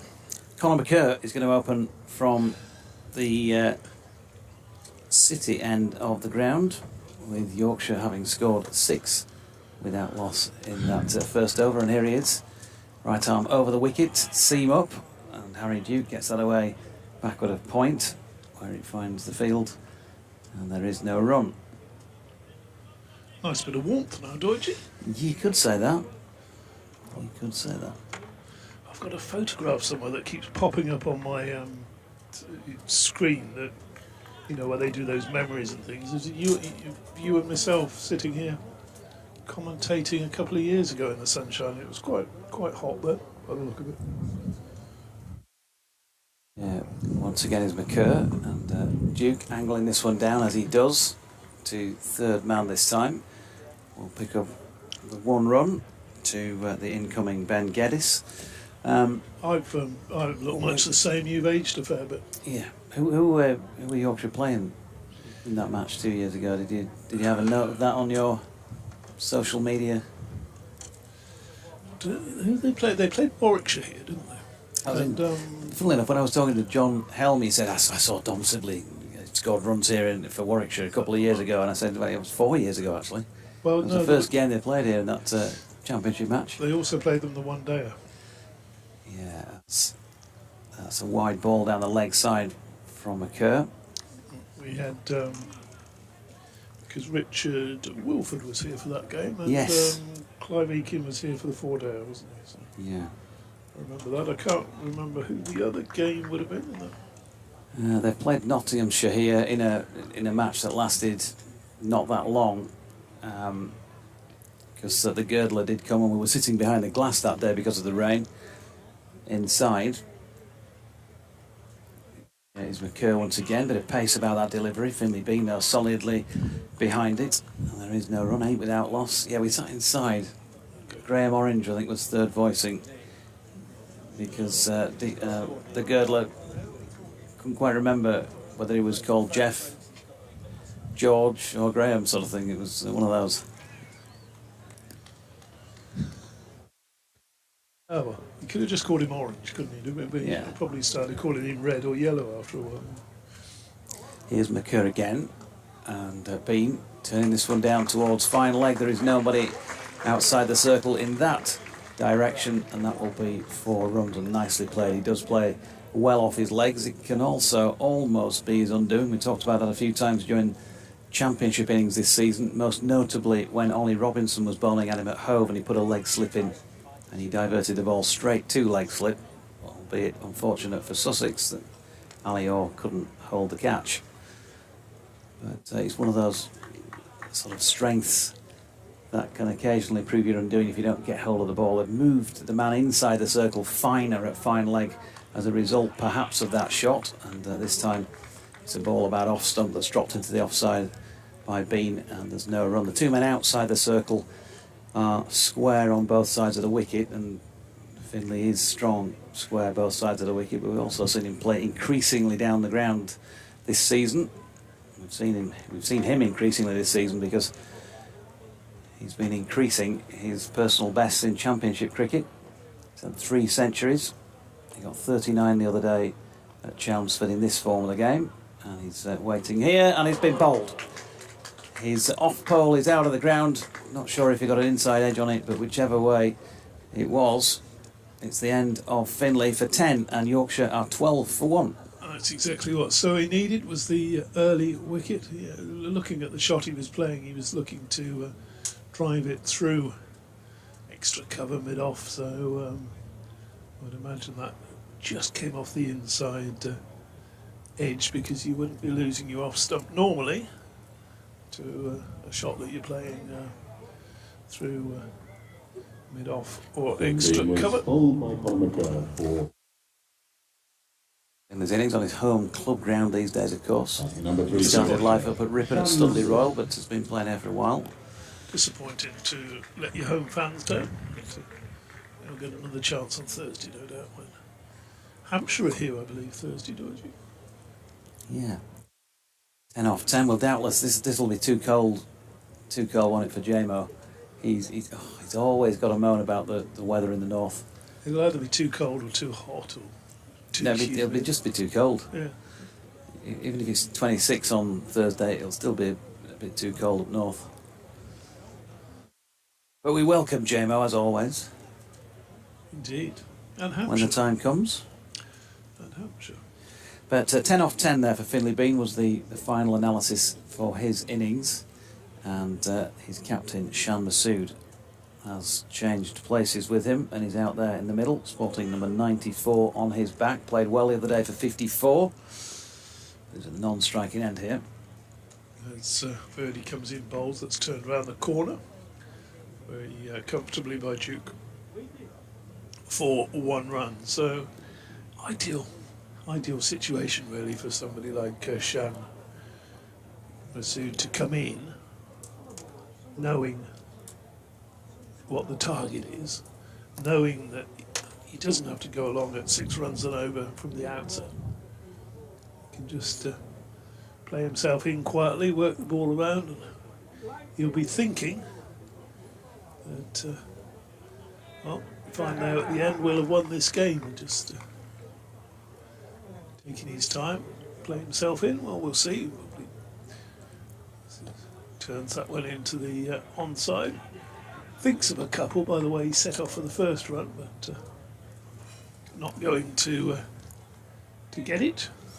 Jay Grover asks, which causes more moth flurry? Townsend taking his cardigan off or Townsend opening his wallet? But he doesn't open his wallet, so it's pretty obvious which one it is. Birdie bowls, and that's swept around, and you'll feel he missed out a little bit there at Harry Duke, because he only had to beat the short fine leg, and it was the ball there to be hit. Now, change of field, trying to get things sorted out. So there were 2 men out. So Birdie comes in, bowls. And that's pushed firmly back to him. Well, I said confidently there were 2 men out. Deutsch, I don't know where's the other one. I've counted. Oh, there he is. He's down there at deep cover. Reveal yourself. Just no run there, as that one's played backward a point. Having a natter with the physio. Yes, Conor McCurr, is it? It's the Scarlet Pimpernel fielding out at square cover for Surrey this afternoon. Nick Kay alongside him. Got enough sun cream. Yeah, tell you what, he was looking rather dapper this morning. Balls, and that's, he's driven back at him, clothed a bit, as Deutsch would say. He's kind of gone for the DT look now. DT, he's, casual to say the least. Yeah, but neither of you. No, in fact, all 3 of you. None of you's bother. None of A you's bit bothered hot to in the have marquee. Yeah. So where's your standards, boy? No? Lunch was brilliant. I tell you what, lunch was lunch of the season in any Yorkshire venue. Yeah. Yeah, best lunch of the season at any Yorkshire venue, bar none for mine. Superb, thank you. Still doesn't excuse not having a shave, though. So, looking a bit scruffy. Is that supposed to be the look these days? That's sort of the stubbly look, a bit like yours, Deutsch. What's yours? How long's been growing? When did I start doing this? 2018, 2019? Probably since about then, really. Taking this, one of my first games was with Churchy, and I idolise him, so I wanted to look like him. In comes McCurr. That's turned off his legs by Shan Masood down to deep backward square. They're getting a single here. Churchy's tan is obviously natural, whereas I would have had to use some fake tan to get to that colour, so I'm going to just leave things as they are and burn as usual. Right, fair enough. I'll be going lobster pink. Churchy spends a lot of time outside, That cricket in the back garden takes a lot of filming, a lot of time. Those of you who don't know, on Mark Church on Twitter, well worth a lot, or X or whatever they call it these days. The old Twitter. McCurr again, driven nicely by Harry Duke, but there is a man at mid-off who will field no run. I might just bring Nick in actually for a minute if you don't mind. If he'll come on, just get a general York chat for 5 minutes. Yeah, absolutely. Nick, are you up for coming on and having a chat for 5? Not too many wines have been sung during that first half, no? I'll leave you with it. There you go. Live radio as it happens, folks, as Conor McCurr turns at the end of his run. 15 for 1. Harry Duke is on strike. One slip in place, and McCurr, it's full. It's played with an open face out there into the covers by Harry Duke, but he can't get it past the infield. Yeah, just pop those cans on.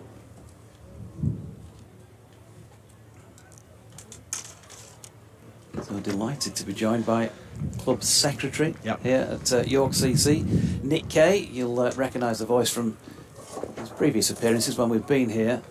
Well, just hang on till the end of the over if we can, Nick. Conor McCurr just turning at the end of his run. 2 apiece, these 2 Yorkshire batters so far, and the 1 wicket to have fallen, that of home boy Finlay Bean, unfortunately, but Harry Duke has played a lovely shot off his legs here to a ball that was just a bit too full and then a little bit too leg stumpish from Colin McCurr, and that is 4 down to our feet. So 6 to Harry Duke, 19 for 1 Yorkshire. Of course, they need 242 to win this match. They've made a reasonable start. Obviously wouldn't have wanted to lose that early wicket, but just the knowledge of what you're chasing here, this pitch, which clearly had a bit of moisture in it this morning, drying out all the time. The sun has been very kind to us so far today, and there's also plenty of breeze. As McCurr's in again, and Harry Duke plays that lovely out shot that he's got of just laying his bat on it, running it to third man, picks up another single, 7 to him and 20 for 1.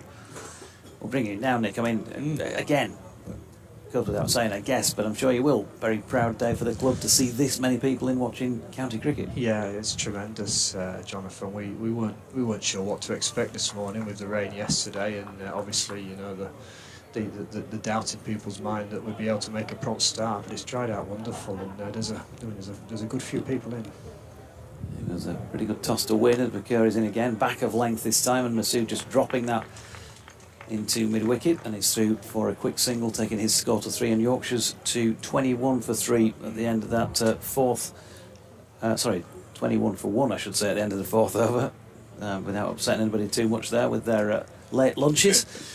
So, I mean, talk us through what it takes, because, you know, we all turn up here, you know, for our couple of days a year and love it, Yeah. but must be one heck of a lot of work goes into it in the weeks building up to the game. Yeah, it's the last 4 or 5 days where it all comes together. The stand goes up and the marquees go up. But yesterday was a big day of basically setting the ground out, and it was a bit tough because the weather was biblical. But you know, we got drenched, but we got it ready, and you know, get what you get out of it.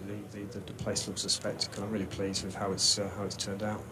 Here's Verdi from the rugby ground end, and Shan Masood has played a lovely shot off his legs here. Not sure if it's going to quite have the legs, will it? Yes, it does. Just beats the chasing fielder to make it to 25 for 1. And Shan Masood now levels up with Harry Duke on 7 runs apiece. I mean, marquee over there to the right, you've been in there, the Ivanhoe tent. That takes how long to put up, for example? How long do you have that for? 4 days to put up. 4 we have it up days? for 3 days, and then it comes down. But we've got 530 in there, so it was a challenge. Beautiful shot by Masood. Good use of feet here from Shan. And Verdi given the opportunity. He spotted the length well, didn't he? He's flicked it away through mid-wicket for 4. Yeah.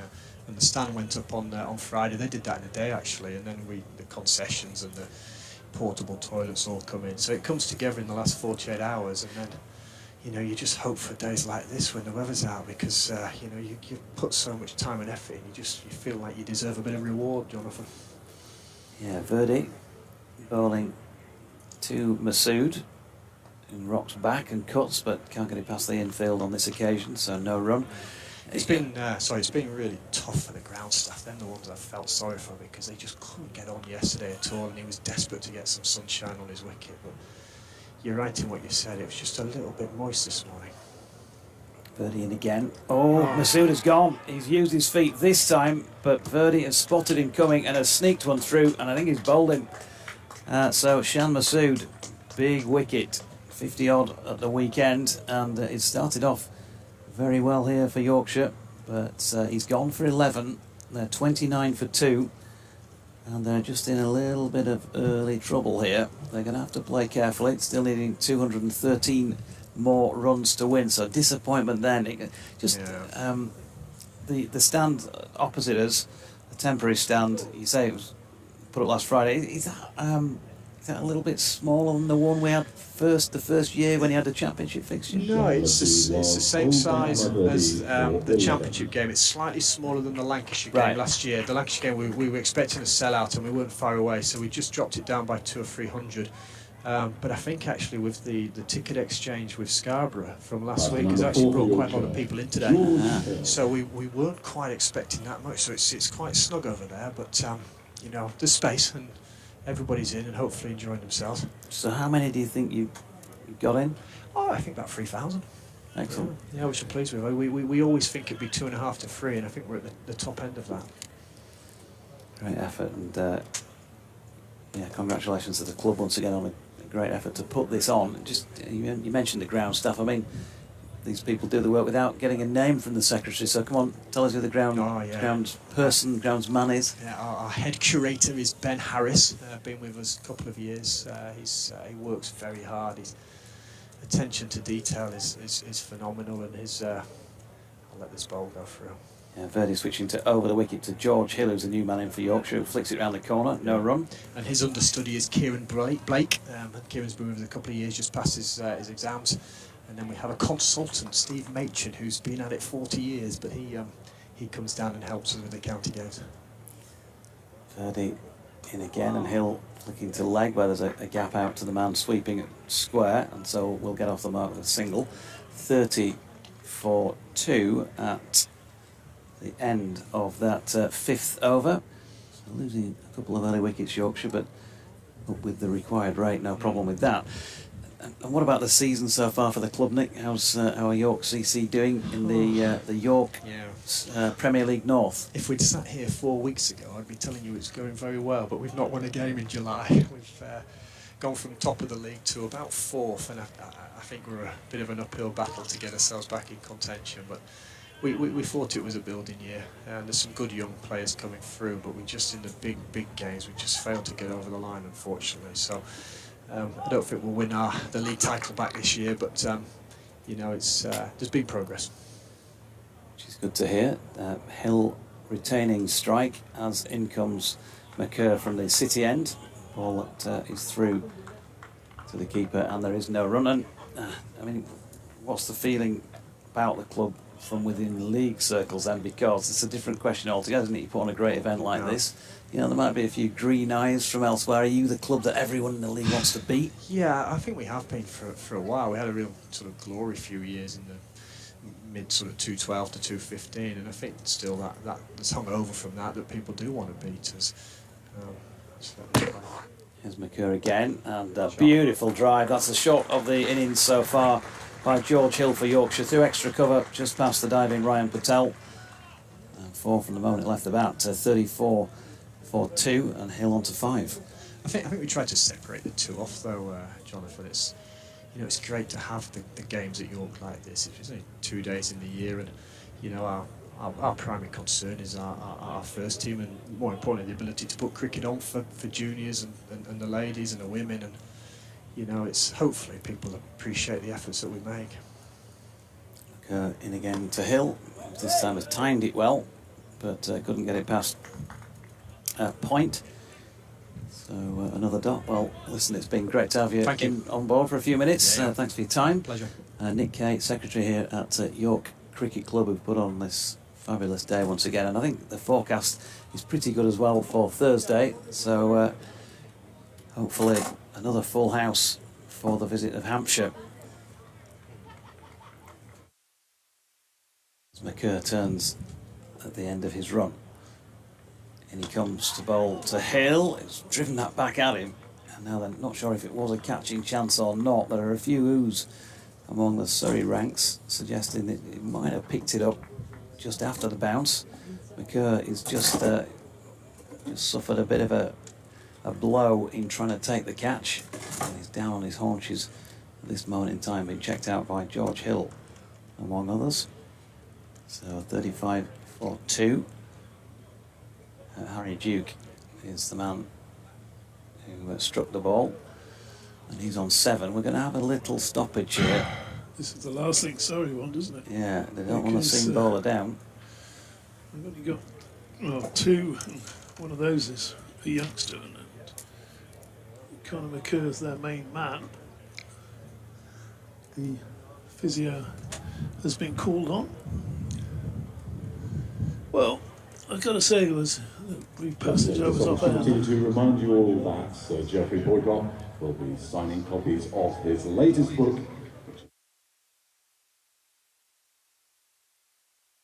Stand, which is in the tented village next to the marquee. So you just heard the golden tones of Howard there telling you that Geoff Boycott will be signing his book. But yeah, it's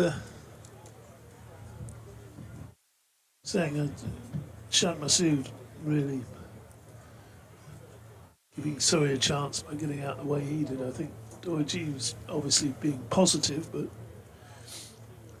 maybe being that far down the pitch and being bowled in the 5th over was a little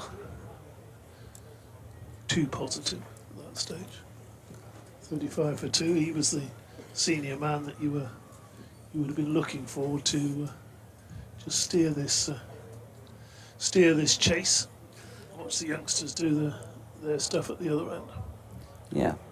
Is that a fair comment? It'd be a good chance for Fergie to give a plug to Question of Sport at Scarborough, wouldn't it, in a few weeks' time?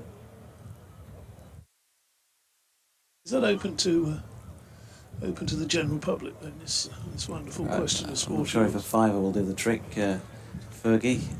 He's concentrating on the game at the moment. It is open to the general public at a cost of £9.50. Well, Post the third day's play. Take your headset off a minute, then I'll withdraw and you can just give him a nudge, and it's the ideal chance to do it. I'll just send him the details, as one does these days, electronically.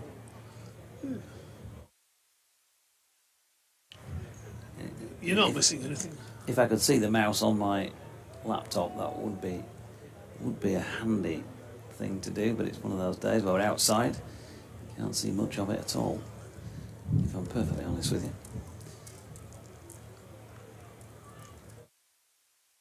I'm not sure he thinks he can go on, you know. That's McCurr, not Howard. Oh, no, he's going to give it a go all of a sudden. Yeah, come on, let's get on with it, he said. Going back to his mark. Well done.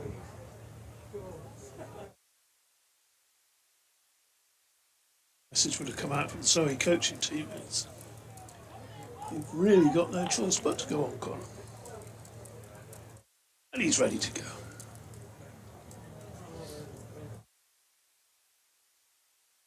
Bowling, yeah. And that's just pushed back into the offside by Harry Duke. Lovely afternoon for watching cricket. Beautiful afternoon. A dream team of Townsend and Church alongside. Got the staff of both teams up on the balcony on the right hand side. Full house. Marvellous lunch. What more could you want? Here's McCurr bowling to Duke. That's a beautiful square drive by Harry Duke. He may get cut off here. No, it won't. He clearly timed that as well as we thought from the moment it left the bat, and that takes him into double figures, and he might have to do quite a lot of work here for Yorkshire today. He's had scores in the past in this competition, had 100 in this competition, in fact 125 I think is his highest score, so can do the job. He was very disappointed in himself the other day. He played one of those scoops over his shoulder successfully for 4, and then he got too far across in trying to play it a bit later for a second time, and his stumps rearranged. Daniel Moriarty. So we're going to see Moriarty into the attack. Left arm.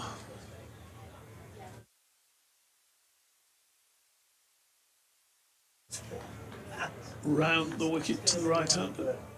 He's got, obviously we're still in the power play. Bowls down the pitch. There's a shouted catch it as George Hill came down the pitch, hitting aerial, but not too aerial, and just wide of mid-on and away for 4. Yeah, George. 43-42. George has mentioned several times in interviews that he loves the challenge of playing against spin, loves to use his feet, likes to take him on and put him under some pressure, and there you go, he's posed his intent. First ball that Moriarty bowled at him. Moriarty bowls, and this time Hill just defends and pushes that back. No run.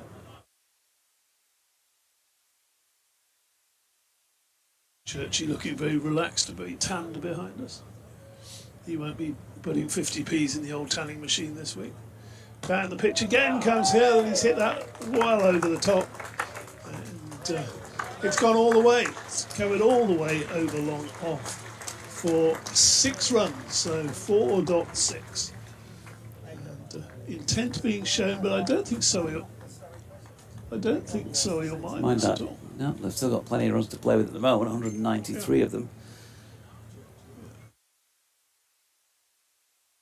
Yeah, they'll hope that he'll try and play one shot too many. But he's, as I say, posted intent with those 2 blows from 3 deliveries.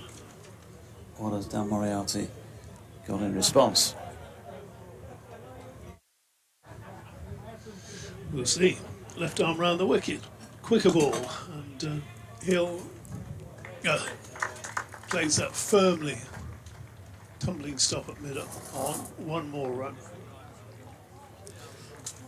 Good afternoon, says Malcolm Palmer. Looks nice at York. I thought we bowled rather well, especially Mike, of whom I've never had a high opinion. And Revis and Hill deserve their wickets. All very pleasing after watching our girls get to the final of the World Cup. Oh, they've won, have they? I don't think it'll be a cakewalk getting the runs, especially now Bean's gone early. Thanks, as ever, for the comms. Malcolm? His next delivery is pushed defensively. Is that today? I thought that was tomorrow. I missed all the excitement. This World Cup.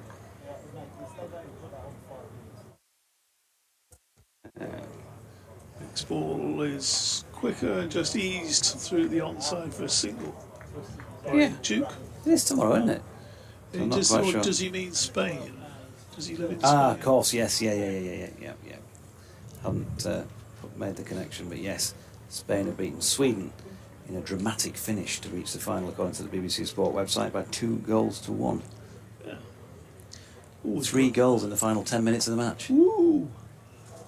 1-0 Spain. Sweden equalised 2 minutes to go. Spain score a minute later. It reminds me of that FA Cup final. What was it, 1979? And not a great deal happened for long enough, and From the city end, Alan Sunderland went storming away, saying something probably unrepeatable after having scored the 3rd and final Arsenal goal. Well, Arsenal were cruising at 2-0, weren't they? They were playing United, was it? Yeah. McQueen got a late goal, didn't he? Big Gordy. One of your legends, would he be? McQueen. Yeah. Duke on strike, and we have seen a change of bowling, by the way, at the City end as Harry Duke pushes a single into the onside with Luke Griffiths coming on from the City end. First look at him. 17 years of age, as Churchy says. Playing his 2nd game. The only undefeated Surrey batter with 12 from his 16 deliveries. Now showing us what he can do with the ball. Right arm over the wicket. And it's just been dabbed down to Patel, backwards off point by George Hill. No run. 91 on his back. Big squad, Surrey. Not quite that big. They haven't got 91 players.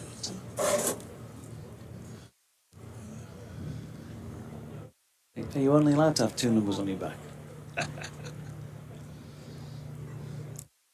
In comes Griffiths again. Hill trying to pull this, which seemed to die on its way through to him slightly. Didn't bounce quite as much as he thought. Missed his intended connection. 50 up, by the way, for Yorkshire. 52 for 2 now. George Hill on 17. Harry Duke, as tends to be the case if he scores runs in this form of the game, will probably be more like the glue here. He's 13. Griffiths in again. Hill plays that top of the bounce to short 3rd man, and the sprightly Duke calls him through for the 1. They get home safely. Take it through to the end of the over, and then Churchy back in. Enjoying the sun behind us. You probably have far more astute observations about what's been going on out there as well in the last half hour than us. I wouldn't guarantee that. Griffiths in, and with an open face, that's pushed up to point by Patel, and there's no run.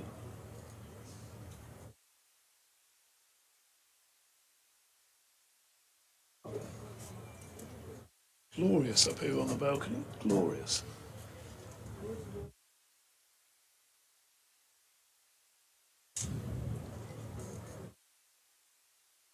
So Duke waits, and in comes Griffiths again. Short this time. That's a lovely shot by Harry Duke. Really is a very well controlled push through the covers. Flat bat really through the covers.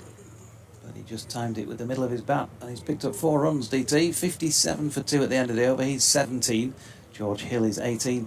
And I'm stepping out. Yeah, these two have got a job to do. There's sometimes with young players, you think they want to win it too quickly.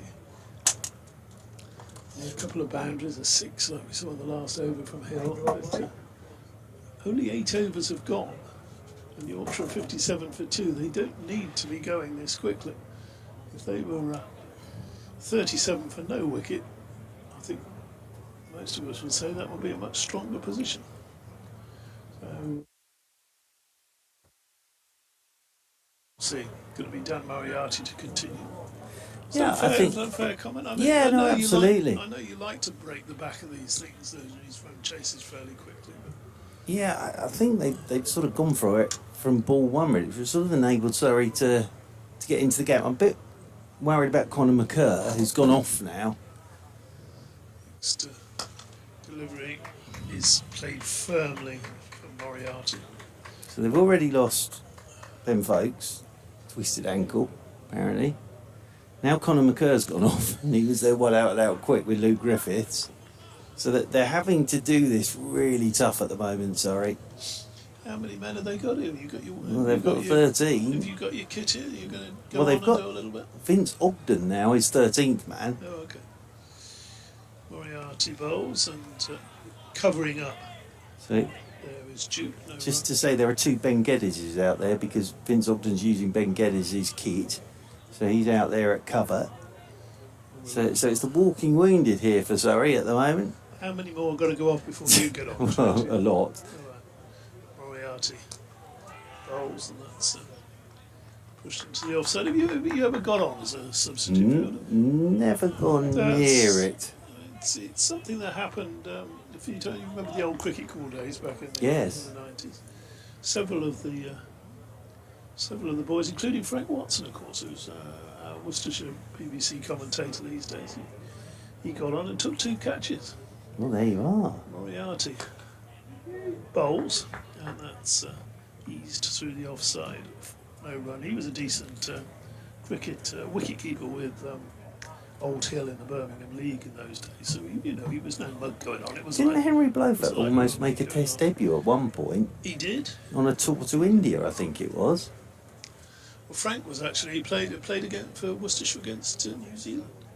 It was a drive down to Long Off for 1, which I'm sure he'll tell you about if you're on comms with him any day. And caught Mark Greatbatch, flying diving catch at mid off when Greatbatch was short of runs, and Greatbatch came back and passed him and wasn't too happy. Yeah, it's a nice scalp. Moriarty bowls, and everybody else was patting him on the back, and yes, Mr. Greatbatch was, shall we say, whatever the word, Monosyllabic? something like that. Yes. It's been a day for words today, isn't it? 60 for 2.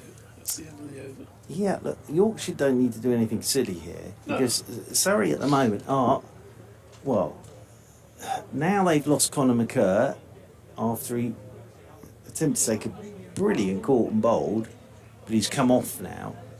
So the only out and out quick they have is Luke Griffiths, who's playing his second game. He's going to have to use Rory Burns' spin, a bit of Ryan Patel perhaps.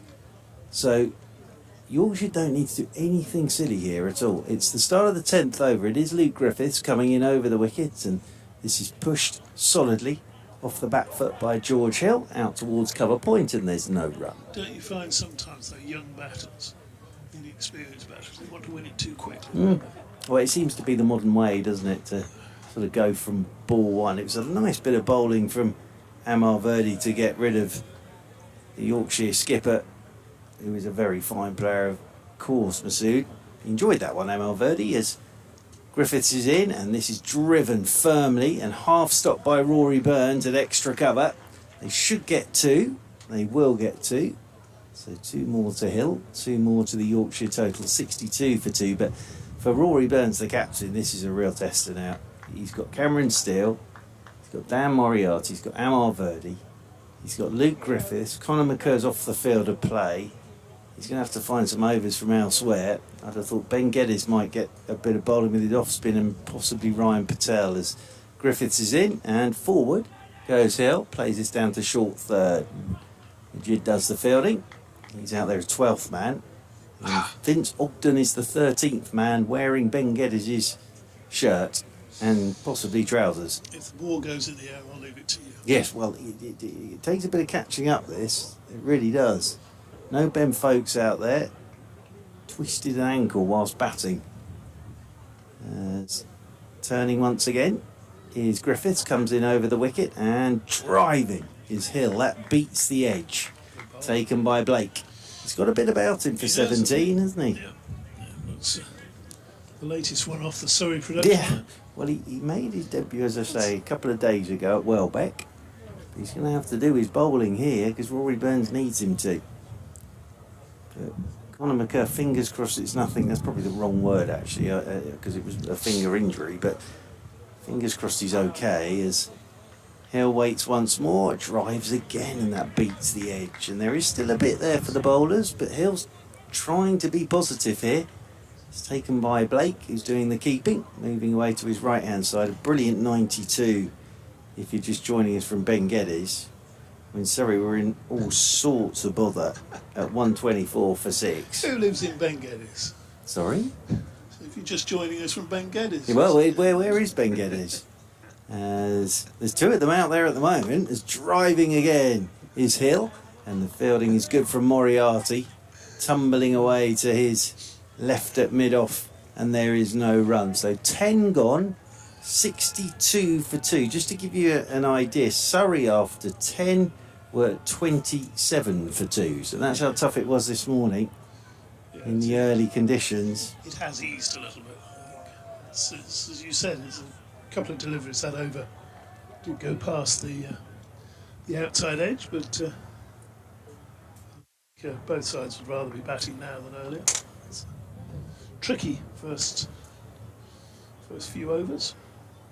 It does sound as though it's a town somewhere, doesn't it, Ben Geddes? Ben Geddes, it does, with a mountain, obviously. Well, yeah, you could do that way, but I suppose, Well, he did play well. Going to Ben Geddes for my holidays. Well, he played so well. There's 2 of them out there now for Surrey. And it's Moriarty. He bowls and he's struck back over his head, high and handsome, and it's just clear the rope, and it's managed to evade a spectator as well. He took both arms up and tried to take it one bounce.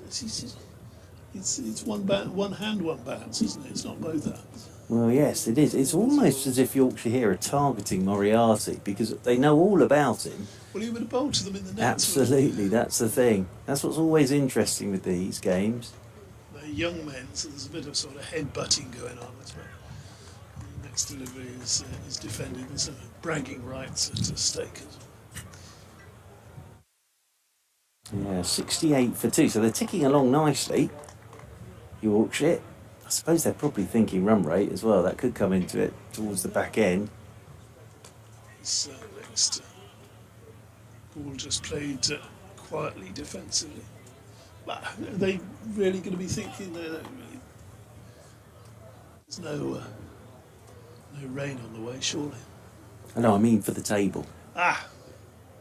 Next delivery is a little bit shorter than the previous ones, and it's just eased off the back foot through the gap for regulation single. To the sweeper, this. I suppose the thinking is if you've got a lowish total, if you can knock it down quickly, it doesn't do your net run rate any harm, and that can come into play towards the sort of qualification period of this competition. But the main thing is to win it. That's the key thing. Yes, you get close enough to where you can't lose, and then you Keep your foot on the accelerator would be my way of playing it. That's down the pitch from George Hill, and that's just sort of almost a stiff-arm punch into the air over mid-on. And that's carried all the way as well. Yeah, and I think they've seen a bit of Moriarty, obviously, in the nets, etc. They're definitely targeting him at the moment. Well, there was no man out. There is a man out now. Long on has gone to join long off. Moriarty 21 on his back bowls, and that's just eased through the gap for his single. So 14 runs off that over from Moriarty, and he's taken a bit of tap from his. Oh, and it's good news for Surrey. I'll leave you to tell your listeners that, Churchy. Well, Conor McCur's coming back on. Yeah. So that is good news Yes. from a Surrey point of view, because they do have one of their bowlers back. So he's had a bit of running repairs done. But as I say, it's like emergency ward 10 this at the moment. It really is for Surrey. No Matt Dunn. Them folks are twisted an ankle. Conor McCur had to go off. So they're having to try and work out who's bowling their overs. But he'd be delighted, Rory Burns, to see Conor McCur back out there. He's, I think, bandaged up a touch. It looked like it might have been the thumb. But he's all right. He's making his way down to his fielding position at 5 leg. George Hill, the man on strike, and Luke Griffiths coming in over the wicket to Hill, and Hill drives very nicely away through cover point. Geddes will come round to do the fielding. It is the actual Ben Geddes, because Vince Ogden has now gone off wearing the Ben Geddes shirt. The emergency ward 10. You have to explain what that is to anybody under the age of about 50. It was a TV series, Yes, wasn't it? It was. I don't think I ever saw it. I think it was on ITV. And Yeah. We didn't have ITV on it. Well, I could have gone with Casualty or Yeah, something Casualty. along That those would- that would- lines. that would have been- 77 for 2. As over the wicket comes Griffiths, and forward solidly goes Harry Duke. Plays this one down into the leg side, and there is no run. So they're ticking along very nicely at 7 and over here. That would have been 60s. Emergency ward 10, yes. Black and white. Yes. Well, it has been Clocks falling over and walls shaking. And that sort of There's been Surrey players falling over left, right and centre over the last 3 days. As Luke Griffiths comes in over the wicket once again, and Duke is driving very nicely away through extra cover. Ben Geddes is giving chase, should get round, will get round. So this picks up 2 more. 2 more to Duke, 2 more to this Yorkshire Vikings total. And as I say, this is a good partnership from these two. And it's a 50 partnership now with those 2 runs. So 50 partnership between Harry Duke and George Hill. Not in very much time. No, they really are putting their foot down here as Griffiths comes in over the wicket to Duke, and Duke pushes off the back foot down towards backward point. There is Ryan Patel to do the fielding. He's doing some stretching. I just wonder whether Ryan Patel will get a bit of a bowl today. He just bowls his little swingers. Yeah, look, he's whirling his arms. I think Ryan Patel will have to do a bit of bowling today. So he's getting himself warmed up in there at backward point. Holby City. Holby City, that was a sort of spin-off of Casuality. As in over the wicket once again goes Griffiths, and driving his Duke, thick edge, flies away down towards third man. Majid is there to do the fielding, and they will pick up another single. 1 more to the total, and the Vikings move on to 80 for 2. And back onto strike comes George Hill. It's a glorious afternoon now in York. Blue sky, sun beating down, good crowd in. It's a lovely atmosphere, this. It really Chance is. to sit next to me.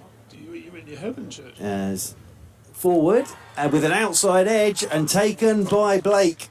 And George Hill goes. And Surrey just chipping away here. And Luke Griffiths with the wicket. He'll be delighted with that one. I think he was just trying to run it down to third man. Got a big outside edge. Good catch from Blake. Good catch. The partnership is broken on 51. And George Hill makes his way off down below us. Very annoyed with himself. And Yorkshire are 80 for 3. So he should be. I mean, he's got loads of time. George Hill was called to the wicket by Josh Blake after bowling of Luke Griffith. 30. Plenty of batting to come for Yorkshire. To Batting number lose 3 5, wickets. Yorkshire, Will Frame. To lose 3 wickets inside 12 overs when you're only chasing 240 seems to be a little careless. Well, you suppose you could say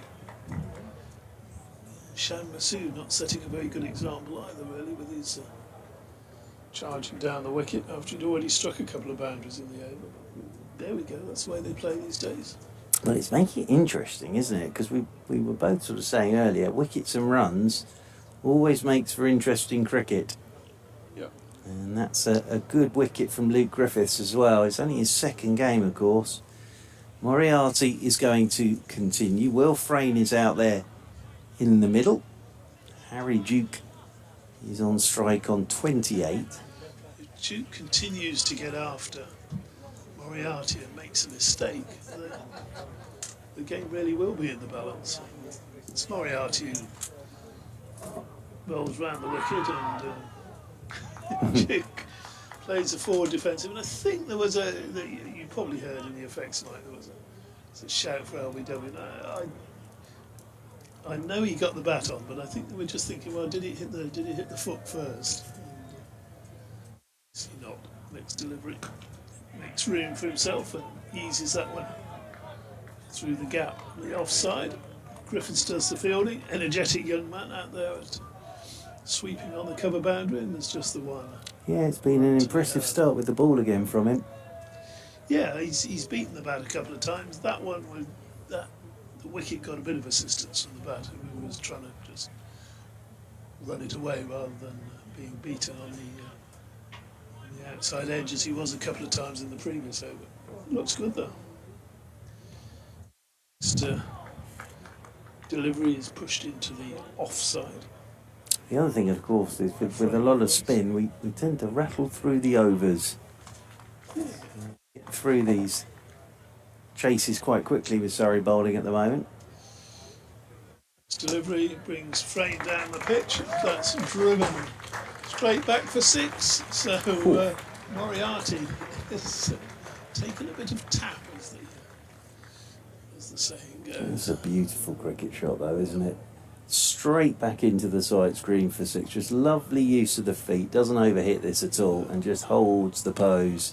It's a gorgeous cricket shot from Will Frayne to get off the mark. Nice way to get started. Nice high elbow there. You'd approve of that in your coaching clinics. Do like a high elbow. Quicker delivery this time from Moriarty, and it's well fielded. Short cover. Who's that in a short cover? That's all. He's Ryan Patel in there. Ryan Patel. Moriarty bowls again, and that's pushed to Patel again. So, just the 1-6 that over. So you'll look at several defensive shots as well. So you'll look on that as something of a success. Moriarty, but Yorkshire still galloping along. 13 overs gone.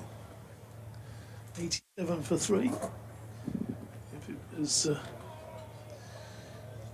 if it was 91 for 3, that would be they'd be scoring at 7 and over. So pretty quick. Yeah, well, they are. That's the thing. They are looking to sort of get this done quickly. Well, they've got to be careful, though, Yorkshire. They have to be careful. Griffiths continues, bowling the 14th over. It's coming into Duke, and Duke covers up, plays Griffiths straight back up the pitch, and there's no run. He's probably about 6'3", 6'4", I would say, young Mr. Griffiths. At 17 years of age. Gets it down there at good pace. And Still got a bit of growing left. he has, that's the thing. Still got a year of school to do as Luke Griffiths. He'll be a big lad when he's finished. He will be, as he comes striding in, right arm over the wicket to Duke, and Duke drives. That's a nice looking shot away through extra cover. Geddes will give chase, slides and they'll pick up 2 more, but again there Harry Duke's not trying to overhit this, he's just leaning on it and picking up a couple of runs. He's on to 31, 89 for 3. He's doing something the early Surrey batsman didn't do though, and that's timing the ball from pretty early in his innings. Well, I think you're you're right, it obviously has got easier to bat. I think there's still the odd one in there though. Oh yes. As over the wicket comes Griffiths to Duke, and Duke drives again, but straight into the captain. Rory Burns in there at short extra cover, and there's no run. So they're keeping their fingers crossed with Ben Folkes, but he's a tough old what's it. He did this Leicestershire as well. He was hobbling around when he got his 100 and didn't come out and keep. But they'll be hoping it's nothing too bad. Next game for Surrey's Thursday at Guildford. As over the wicket comes Griffiths once again, and forward goes the right-handed Duke. It's a no ball from Griffiths. He's overstepped the mark, so that'll be 2 more to the total. And that is a bit of a sin in terms of the one-day cup, because it's a free hit now for Harry Duke. So it's 2 more to the total and the free hit. And it's 91 for 3. That's he's a young man, he's 17 and he's enthusiastic, but do we mean? He's got big feet Can't as well. afford those. As in over the wicket comes Griffiths. Free hit, he's swung one-handed high in the air. Moriarty's underneath it. Well, he's dropped it, but it doesn't matter anyway, because it was a free hit. Oh, he's bowled another one. So Griffiths has bowled another one here, so there'll be another free hit. So it's chaos out there at the moment. That'll actually be 3 off that delivery. So that'll be 94 for 3, and it's another free hit. Well, you know what they say about blokes with big feet? Well, they can overstep the crease. That's what they say, yes. So 94 for 3, and they tend to get places quicker. As McCur's being brought up from fine leg to the edge of the circle. So he's bowled 2 consecutive no balls here, Griffiths. So they have got another free hit with Will Frayne on strike. Over the wicket comes Griffiths then to Will Frayne, and Frayne with the free hit drives beautifully through extra cover for 4, and Griffiths just sort of kicks the ground in frustration. But that free hit put away by Frayne. It's actually just a lovely shot as well, isn't it? I think he would have played that shot had it not been a free hit. But again, he's faced, 4 or 5 balls, and straight away he's timing it, and the ball's flying off the bat.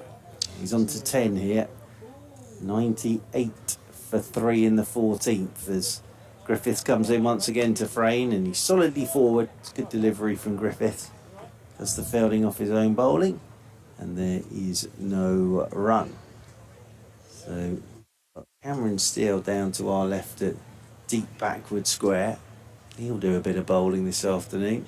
Although the rate we're going, Rory Burns might not get to his options as Frayne settles over his bat once more. Griffiths comes over the wicket to Frayne, and Frayne forward, outside edge, flies off down towards third man. Will just be a single down there to Yusuf Majid, and they'll pick up 1 more. So that's 14 overs gone, and 99 apologies for 3. Actually got out of that over quite well with 2 no balls. It only went for 12. It could have gone for a lot more, couldn't it, for Luke Griffiths? So now we're seeing Vince Ogden, who's doing the 13th man duties, running out to get the helmet off Josh Blake. So we're getting a change in bowling, and I think Conor McCur's coming back into the attack. So with the no balls, if you bowl a no ball off a free hit ball, does it still count as 2 runs as well? As it does? Yeah, it just carries on, really. You could go on indefinitely if you get bowling them. You couldn't, because you'd reach your victory target eventually, wouldn't it? Well, I don't know, not if you were batting first. Oh, well, that's true. Be a long old game. Would be a long day, that. Yeah, especially when you've got to drive back to Elf tonight. Oh, where are you driving back to? You don't know. Back to Essex tonight. Oh. Yes. Nice. So your M1 or A1, I'm not quite sure which one it'll be. Your little mini holiday's over then. The mini holiday. The Millie, as I like to call it, sojourn. Yeah. David. So it's Conor McCur bowls, and that's eased off the back foot, and diving stop. It's been a lovely trip actually. Welbeck, lovely, and It's been great to come to York as well, and it is a gorgeous ground this. I went for a little stroll during the interval, and it's a lovely setup here. It really is. So where's your good lady today? Having a wander around York. I thought she did that yesterday. Yes, she did, but she's doing it without me today, enjoying it far more, I'm sure. Sure she isn't. No, I'm sure she is. McCurr bowls, and that's eased just off his hip for a single. That brings up the Yorkshire 100. That's the applause that you can hear. Will Frame moves to 12. Getting a break from hearing about Hashim Amla's 32 not out of 280 odd balls. Talked her through every delivery of that yesterday. My thoughts on them folks and the England keeping role. Does she like her cricket? Is she? She's come to a few games now. I think she's sort of enjoying. I think she enjoys the atmosphere, which is actually on a serious point. You know, the cricket's great, but I think it's the atmosphere as well. McCurr bowls, and that's short and swung around fine, and a diving stop down there. Excellent bit of fielding, in fact, but then falls over as they come back for two. Is that out in the Amar distance? Birdie, that was. That's it.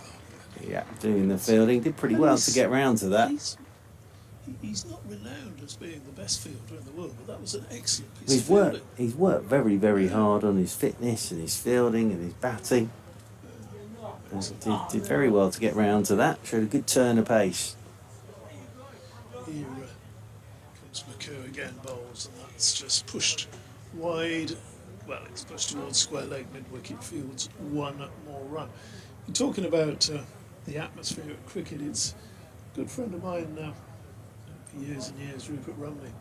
He says, I've name-checked him because it's his saying. He says that cricket, he said the way to introduce somebody to cricket is to explain that it gives a focus to an afternoon in the park. Yes, it was a nice way to look at it.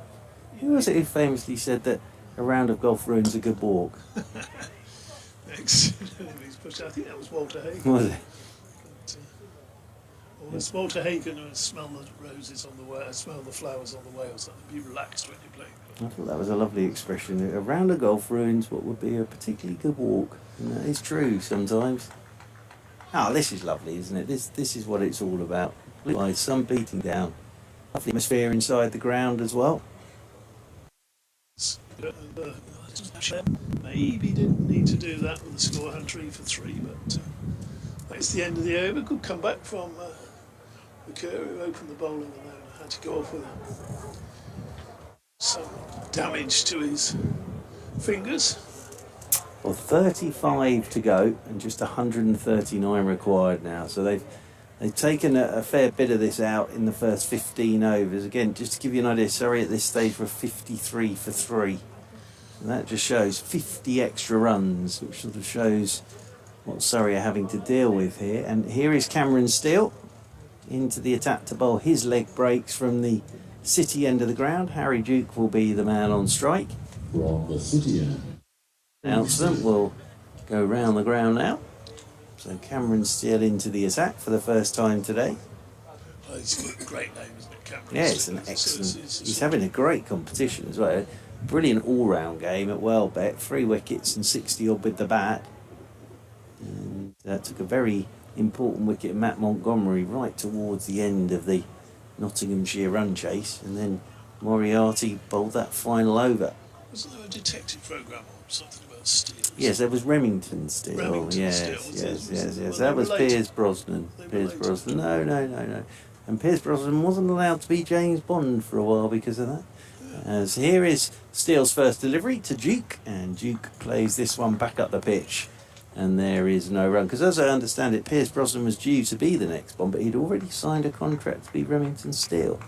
Hence Timothy Dalton getting the nod.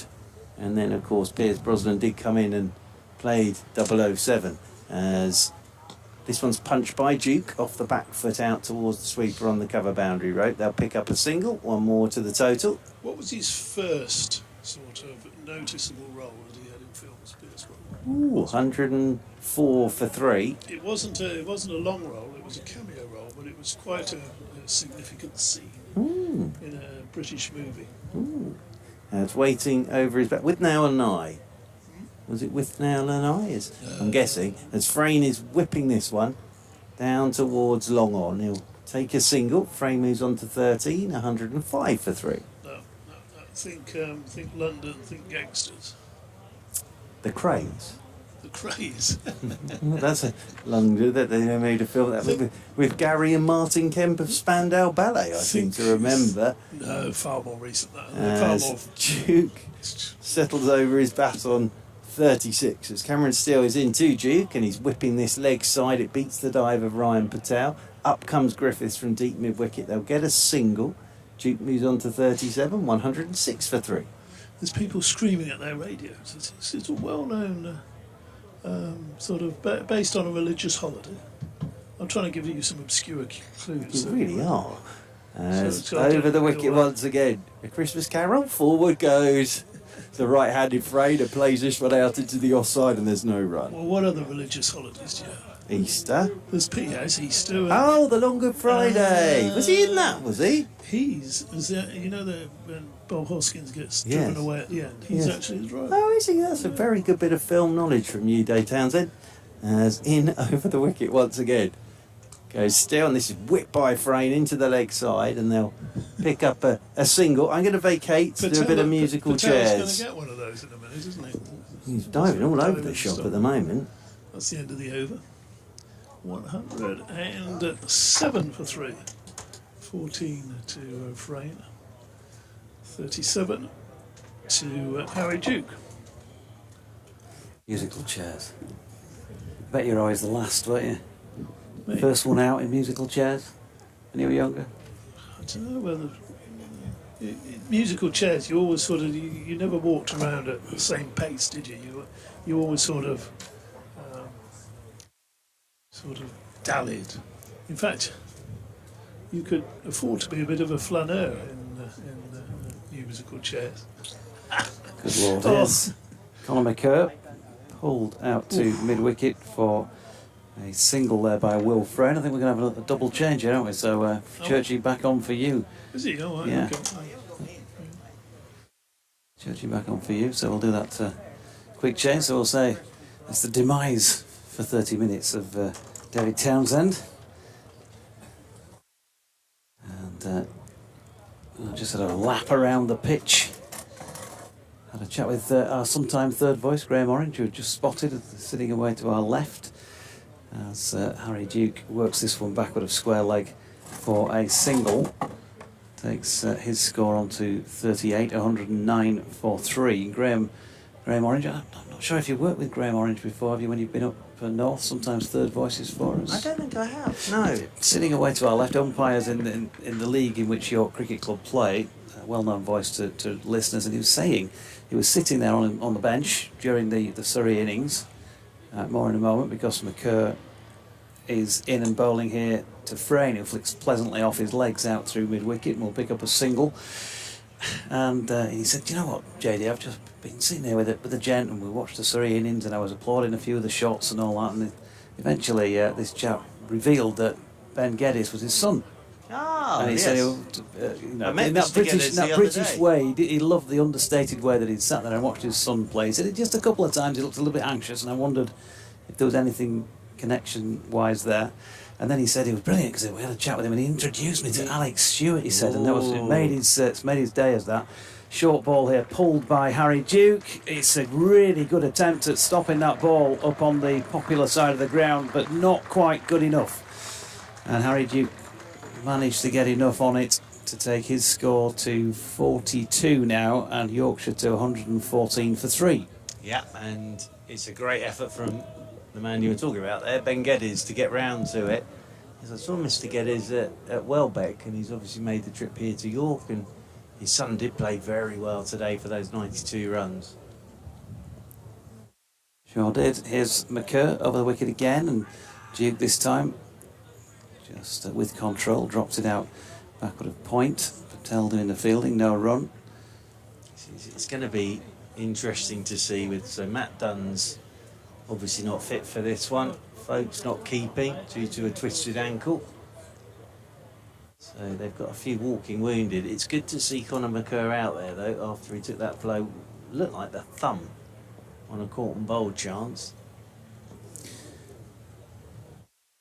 So McCurr again, and that's dropped square on the leg side by Duke to complete that over at 114 for 3. Also had a word with Bats, with Gareth Batty, just bumped into him on the staircase in the clubhouse there. Good to hear that George and Rosemary and Jeremy are all fine, and the family and all of that. And he's just saying that, I said, what do you think score-wise? And he said, well, even when it was jagging around, we thought it was a 300 pitch. So read into that what you will with 241 on the board. Well, obviously not what they wanted. I thought with the ball dragging around they did pretty well to get up to their 241. Surrey. But at the moment, Yorkshire is sort of going about this very positively. Yes, they've lost 3 wickets, but they only need another 128. And we're in the 18th over. So plenty of overs left, not too many runs needed. And Will Frayne on strike on 16 as Cameron Steele comes over the wicket to him, and Frayne is forward. And playing this one back up the pitch. And the fielding's done by Cameron Steele off his own bowling. And there is no run. Frayne waits again over his bat on 16 as in over the wicket comes Cameron Steele, and this one's whipped into the leg side by Frayne down to long on. They'll take a single. And that moves Frayne on to 17. 115 for 3. Back onto strike comes Harry Duke, who's played some lovely shots so far. Harry Duke opening the innings for the Vikings. Cameron Steele just waiting after a few words from his captain Rory Burns, who's in there at short mid-wicket, as Steele is in and Duke is forward, and they'll pick up a single as he works this to the right of Burns. Sensibly played again by Harry Duke. He moves on to 43. 116 for 3. I was saying to Dave Townsend that if Yorkshire could get these runs fairly quickly, it doesn't do your net run rate any harm at all, and that at the end of a competition could be important for qualification. As Frayne is forward, plays this one suspiciously off the pitch out into the offside, and there is Ryan Patel doing the fielding in there at short extra cover. As in over the wicket goes Steele again, and this is punched off the back foot down towards Dan Moriarty, who does the fielding, whips the ball in over the top of the stumps again. There's no run. Yeah, they suffered, Churchy, in the T20 competition this year through a really poor net run rate because they got absolutely annihilated. Frayne forward to this one, and there's no run. One of the matches at Chesterfield, that was it. Absolutely a record low score, record defeat. And just one match like that can really set you back in a competition like this. It certainly can, and you know, it's almost worth an extra point when you get to that sort of tie-break situation if you do. And sometimes net run rate does slip you into the knockout stages. So if you've got an opportunity to sort of get it up towards a solid number, then it's a good idea to take it if you can, and maybe that's a little bit of the thinking here from Yorkshire this afternoon. It's not a huge total to be going after against the Surrey team that's short of a few bowlers in this one in terms of the quicks. Here's one of them, Conor McCurr. A short ball, well played. Harry Duke has timed that nicely. There is a man though posted, well positioned as well out there in the deep to do the fielding. That's Amar Verdi. And so just the single on another day, that might have been boundary bound. 44 now to Harry Duke, 117 for the loss of 3 wickets. Frayne back on strike. Wasn't sure whether Will Frayne would get another opportunity today, but he'll be delighted that he has. And a chance to showcase his abilities, and he's flicked one off his legs backward of square. They're going to come back for a second here, and they've had to get the hurry up on, but managed to get there comfortably in the end. Yeah, it was good running. Absolutely hammered the first. Verdi had a bit of a way to come round to his left and then got safely back for the second. It was never in doubt really that Frame was always coming back for 2 there. It's been a good competition for this pair, batting together. They've opened the batting, in fact, in the past in this comp. So they know each other's games well. Frame's got underneath one here. I think he might get lucky. He has. It's dropped almost equidistantly between 3 converging fielders, and he's going to get 1 run leading edge. Ballooned that up into the air through straight mid-wicket, so he's had a bit of luck on his side. That takes him to 20. 120 for 3. Yorkshire needing a further 122 to win. Yeah, Moriarty going back from mid-on. Going back from mid-wicket was Sibley, and Geddes was coming in off the boundary rope, and it's landed perfectly in between all 3 of them. And Frame's picked up a single. From this rugby ground end, in and bowling to Duke, who drops that out to point. No run, as I say, play well together. Not sure Will Frame's best position's been pegged in recent seasons. Probably better for me when there's pace on the ball going in up top, when you've got the fielding restrictions, and he can do some damage. Came in the other day when it was spin twins on at Essex, and it was succumbed to Simon Harmer, pushed one back at him for just a couple of runs.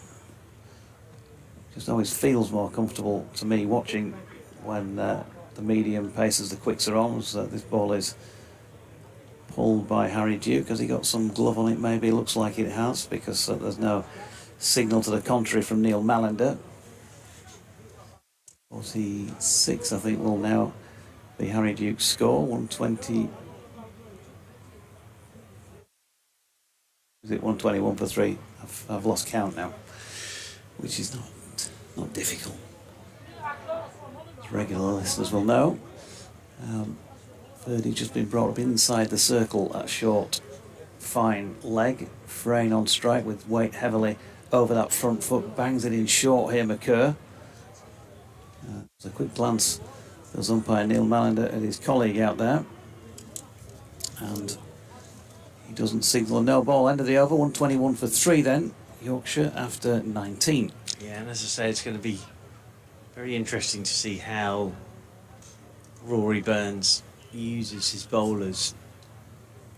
He's going to continue with Cameron Steele, who bowled a very tidy last over, and he went for 2 of Cameron Steele. So Duke on 45, Frayne has 20, the 3 to go. Finley Bean, Masood and Hill. It's Cameron Steele to bowl the 20th over of this Yorkshire run chase. And 4 goes Duke, pushes it away into the offside. Ryan Patel comes around to his left to do the fielding. And there is no run. Settles himself over his bat once again, does Duke, as Steele's into him. He drives again, nice looking shot, but straight into Ryan Patel in there at short extra cover. People are moving a little slower down below us now. I think it's that time of the afternoon. Been out in the sun all day, possibly a couple of drinks. Cameron Steele's in once more, and Duke just turns this one into the leg side. We'll get a single here out towards Griffiths. A deep backward square. Duke moves on to 46. 122 for 3. Back onto strike comes Will Frayne. A couple of members of the ground staff heading off to get drinks, I think. Saw them wandering along with 6 big glasses of fizzy drink earlier as Frayne's down the pitch. Now this is skewed off a thicker outside edge. He was looking to go down towards long on. It's gone over the top of Amar Verdi, and he'll pick up 2. So not where Frayne was intending to hit that at all. But he picks up 2 more. He's on to 22. Yorkshire move on to 124 for 3. Their target, just a reminder, is 242. After Surrey were all out for 241 as Frayne goes forward. Pushes this one from Steele out into the offside. Ryan Patel doing the fielding on this occasion. Lots of people sat down to our left in front of the wall that keeps the garden at bay. As sweeping here is Frayne, and straight down to short fine leg, Conor McCurr doing the fielding. There at short fine, of course he's He's got that bruised thumb or hand from when he was bowling, but he does pretty well there. That's the end of the over, 20 gone, just 3 off it, so tidy stuff again from Cameron Still. In pursuit of 240, 124 for 3 with 30 overs remaining and just another 118 required. So run rate isn't even an issue for the Vikings at the moment. It's going to be Conor McCurr to continue. 6 overs, no maidens, 1 for 38 to his name so far. Short ball. Harry Duke is trying to get that somewhere opposite us to the popular side of the ground, probably between deep backward square and fine leg, and ended up toe-ending it to mid-on. I think it's Dan Moriarty who did the fielding. It's obviously a tactic this from Surrey to Duke and Frayne to get Conor McCurr going short at them. Became the sort of fashion of the Ashes, didn't it, to bowl short for a while. Getting up here as McCurr's in again, and Duke this time with respect drops it out into the offside. Rory Burns coming in to do the fielding. Very solid looking defensive shot that, wasn't it? Yeah, been out there a long time, as you know, Harry Duke, and so he should be, by rights, seeing it well. He'll want to capitalise on this opportunity. He was disgusted with himself the other day for just stepping too far across to try and play a scoop over his shoulder. He went for 42, so he got a good start there, and he's got the same here, and flicks this one off his legs out to deep backward square for a single. Looks very organised. Harry Duke. He's just a good lad. You know, when you get to know the lad, you kind of want him to do well, don't you? It's the same for you, following the boys around, and you get those little chats with him on the air, you get those chats with him off the air, you get to know the game. Sometimes you go through it with him sometimes when things are not going so well for them. Harry Duke's had his ups and downs since he came into the side. But yeah, real genuine lad. There's McCurr to another one of those in Will Frayne, who's received a short ball, and he plays the pull shot well. And having got away with a leading edge in the previous over, this time he plays that, as you'd expect, right over the top of it, gets a single out to the sweeping Geddes. Yeah, it's definitely a tactic here though. Conor McCurr keeps piling in with the short ball to both Duke and Frayne. Comes again then Conor McCurr, past umpire Neil Mellender, and bowls it now short of length again, and Duke has pulled once more. More of a short arm jab of a pull really, didn't really go through with the shot, which is probably just as well because Geddes is lurking out there, and he has to sweep it up for a single. I mentioned Alex Stewart, and what Graham Orange was telling me, he also added that when Alec had come round and Ben's dad, whatever his first name is, had introduced them both.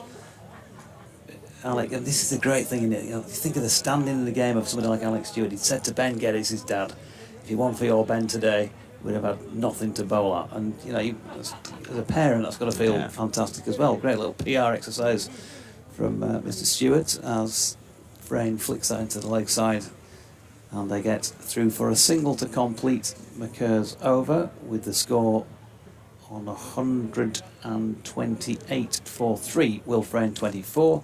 And Harry Duke twice as many. Well, he did bat extremely well, Ben Geddes. He certainly added a bit to his game in terms of power. He hit some very strong shots today. A couple of really big sixes. The one that sort of stands out was the one into the garden away to our left-hand side over the wall. It was, in the conditions, it was a terrific innings. It really was. It's Cameron Still to bowl the 22nd over, coming into Frayne. Short, and it's pushed away by Frayne out through the offside to Ben Geddes, who's sweeping out there on the cover boundary rope, so that will be one more to the total.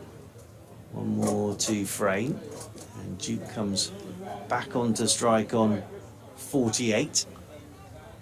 129 for 3 now, the Vikings, as Cameron Still comes over the wicket to Duke, and Duke turns this one into the leg side. That runs out there towards deep backward square. They'll pick up a single. Griffiths does the fielding, One more to the total. Duke's on to 49, 130 for 3, and the ripple of applause is for the 50 partnership between these two. James Green has tweeted in, sorry to cut in there, but he's accused DT of common sense. As forward goes Frayne and plays this one back up the pitch, and Steele does the fielding off his own bowling, and there's no run. DT and common sense, not two things that you and I have really known to go alongside each other in the same sentence, Churchill. He knows his cricket, DT. He does know his cricket. He doesn't know much else, but he does know his cricket. As waiting is Frayne, as over the wicket comes Steele, and Frayne is forward and turns this one into the leg side. Rory Burns does the fielding in there, so it's just another 112 required by the Vikings. They've definitely had the better of the conditions today, because it's glorious now, isn't it? Beautiful afternoon here in York, as sweeping is Frayne. That's nicely controlled, and that's away for 4. Very controlled sweep shot that from Frayne, because he played one in the last over where he hit Conor McCurr at short fine. He's taken that a bit earlier and got it a bit squarer. That has whistled off to the boundary rope. Frayne's on to 29, and Yorkshire move on to 134 for 3. Yeah, nicely played. What do we call it now? Do we call it X now?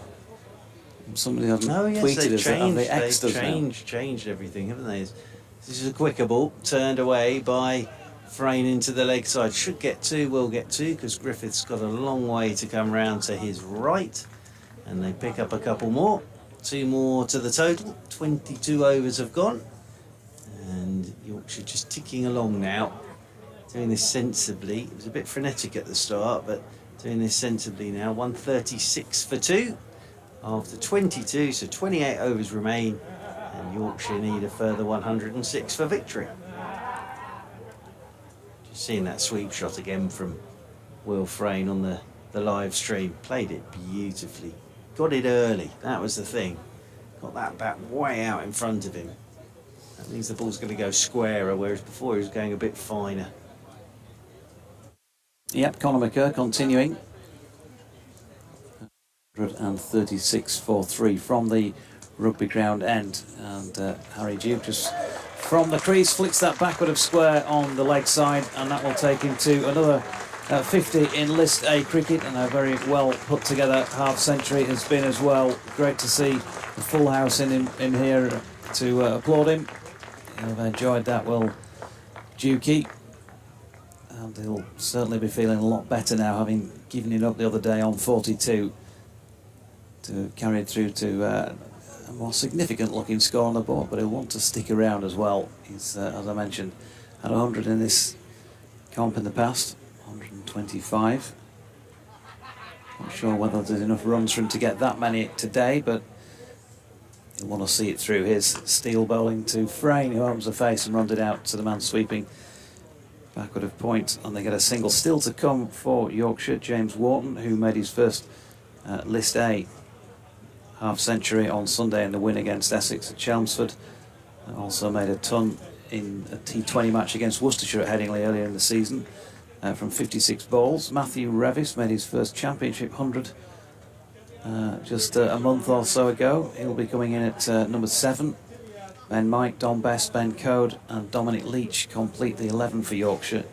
And it's not a bad tale, as if they need it, that is, of course, as this is a short ball from McCurr. Duke, to be fair to him, when he's tried to play the pull shot, he's never gone at it too hard, Churchy, has he? He's tried to play it with some control, so even if he mistimes it, he's probably liable to drop short of the field. He's rolled his wrists, yeah. Not everything. He's not trying to go over the top, he's just trying to get on top of it.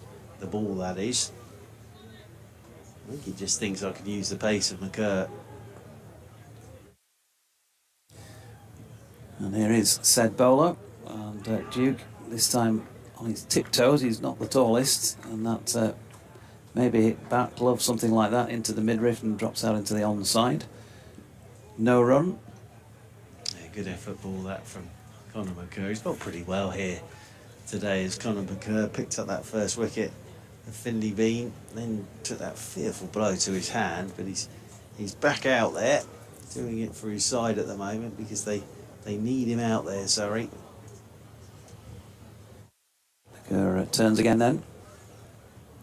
And he comes once more and drops it into the offside. Here comes Rory Burns. That does the clean up. Now Rory Patchinellworth, 58 since that third wicket fell. George Hill out the last ball of the 12th over. He made 30 from 25 deliveries in a partnership for that third wicket that was worth 51.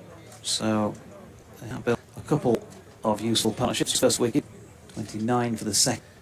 Here's McCurr in again, and Duke once again. Rory, he says, was helping it on its way around the corner to Geddes, who's still out there sweeping in the deep, and they've picked up one from the final ball of the over, meaning Duke will retain the strike on 51, and Yorkshire are 139 for 3. It's always a good impression of how pace is going when you look at where the opposition were, and at stage 95, Surrey. So it shows how far ahead. And Conor McCurr, I think, is struggling here. He's just got a drink brought out to him. It's his bowling hand, I think. And it looks as if the way he's holding it, it looks as if it's sort of that thumb area. Very painful. If it hits that sort of bit just under your thumb, can be very, very painful. He's carrying on out there for his team at the moment. He's just having a chat with the physio. Paul Steele, he's been busy as well. He's been folks with his twisted thumb with his leg injury.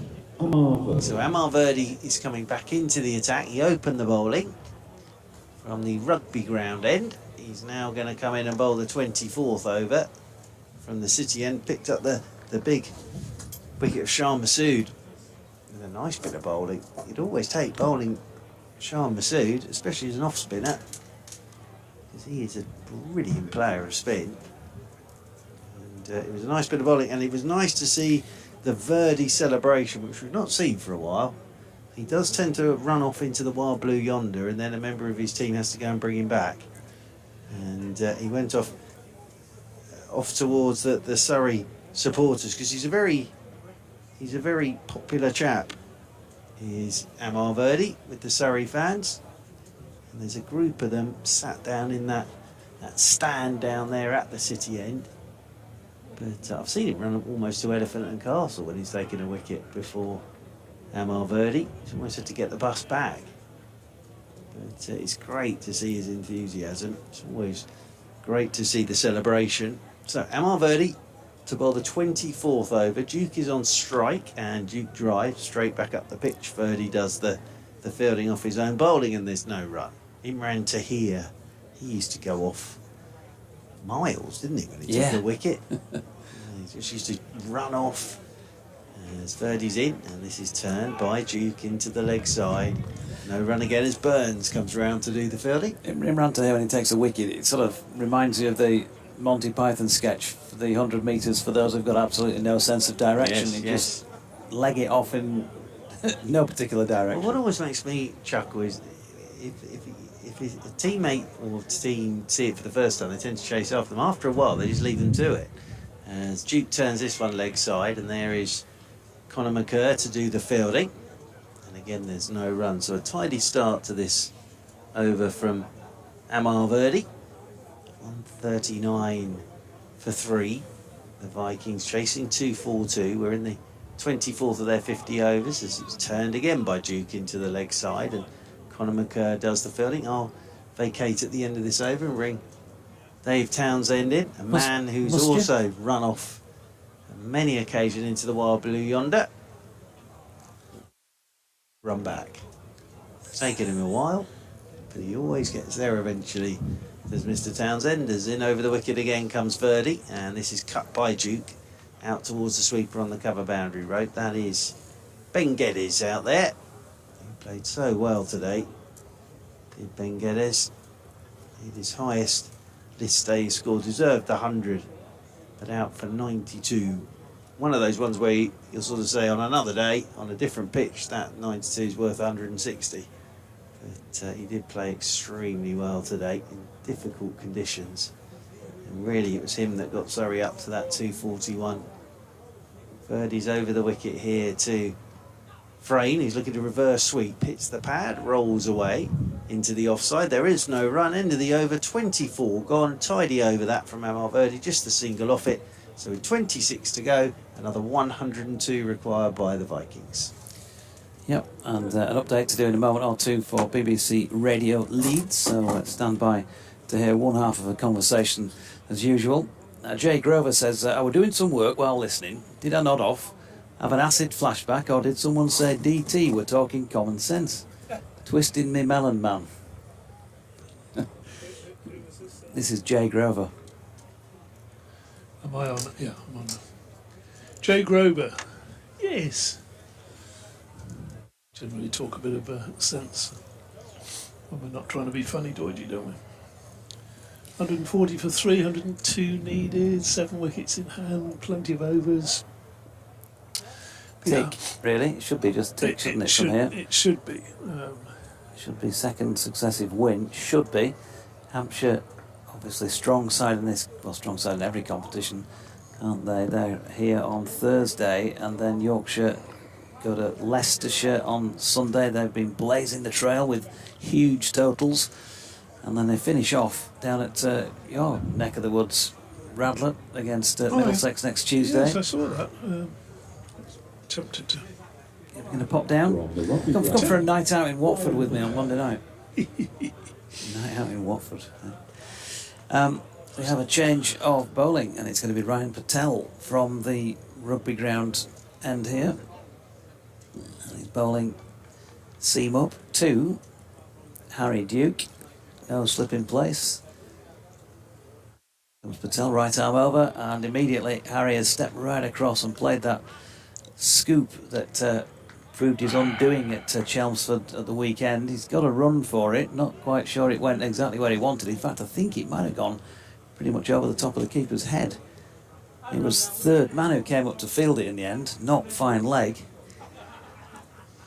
Yes, It's hard from this angle to tell exactly, but it might have gone sort of straight behind rather than anywhere else. I mean, if you can get it straight behind, obviously it's a good shot.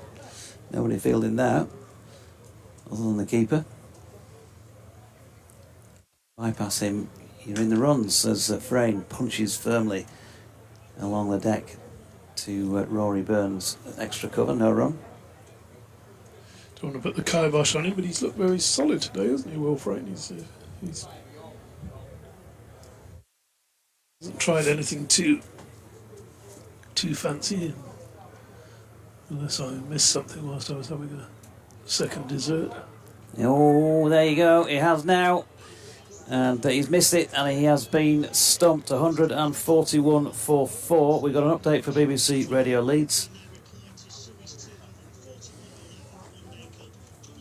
Yeah, Yorkshire, you're just joining me as Will Frayne walks off, having just lost his wicket, stumped off the bowling of Ryan Patel, who's just come on for the first time in the match at the rugby ground end in the 25th over, so almost the halfway point of this Yorkshire innings. A reminder, they are needing 242 to win the match at the outset of their innings, and they are 141 for 4, so a further 101 runs required. Finley Bean out for 10, Chandler Sue went for 11, trying to play an expansive shot and was bowled by Amar Verdi.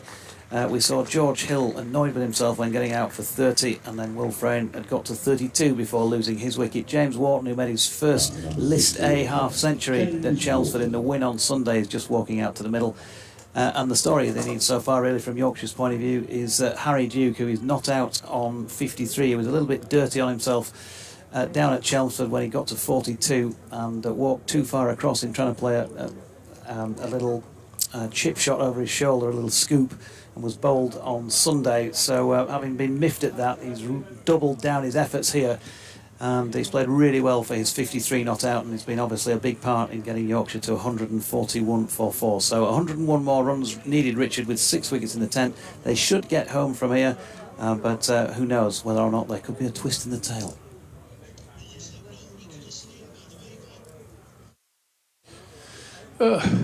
One to play back, I think, on the replay, Doidgy. Frayne looking very solid. Yeah, you did it again, haven't you? Patel then to Wharton. I did say I didn't want to put the kibosh on him because, but he, it was a senseless shot. What was that? Yeah, didn't need to do it, did he? No. Didn't need to do it. Just ticking along nicely, 32 from 38. and he's used his feet, was beaten all ends up. Funnily enough, actually, had he tried to get back quickly, as Wharton punches this latest Patel delivery back to the bowler, no run, had he actually tried to get back quickly, he might have gone in, because there seemed to be an age between him missing the ball and the bail's been removed. Yeah. Keeper might have just been teasing him. It may have been, that is potentially very true. Here's Patel once again, right arm over, and Wharton steps back and cuts, and he's played that very nicely indeed, and we'll get 4. Backward of point, just open the face, straight out of the middle of the bat, and just using the pace of the ball as he got himself off the mark. And Yorkshire, at the end of the 25th over, and therefore the halfway point of their innings, are 145 for 4, needing a further 97 to win. Yeah, so in a very, very strong position, as you can possibly know, as our effects might. The combination of the sun and a few amber nectars is starting to raise. We mentioned this morning, didn't we, that the crowd were rather subdued, and there's a murmur, and we're now getting the mid-afternoon, rise in volume as Verdi bowls, and reverse sweep there by Duke, and he got away for 4 runs. So you're just checking that it was going to get past the fielder inside the circle, and once it did, it was away very quickly down to the third man. He loves to get away the reverse sweep. It's a bit like when you're picking your favourite chocolate bar with Dukey. It's just that way. He really wants to play it if he gets the opportunity, and generally speaking, he does play it really well, and he nailed that one. Next delivery is just helped really ease down to long on for singles. So he goes to 58, 100 and 150 for 4. Talked about it quite a lot, DT, probably when you're on as well as when you're not, and he's clearly not the biggest, strongest, physical athlete, so he relies on other ways, timing, running between the wickets, turning the scoreboard over, and then just a couple of improvisations. Doesn't go mad. Reverse sweep and the scoop shot tend to be the two. Early bowls to Wharton, who's forward defensive, very correct, very watchful over that defensive shot. Yeah, the smaller players, they're often very good at deflecting, aren't they, nudging. Next ball doesn't give you much time to talk, does he, Verdi? It's whipped up to mid-on, no run there, so 150 for 4. Just started the second half of this Yorkshire innings. Verdi bowls again, and Wharton is out. He's tried to force that one off the back foot. He's gone back, ball wasn't really short enough for that shot. He's tried to pull that one wide of mid-on. A good diving catch there to mid-on by Dom Sibley. Diving forward and taking it low. And, what should have been a couple of overs ago, Doity, a cake in the park, is now going to be a little bit... cake in the park? James wasn't once called by That's it. With the English what we've been talking today, that's an interesting new phrase that you've introduced into our glorious language. It was one that cake in the park. My good friend Ebony Rainford Brent, a good friend of Surrey's, of course, once came out with on commentary. She said it should be a cake in the park from here, and I thought, well, that's rather nice actually, shouldn't it? Obviously it's a combination of a piece of cake and a walk in the park, but a piece of cake and a walk in the park. Why not? I've got to say there though, it's a very good catch by Dom Sibley. It was a good catch, but a very, very brainless shot. Yeah, I would totally agree with that. 4 off 6 for James Wharton. He's just seen a wicket go down, and again, I think we said at the time, Will Frayne didn't really need to be playing that shot either. They've built a really good partnership of 61 between them. They've worked hard. And it sometimes happens, doesn't it? You've got that hold over the opposition. You let it go by something, young players like that. Young players. Yeah, and so 2 quick wickets, and now Surrey will just be thinking, you know what, 92 needed here. We're getting down to the lower middle. First delivery to the new batsman, played up to mid-on. It's the end of very good over from Verdi. Well, say good over. Ben Mike, of course, no mug with the bat coming in at number 7, and doesn't have to do a lot. That's what we've been saying since the start of this innings. The pitch has eased. Still, little bit of encouragement there for the bowlers, but if the batsmen just stand up, play straight, strike it through the V's, hit the odd bad ball. Oh well. So, the introduction of Ryan Patel brought a wicket, and he's been taken out of the attack. So maybe he's done his job, or done his job at least for now. Maybe there's a change of ends, who knows? But what we do know is that Cameron Steele is coming back on, and having bowled his previous spell at the City end, he's now coming on at the Rugby ground end. He's bowling here to Harry Duke, who is set on 58, and he's now got a big job to do to carry Yorkshire home from here. He's helped very much to create this opportunity for them. He pulled his first ball straight, and it was Rory Burns who fielded it.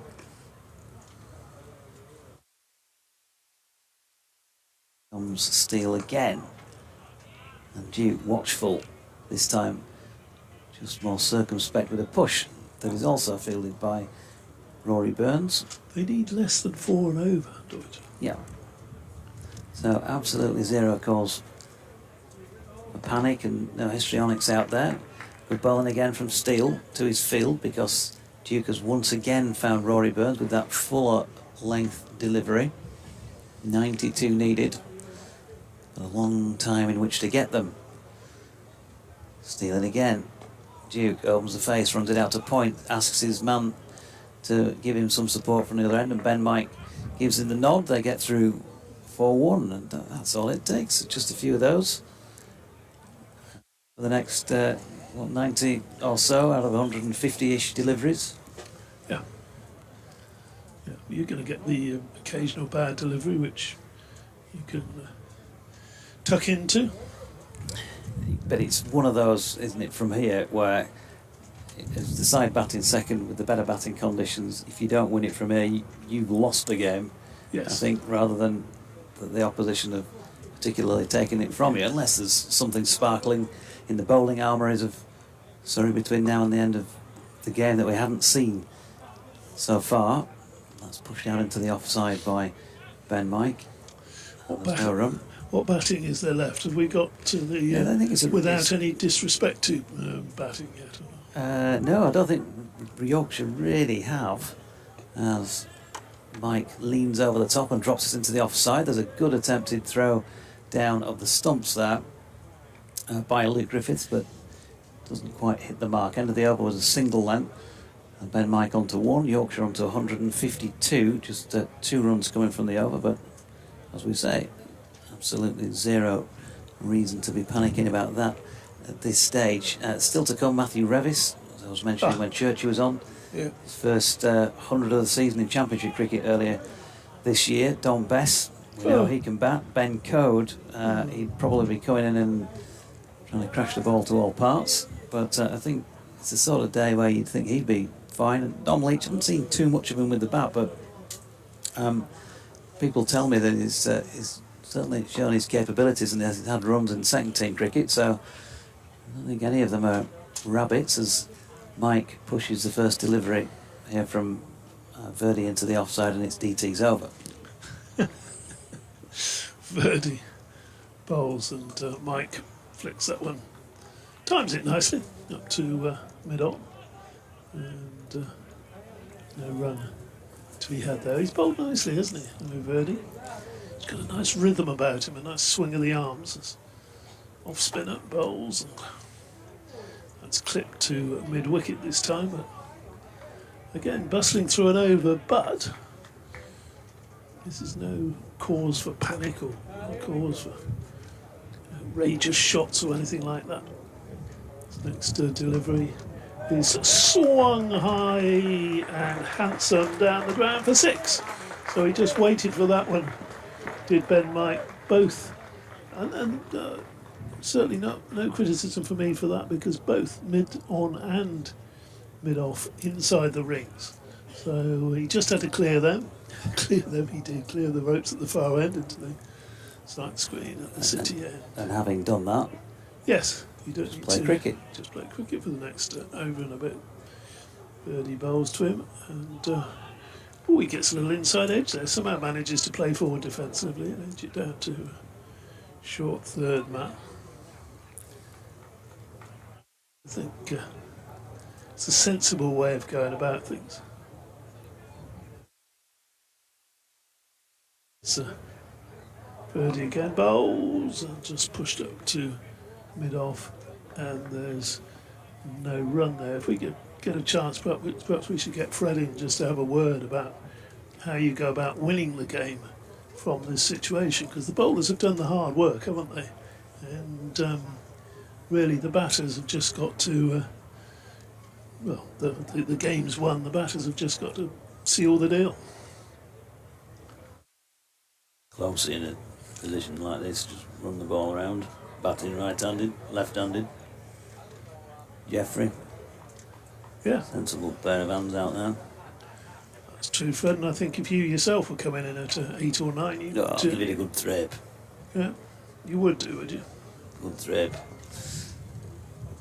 Cow corner under me. As Steele is in, Harry Duke is pushing firmly at this one. Gets in a bit of a tangle. I think he might have been inside edge on to pad out into the offside. No run. Didn't Fred very nearly get 100 once in a test match? It's New Zealand or somewhere down in New Zealand. I just imagine him that. Couldn't confirm or deny as Duke flicks that square on the leg side and there's no run. If I were Surrey, I'd have Alec Bedson, Jeff Arnold out there banging it in. Almost bowlers. Wonderful. Yeah.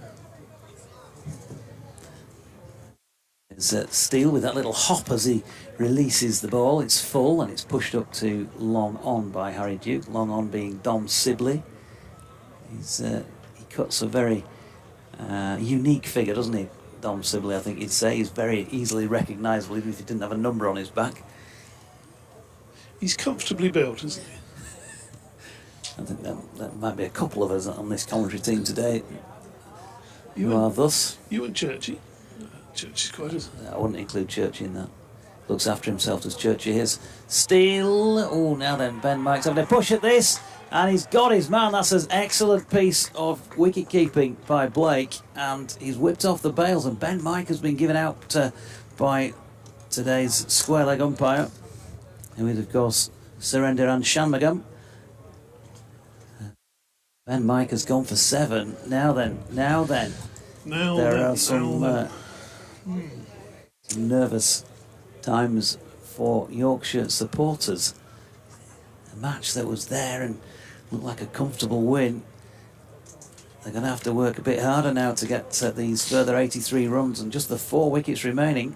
Matthew Revis makes his way out to the middle at 159 for 6. Yep. He's sort of shaking his head, is Ben Mike, there, because he's... Starting number 8 for Yorkshire, Matthew Revis.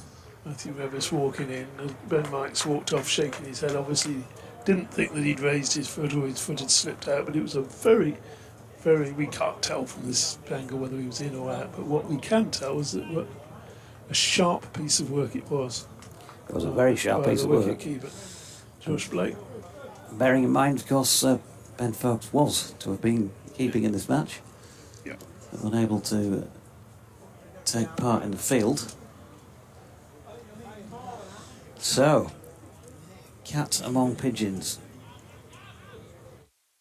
What was the score when the third wicket went down, Georgie? Third wicket went down at 80.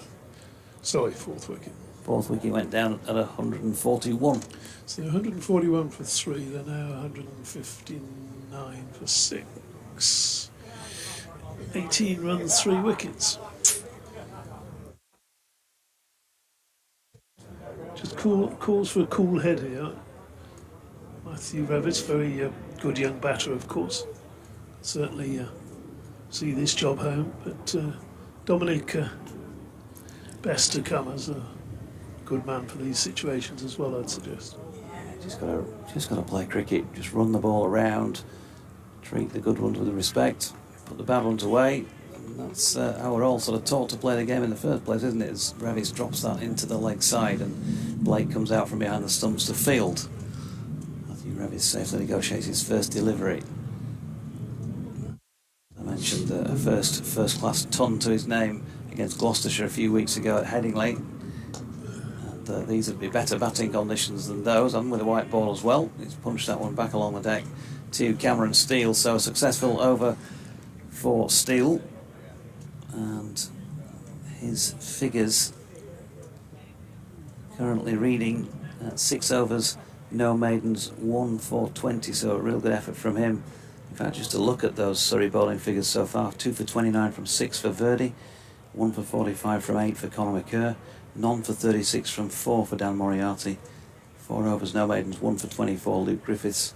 You've heard Steels and Patel, 1 over, 1 for 5. Here's Verdi. Verdi from the City End bowls, and Duke defends. Needs to keep his sensible hat on now, does Harry Duke.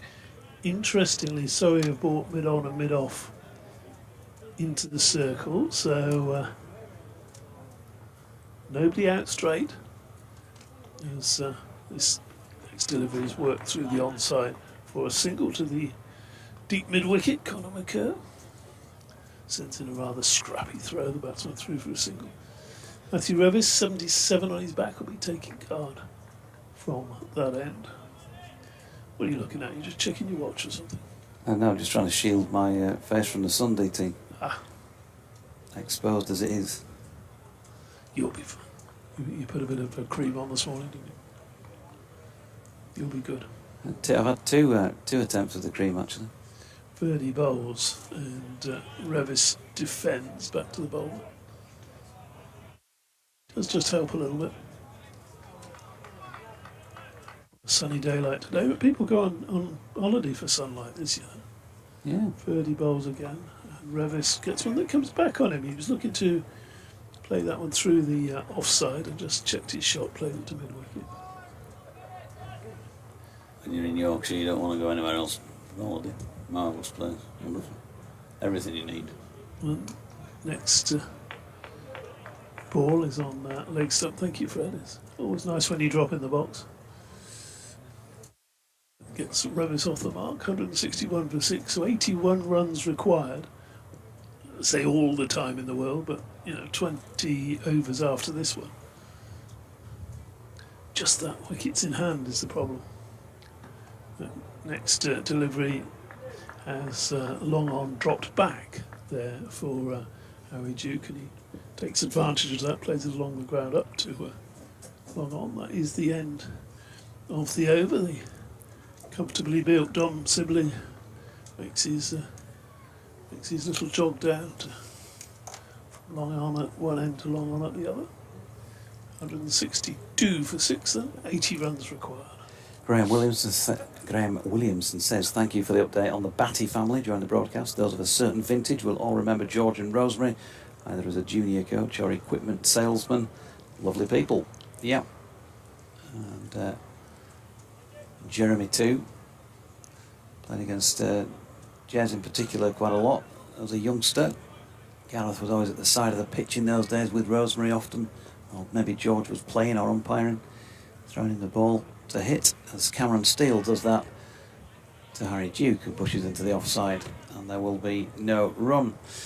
Martin Rowe says, I'll persevere, Jonathan, even though I may be talking to myself. Stevie Wonder must be doing the subtitles on the live Yorkshire tube stream. Our YouTube stream so funny. I think it's just voice recognition, I would imagine, Martin, rather than anybody tapping away at any keyboard, as Harry Duke cuts that away out into the offside, and there is a single. I'd say it's the same. I've got one of those things on the phone where you can, when you're driving, so that you don't pick up your phone and send a text, you can actually dictate it verbally. But the stuff it comes out with after you've said something perfectly simple, it's just unbelievable. As Revis has pushed that into the follow-through of Cameron Steele, and therefore no run.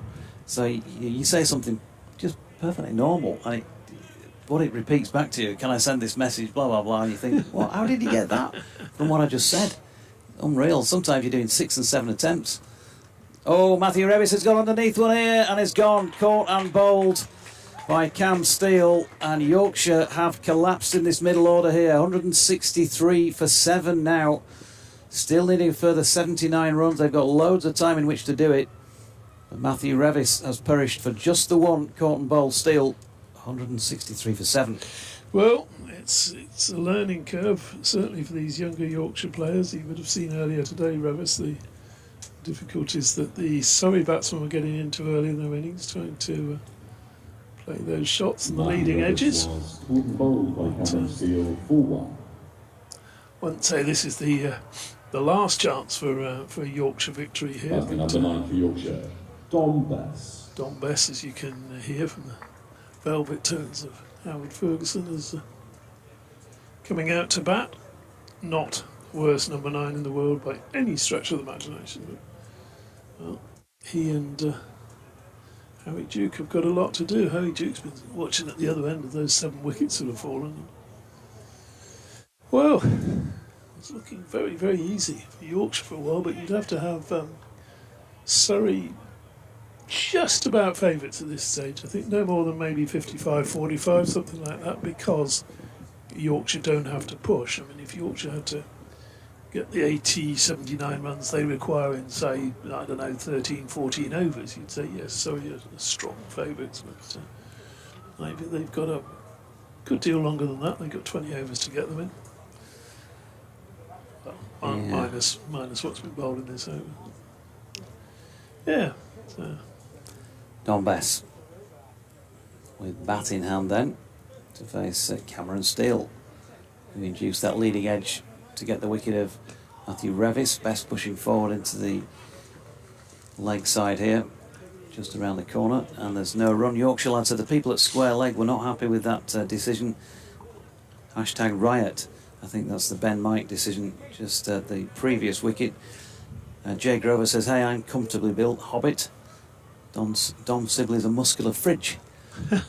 Stealing again, nicely played by Bess. He does play the cut shot well, and he might pick up 4, he does, to get off the mark. So 4 to him, 167 for 7 will be the score at the end of that 31st over.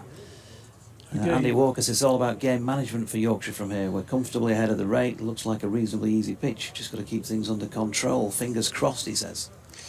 Yep. Kind of disagree with any of that, Andy, but it's again, it's a young, inexperienced side, and they'll learn from, win or lose. They'll learn from this. Particularly somebody like Harry Duke, who's been in there from the start, 63 not out. Just needs to really get this home, and if he could get it home, then that brings on overall by a couple of notches, doesn't it? It'll be a hurdle for him mentally. But he bowls to driven that one firm, extra or 2 runs. Just get a hand on that perhaps, and take a bit of the pace off it when he gets 2 runs. No, Russ Walker. 65. Russ Walker says nervous times. You bet it is. Tyke's not thinking straight. Just walk the runs in. Livid. Yes. I think you and I are trying to stay a little bit, what's the word, neutral. Next delivery is played defensively. But it's to lose 4 wickets as quickly as that when you're in such a strong position on a pitch that's not really doing that much. The next delivery has Duke back playing up to mid-wicket. 73 further runs required. Deutsch has had enough. He's making his way off to find a dark room to lie down, I think. And next delivery turned to square leg. No run to be had there. I'll let Churchy back in. He'll be certainly a lot chirpier than he was the last time he was on, because Well, I'm utterly bemused by what I'm watching, David. Yes, I don't think you're the only one. That next delivery from Verdi is just defended. I'm just to the onside. The Yorkshire sort of completely ground to a halt in the last overs after looking like they were going for it quickly at the start, and they've just lost regular wickets, and Surrey are right in this now. Verdi, that's down around the corner. Sort of almost to reverse. Does that work? He just held the bat and just a glance through slip for a couple of runs. Sensible batting by Harry Duke. He moves on to 67. Don Bess, a good man to have out there at this stage. Yeah, good player, Don Bess. If I was Harry Duke, I would be stood there wondering what on earth is going on, though, because he's played really well for this 67. But Surrey are in this, and Surrey have bowled nicely. With what they've got at their disposal, they've bowled really, really well. But sort of... Forget the overs, at least for now. Well, they just need those 3 wickets. It's just been a very... I get a slip in it. It's been a very strange run chase, this. 171 for 7. As I say, Surrey are in the game now. There'll be a few nerves about the place. As Cameron Steele to bowl the 32nd over to Don Bess, and Bess is on the back foot, just pushing this one down towards Amar Verdi, who's in there at backward point, and there is no run. Of course, if Surrey could pick up Duke now, they would be cocker. Well, I think the marginally favourites at this stage, but pick up Duke and it's... Steele to Bess, who's swinging him off top edge, really, but it's gone a long way, and it's gone straight over the bowler's head for 6. I'm not sure that's come out the middle of Mr. Bess's bat, but he's got enough on it to get it away for 6. It's landed on somebody in the... Yes, and I think we may need some medical assistance there, because it sort of sent everybody the wrong way, and it went straight up in the air, I think off a toppish edge as much as middle of the bat, but it's gone for 6, and there is a little bit of concern for whoever that person in the crowd is. I think Dom Sibley's sort of saying, one of the physios has gone over, I think Dom Sibley's saying might need another physio. It's always the danger at outgrounds, because the crowd are very, very close to the action, and it soared away into the crowd. As I say, I think it was more edgy than middly, but the St John's ambulance are now making their way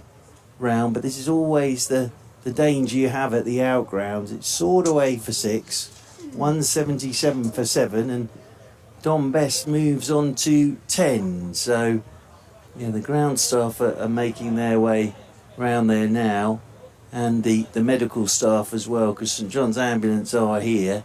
There's obviously concern there, because a couple of the Surrey players went down, and Dom Sibley called for assistance as well. So we may have to just wait here for a few moments, because obviously that ball soared high into the air and has struck a member of the crowd, sadly. And the St John's ambulance are over there. And I suppose the other thing we've got here is it's right behind the bowler's arm as well. So if there is medical attention that needs to be had, they can't rush this at the moment. But as I say, it's fairly much behind the bowler's arm. Don Bess is wandering down now to double check. But obviously Don Bess has played the shot. It's not Don Bess's fault at all, this, but he's just wandering down to have a check. But it went straight up in the air. It went straight down the ground for 6. And I think it struck a member of the public. So Don Bess has just gone down to have a check and probably apologise, not that he needs to, Don Bess.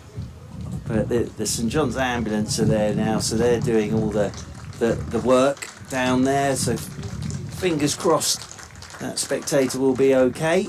And Don Bess is making his way back to the middle now. But there was obvious concern there straight away, and 6 more to the total, 177 for 7. And I think the gentleman it struck is now going through a little bit of a concussion type protocol now, just to make sure he's okay. And he's on his feet anyway, which is a good sign. And I think we can continue with the game, but that's a good sign. That gentleman's on his feet. He's going through a concussion type protocol, and the game will be able to continue, but they've done that the right way. There was obvious concern there, and I think the St John's ambulance will stay down with that gentleman for the time being, but I think it came straight down and struck him on the head, poor chap. I think the guy who was standing up was actually doing the concussion protocol, and the guys. No, here comes Here comes the gentleman it struck, and the other gentleman was doing the concussion protocol. But he looks okay to me. He looks okay to me. They'll go and check him out. Absolutely, quite rightly. So they were that's doing good news. The finger thing where you touch your nose with your finger and all that business. Well, that's good news. He looks okay. He's doing that fine as well. So that is good. So we can continue with the game. 177 for 7. And Cameron Steele it will be to continue. Coming in over the wicket to Don Bess, and Bess is sweeping off his stumps. I think it's hit the pad. It's running away down towards fine leg. Majid is giving chase, does well, slides, gets it inside the rope. Duke will come back for the third. Just keeping an eye on umpire manager. No, a bit of bat on that from Don Bess. So a little bit of impetus here from Don Bess, and he'll move on to 13. And Yorkshire moving on to 180 for 7. So just a reminder, we're in the 33rd over. The target is 242 for Yorkshire. Yeah, nice to see him smiling as he walked by there. And I think he was explaining that the sun was in his eyes. That's why you hadn't seen the ball as it dropped. So Cameron Steele spins the ball in his fingers. The right-handed Duke comes on to strike. And Steele comes over the wicket to Duke, and Duke shout for LBW. It's the googly, and umpire Manander has a look and then keeps the hands down in front of him. So that's a nice bit of bowling from Cameron Steele. Duke wanders off towards square leg and then spins the bat in his hands again, and then settles himself down over his bat once more as over the wicket goes Cameron Steele to him, and he's driving thick inside edge this time. That runs away into the leg side, and they will pick up another single. That will be one more to Duke. He's not picked that one, and Duke moves on to 68. It's 181 for 7. Not the most convincing of shots, that one, was it? He was looking to drive it down to long off and ended up squirting it past square leg. It's all interestingly poised, this. 61 more needed as Steele is in, and this is driven by Bess one-handed into the offside. Ryan Patel gets something on it, and it ricochets away to Amar Verdi, and they pick up a single. So another over ticks by, and Bess has just calmed all of this down a touch now from a Yorkshire point of view with Duke. It was chaos out there for a while, and 182 for 7 now they are. 60 required off 17 overs, Dave Townsend. Yeah, which is not a difficult ask in runs per over. If there were 182 for 3 at this stage, you'd be saying, well, I think there'd be people starting to leave the ground, wouldn't they? But definitely the wickets column not in Yorkshire's favour, and there would have been a few hearts in mouths when that appeal went up. Umpire Malander wasn't having anything to do with that. So. Well, Conor McCurr is coming back into the attack. Try and check what overs everybody's got left. I think he's bowled 8, has he? We have a double check of this on the old bowling figures. Yeah, 8 overs, no men's, 1 for 45. So he's got a couple left. Verdi's got a couple left. Moriarty's got 6 left. Griffith's got 6 left. Steele's got 2 left. And, well, Ryan Patel bowled just the 1 over. Did his job as well, took the wicket. Broke that important start.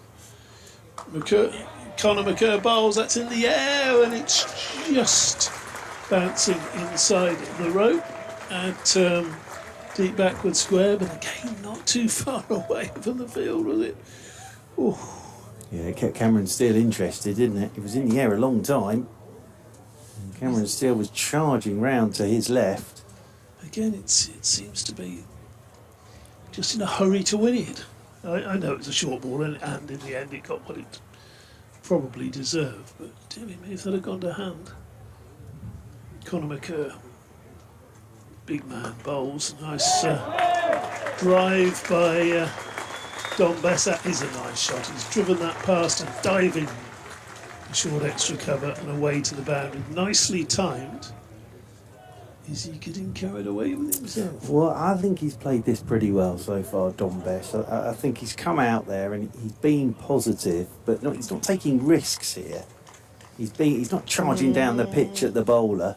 He took a bit of a risk with that 4 that was nearly a 6 and nearly caught. That was not the safest shot in the world. What's he going to do here? Kerr bowls to that's a proper cricket shot. Just plays it to mid-wicket, no run. 190 over 7, so 52 runs required. It was almost as if Yorkshire sort of got off to a quick start and were trying to win it early, then thought, oh, hang on, maybe this isn't the best way to go about it. So then completely dried up but lost wickets. And now I think what Bess is trying to do here is take some of the pressure off Duke as well, because he was the only one scoring any runs for a while there. Well, Bess has gone very quickly to 22, and Duke's on 68. Kerr bowls to Bess, who dabs that down. We can't really call that colour. I suppose it's short third, really, though, isn't it? And fielding inside the ring. One of the two fielders like to.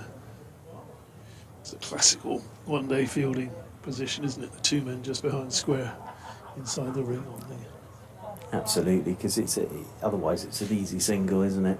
Yes. It's just to stay tight in that position for the run down to third man. Kerr bowls, and there's a little nick, and he's got that away very, very finely. As Don Bess, he's found the boundary to the left of a fairly fine third man anyway, so he's not got much on that. That would have probably been a catch to second slip, would it? Something like that. But there isn't a second slip. So there isn't at this stage. Very safe shot. Well, it is, and this is very good from Don Bess. He's sort of marched out there and has taken this run chase by the scruff of the neck at the moment. Now, if he can keep it going, then Yorkshire will get there, but Surrey will think the way the Yorkshire innings has gone. Next ball is played quietly back to the bowler, so my counting's right, 3 boundaries off that over, 12 runs. And again, the arse comes down, 48 required off 17 overs, 16 overs now.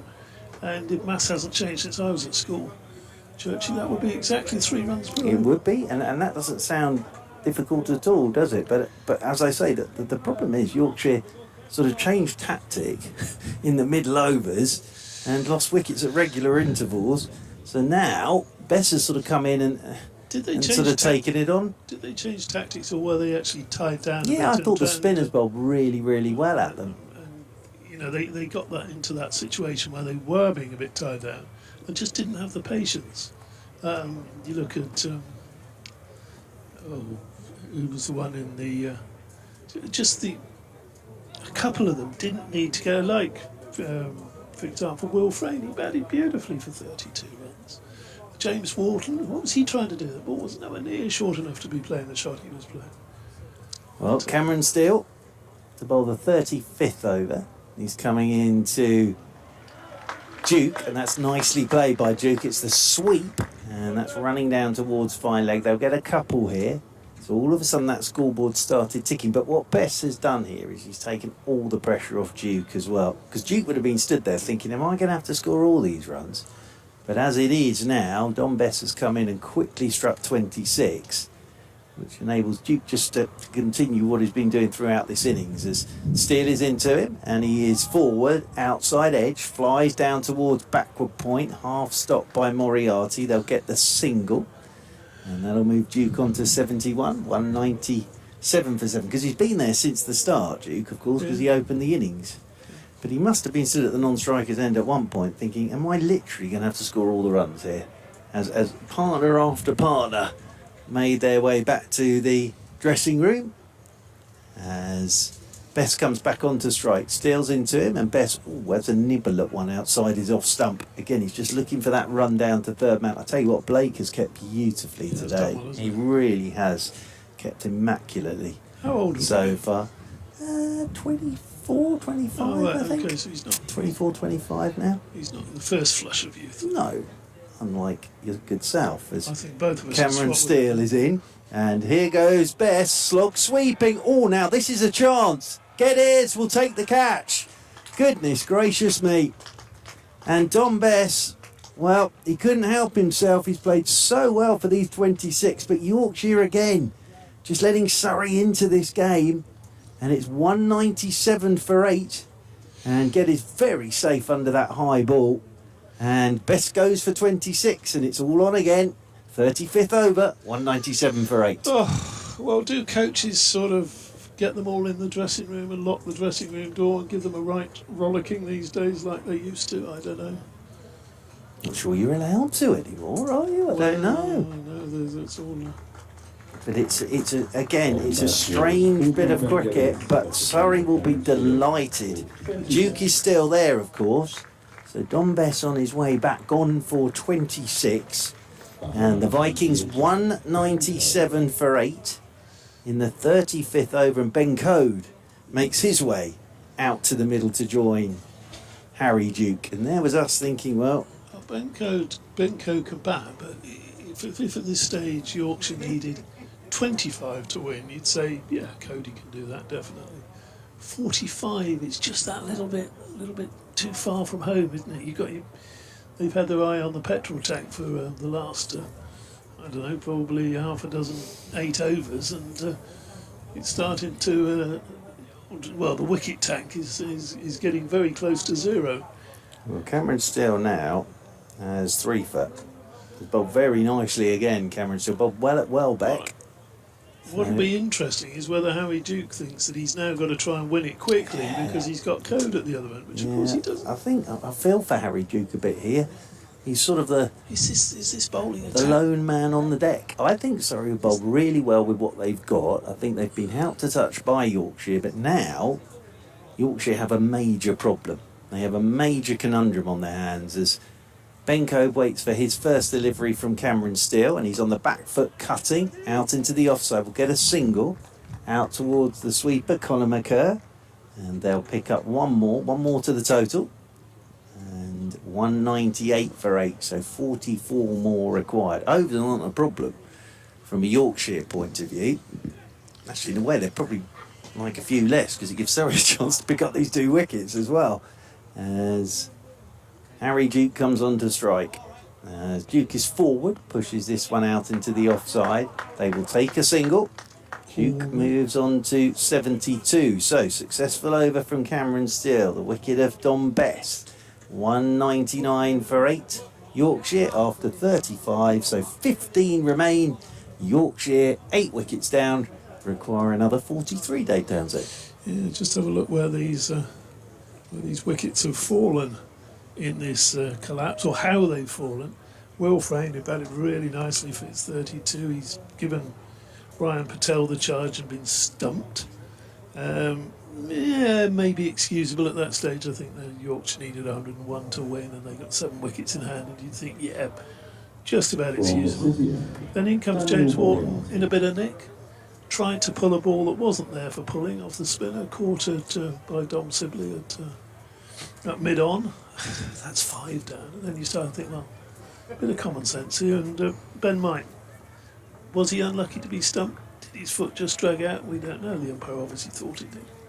So that was another in the collapse, if you like.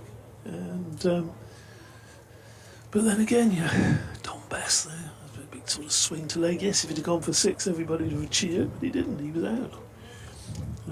New over now. We've got Dan Moriarty back on, have we? Yes, we have. He got a bit of tap earlier on, and this is a clever move. Bring him back on. I think Duke's already hit him for 6. Bring him mid-on and mid-off in. Duke's thinking, ooh, what am I going to do here? The other end, but he's sensibly just pushing that one square of the wicket for a single, and Code's through. That's a 200 up for Yorkshire. But what you often get in these situations as well is a bit of a run-out situation. Sort of trying to work out who's going to take the bowling and all that good stuff. Code's not the worst in the world. You've got 15 overs left here. You could score 1 or 2 and over and still have for the next 10 overs and still have plenty of time to get there. Code plays back to that. Plays back there, and What's happening? Is Getting voices in our headphones at the moment. Something happening with our effects, Mike? Yes, I'm not quite sure what's going on. Moriarty to Code, 200 for 8. Left arm round the wicket bowls, and Code tries to work that through the offside, doesn't find the gap. And so you're playing this very well. Well, they've shown a huge amount of character. I think Burns has captained this brilliantly again today. He's got a long off back, but mid-on is inside the circle, and Moriarty's hands guide. It's amazing, isn't it, how a little bit of change of fortune, a few wickets falling, and Moriarty was clobbered everywhere in his first spell. Is all of a sudden just sniffing a victory. Bowls, and Code looks to drive. He wants a single, but he's not going to get one. To long on. Doesn't need one. He's got one run off the over. 200 for 8. 36 gone. 14 overs left. 2 and over for the next. What, 10 overs. You still 220. Yeah. You still only need 22 off the last. It sounds so 4. straightforward, doesn't it? But when you're out there in the middle with a bit of pressure building, and Surrey, as I say, have shown a huge amount of character today to stay in this game, and they've now got a chance of winning it. They've got a very good chance. Absolutely. And Cameron Steele it will be to bowl the 37th over from this rugby ground end here at York. So Cameron Steele has already picked up 3 of these Yorkshire wickets. He's bowling to Harry Duke, who's on 73. Steele is into Duke. Duke is all going back to the googly, pushes it straight back up the pitch, and there's no run. He watched it. If he'd have assumed that was a leg break, he'd have been in a lot of trouble, wouldn't he? Yeah, he's got a very good googly, has Cameron Steele. As he spins the ball in his fingers once again, then comes in over the wicket. Duke is forward, nudges into the offside. Ryan Patel is round to do the fielding. And again, there is no run. And before long, of course, you get start to get the crowd on your back a little bit. Well, that's the other thing. All the pressure is on the home side here. As Steele over the wicket he comes once more. Duke drives and Ryan Patel dives, but he gets underneath him, and that's going to race away for 4. It's a very good shot from Harry Duke, and he's just played good, authentic cricket shots in this innings, has Harry Duke, and he's on to 77, and it's 204 for 8 in the 37th over, so 38 more required by the Vikings.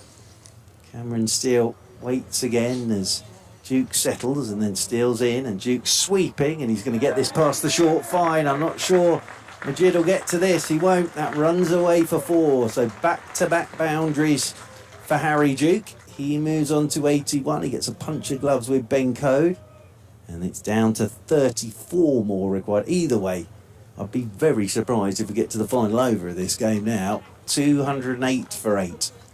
We have whistled along with the amount of spin that Surrey have bowled. Cameron Steele, 81 not out. Duke, as Steele is into him, and Duke drives again, but he's lost his shape on that one. It's the bottom hand, and it just potters into mid-wicket, and Rory Burns does the fielding. Captain's brain will be whirling at the moment, ticking. Rory Burns, I would have thought, with how he's going to go about this, as Steele is in, and Duke goes onto the back foot, tucks it leg side. Amar Verdi falls over and does the fielding. End of the over, so a better one for Yorkshire that. 37, 8 off it, couple of boundaries, 37 gone, 13 are left. Surrey need 2 wickets. Yorkshire need another 34. Yeah, so good captaincy by Burns. He's really in control of this situation, isn't he? He's brought his quicker bowlers back when he's had to. He's brought Moriarty back on after he was rather mauled in his opening 4 overs, and now he's got the field in as well. They're not giving easy singles. As Moriarty starts a new over from the city end, Code pushes firmly, won't get a run there. 1, 2, 3, 4. They got 6 inside, 6 fielders inside the wings, and not just inside, actually close, saving the single. Moriarty to Code bowls, and Code plays a nice shot that finds a gap through the infield, and Now I think we'll see the field dispersed just a little bit. There won't be quite so much pressure to avoid the single. Well, Coach's done his job there. Very He's got sensible. the Just one right. pushes it for a single and it gets Duke back onto strike. No, we've still got six inside the circle at this stage. What's happened here? We're getting a slip going in now. No, I think we're going to get the extra man across into the offside for Duke, because he's been very strong through that sort of backward point, cover point region. And there's a big gap that's been left now through square leg. 209 for 8. Moriarty to Duke bowls, and Duke quickly back across his stumps, covers up, defends. 33 runs required, 2 wickets for Surrey. I think we can forget the overs. Yes. Just a little skip and then a couple of paces, and then he bowls, and Duke sensibly eases that into the onside for a single. Yeah, that was very well played by Duke. We were just talking about they've cut all that offside, but left square leg open to him to go against the spin. He's just tucked it into the leg side to pick up a single. Moriarty to Code bowls, and Code looking for one there, but they've got 2 off this over, which is acceptable at this stage. 32 further runs required. Well, they can afford here, Yorkshire, to play 4 or 5 maidens if they want to. Yes. Moriarty bowls, and Code is bowled, going for a big yahoo off the last ball of the over. Well, it's really good from Moriarty. He's tempted him. He's tossed one up, and Ben Coe just could not resist and went against the turn and has had his off stump knocked back. And now Surrey really are favourites, because Harry Duke is left on 82. He must wonder what on earth is going on at the other end, but this is good from Surrey. Real character being shown, but tempted Coe, and Coe was tempted. And he's just swung at that to try and launch it over long on. He can't quite believe it. He is walking back, looking to the heavens, is Ben Code. But he goes for 2, and now it's 210 for 9. And Dom Leach, the final Yorkshire batter, is making his way out into the middle. The extraordinary thing with all this is we've still got 12 overs to go. Yeah, and only 32 runs required. And what was he trying to do there? He's played enough cricket, Ben Code, to know not. Last ball of the over, block it back to the bowler. Over to you, Harry. Well, it's pressure that does it. It really is. It looks very simple from sat here on the balcony, but all I would say is pressure can make you do funny things. And Yorkshire are the side under the pump now. They really are. Here at York, a low total on a pitch that looked horrible at times to bat on. And Yorkshire have made a bit of a Horlicks of this run chase. Now, Surrey need just the one more wicket. And I'm going to vacate to allow Jonathan Doidge in and do a bit of musical chairs. You'll have to do it quickly, because this could be the last ball. Well, you do it.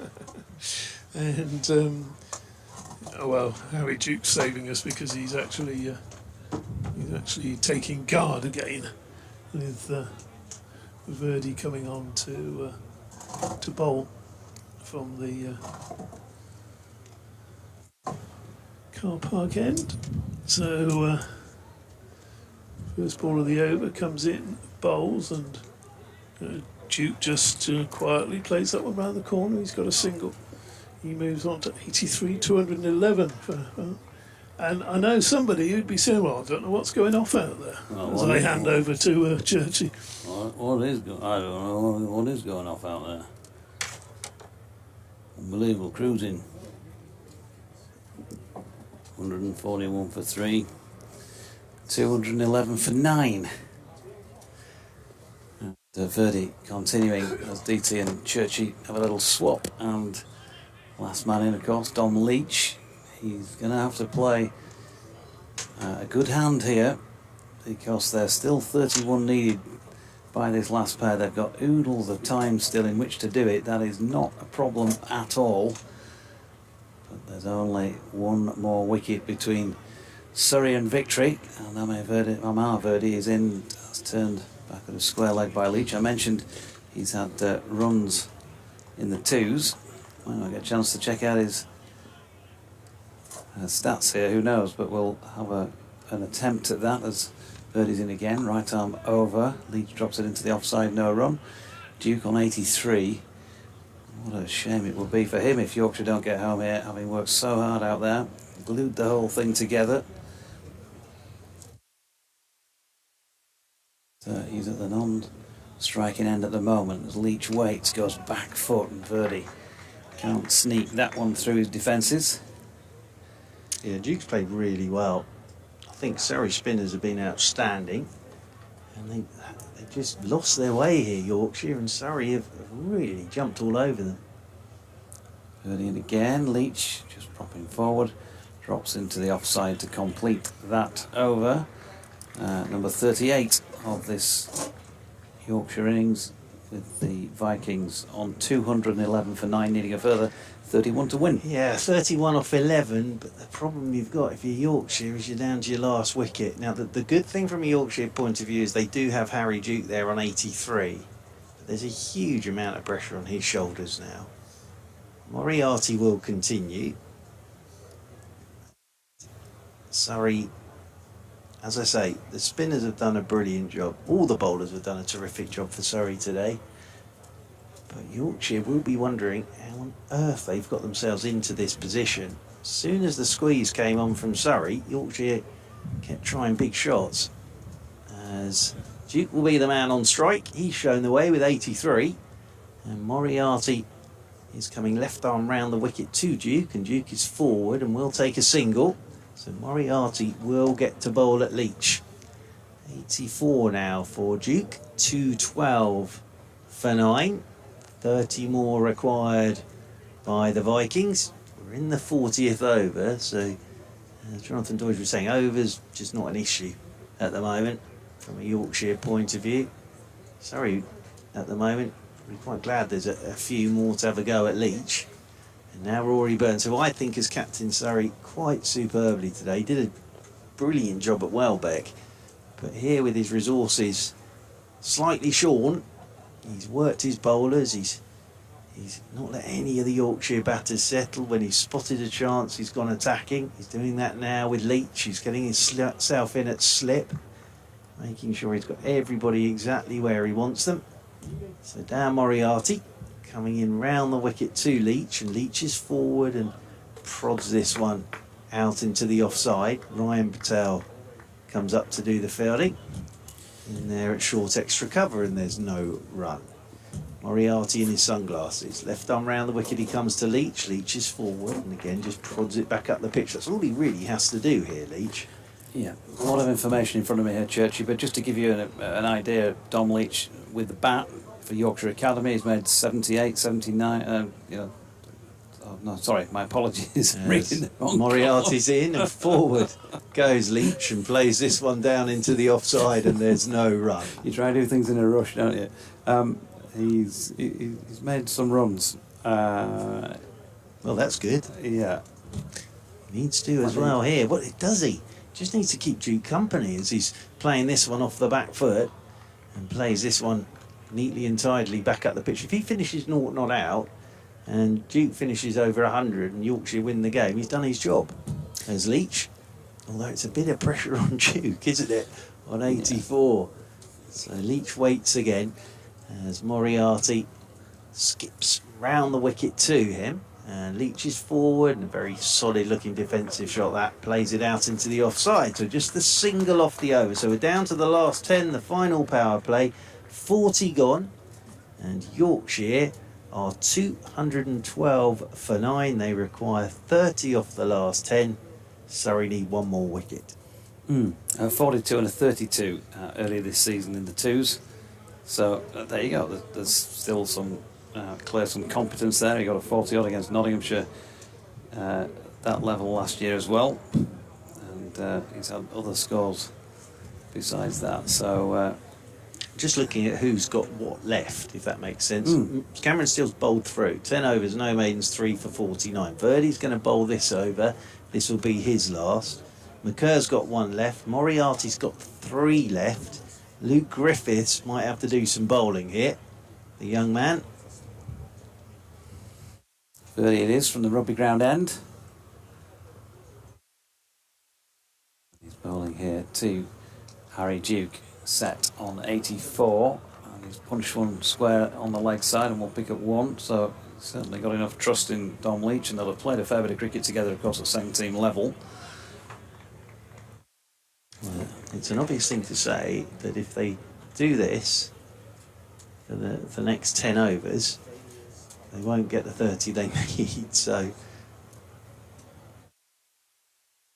In, Leach has got underneath one here. It's out a long way backward of square leg. Oh, and that is very, very unlucky, I think, for Ben Geddes round the boundary edge, because it plugged and bounced awkwardly as he was trying to dive for it, and is skewed under his body and gone for 4. A much needed 4 for Yorkshire, because it now means they need 25 to win. 217 for 9. I guess for Leach it's picking the right ball, and that one he's got enough on it to get it away for 4. Birdie round the wicket, Leach back and across. That's good from Leach. Picked his ball to go on the sweep. He's got enough on it to get it away for 4, and the next ball he's just in solidly behind it, drops it down by his feet. Birdie. In he comes once again. Leach with the sweep this time. Can he get past the infield? He can. And the cheers will tell you that that is 4 more up to the temporary stand, the city end of the ground. 8 now to Leach, 221 for 9 Yorkshire, and they're down to 21 required. Well, he a little obviously glove punch and a bit of a chat from Harry Duke. Saying about picking the right ball, he obviously likes to sweep. So he's played 2 in this over. They've both gone to the boundary. So Rory Burns has just had a chat with Amar Verdi. It's not changed the field at all here. Just moved mid-wicket round a little more central, actually, just as he walked away. Rory Burns just giving a little hand signal, but Dom Leach drops it into the leg side. He's getting cheered now every ball. It's a bit like that sort of Monty Panesar, Jimmy Anderson, when they were playing out for the draw all those years ago, or maybe more recently and more famously, Jack Leach and Ben Stokes playing for the win at Headingley. Now they've just dropped back Sibley to deep mid-on. Leach has another little flick at one round the corner here. He's going to pick up at least 2. So productive over for him and for Yorkshire. He's gone into double figures now. And that one from Verdi costing 10. 223 for 9, 19 required. It's going to be a tight one. Yeah, and Leach has done a good job there. As omens goes, it's good for Yorkshire to have a Leach out there. Talking about that game at Yorkshire. So here we go. Luke Griffiths is coming into the attack. So in only his second game, he comes into the attack. Luke Griffiths, he's got 6 left. Conor McCurr, when does he bowl Conor McCurr? He's got 1 left, McCurr. He's his strike bowler. When does he go to Conor McCurr? He's having a long chat here. Griffiths actually isn't coming into the attack. I think he thought he was, but he's not. Moriarty's going to continue down there at the city end, and Moriarty, he's got 3 left. Dan Moriarty. Verdi finished with 2 for 48 today. Duke is on strike. 19 needed, start of the 42nd over. Moriarty left arm round the wicket to Harry Duke, and Duke will take a single off the first ball of the over. Out it goes to Conor McCurr as the throw comes in. What Burns does know is this isn't going to the last over. He knows that much. 2, 4 for 9. Duke moves on to 86. Tremendous innings from him, this. And it brings Leach on to strike. So there's a long chat between Burns and Moriarty. Like Ryan Patel was getting himself warmed up. So we may see a bit more of Ryan Patel now. He's going through his warm-up routines.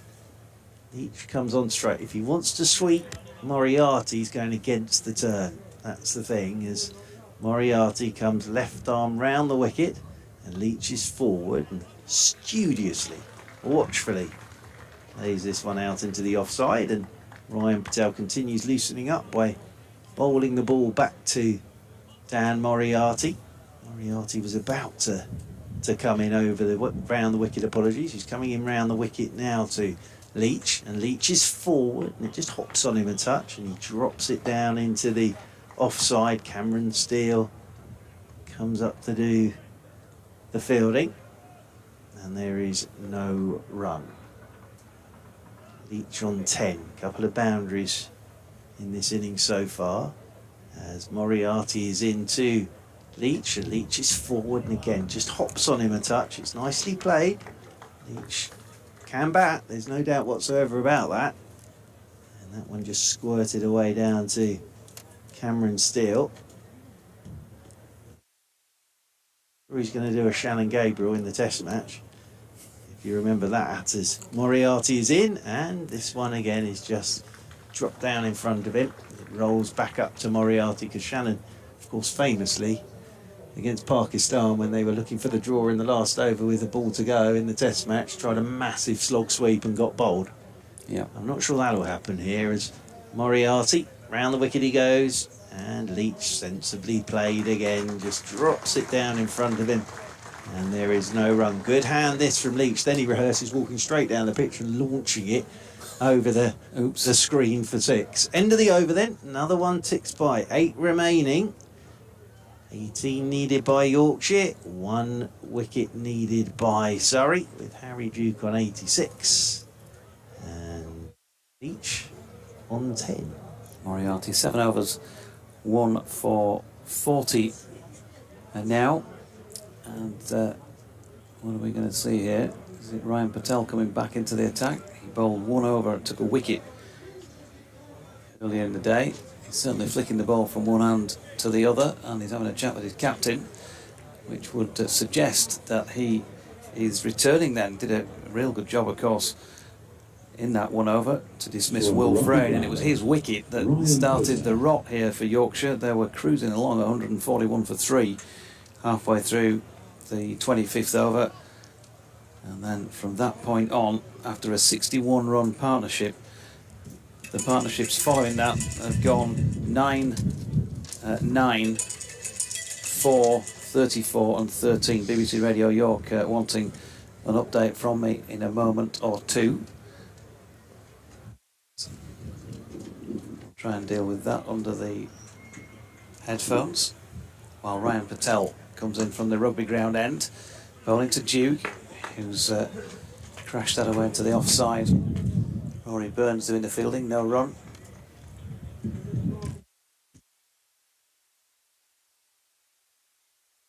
Bit of Barry White, lovely. Trouble with me. Doing a bit of Barry, but maybe not right at this point of the game of cricket, as Patel is in, and that's a square on the onside. Flicked away by Harry Duke. Geddes doing the fielding. Duke has been happy in these last few overs since Leach came out there to pick up the 1, and doesn't matter how early in the over that's been, he's done the same again. He's 87 not out. 225 for 9. 17 more runs for Yorkshire, 1 more wicket for Surrey, and it would give whichever one achieves their goal back-to-back wins in this competition.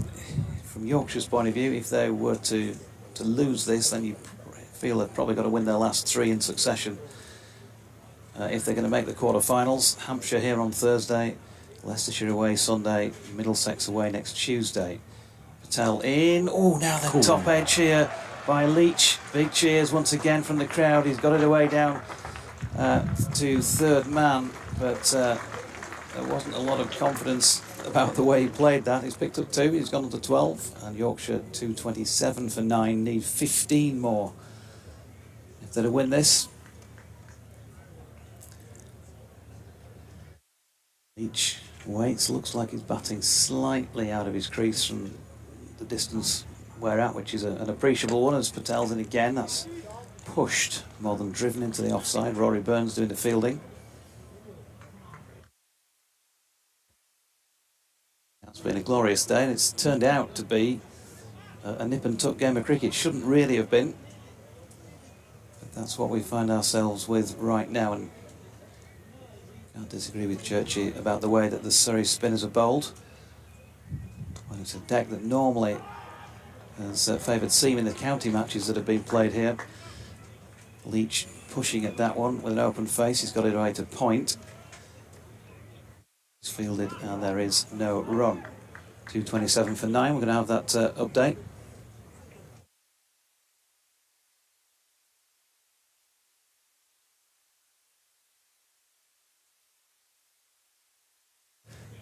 Yeah, Rishabh Patel just coming in and bowling here to Dom Leach, who's pushing forward and has missed that one. There's tension around here, I can tell you, because Yorkshire are down to their final pair, 227 for 9. That after cruising at one stage at 141 for 3 in the 25th over, but a steady stream of wickets has got him in this position. Harry Duke has pinned it all together. He's 87 not out, but at the non-striking end at the moment, and last man standing, Dom Leach, is out. He's not out on 12. They've got plenty of time to get these runs. They're in the 43rd over, but they've only got this one wicket left, and Surrey, who, you know, credit to them, they haven't given this game up at any point, despite the fact that I think they felt that this was more like a 300 pitch than the 241 they got.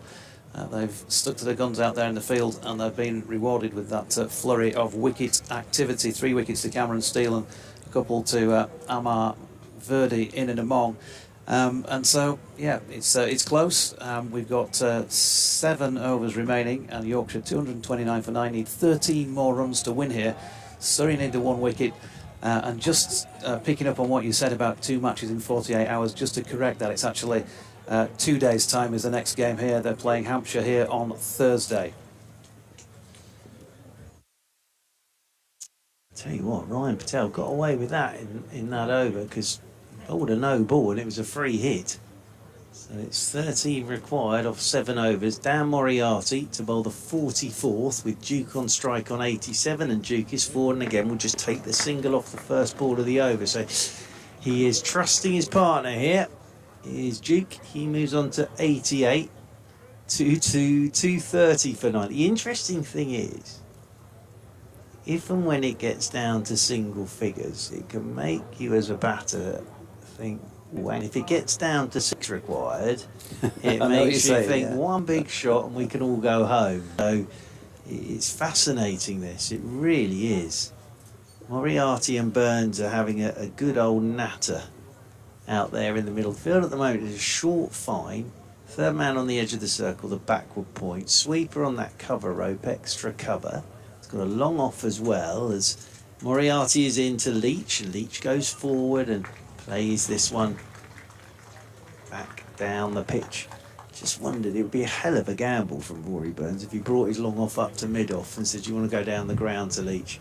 As in round the wicket goes Moriarty to Leach, and Leach's up on his toes, pushes into the offside. Cameron still with the throw, and well, Leach took an age to get through to that, but they're through for the single.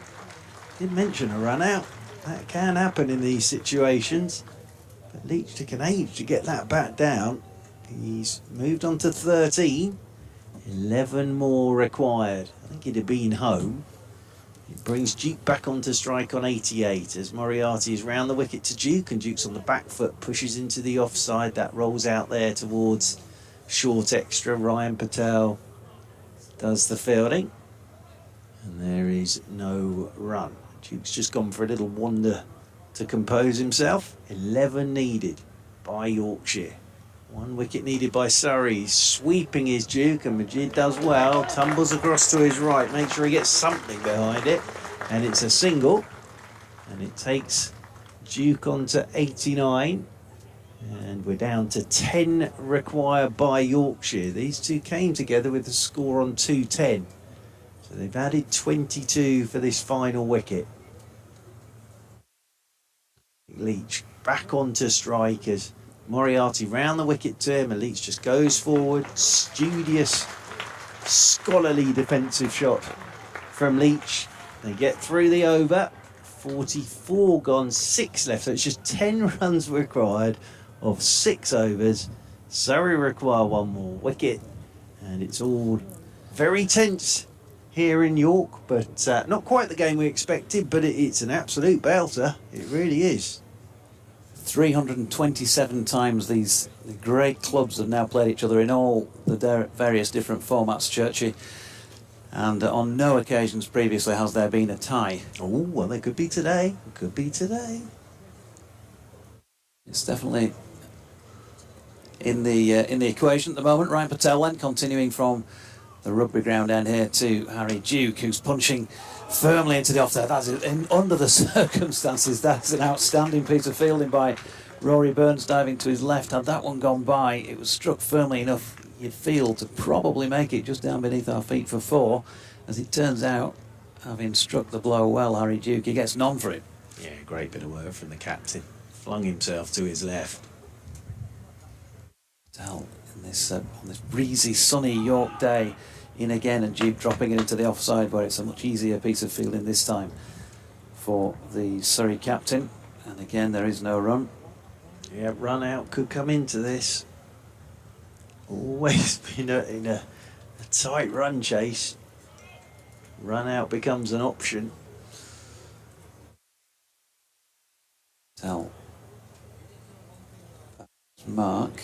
Ooh, now we're going to get keeper Blake. I think, is he coming up to the stumps? Yes, he is. So he produced a couple of stumpings today. One of them off Patel, that was Frayne.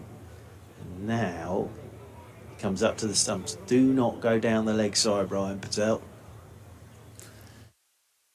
He is. Duke opens the face, pushes it out to the incoming sweeper, Conor McCurr, and we'll pick up another one. Single figures. 233 for 9, 9 needed, 90 on the board against the name of Harry Duke. Great innings. But if he scores all 9, he'll end up 99 not out. But he's played beautifully here. Patel this time to Leach, who's presented the full face of the blade.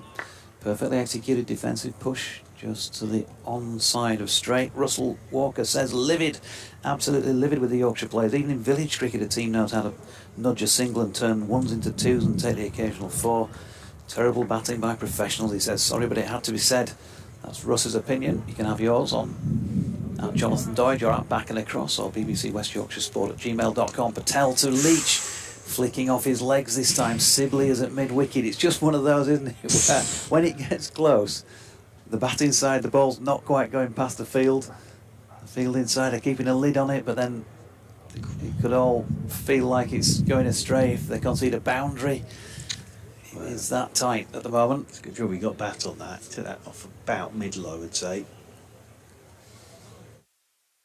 Tell to Leach with Blake standing up again, and Leach has got it away to point, so they're striking the ball reasonably well, this last pair, but a few shots now going to hand, and that's just running down the clock in terms of overs. There's still loads of time in terms of number of deliveries to get 9 runs, but 9 off 5 looks a little bit better, I suppose, than 10 off 6. Well, you'd settle for that at the start of play, except for the fact that there's just the 1 wicket remaining. But Rory Burns is having another committee meeting down there with Moriarty and Sibley. So there are 5 overs remaining. Yorkshire require 9 runs. Surrey require 1 wicket. And Dan Moriarty, it looks like he's going to bowl his final over from the city end. So Conor McCurr's still got 1. Ryan Patel's got 7 if he wants it. Luke Griffiths as well is the other option. So with 5 overs to go, he's going to have to, well, McCurr will bowl his last if we get to that point, but then he's going to have to go Patel, Griffiths is Roy Burns. That's probably what the chat was, but Moriarty's going to bowl out here. So Dan Moriarty's going to bowl his final over. It's the 46th of the innings. Harry Duke is on strike on 90. 9 runs required by the Vikings.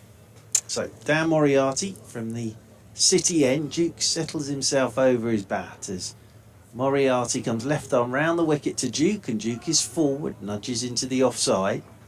There's no run there as Ryan Patel comes round to do the fielding.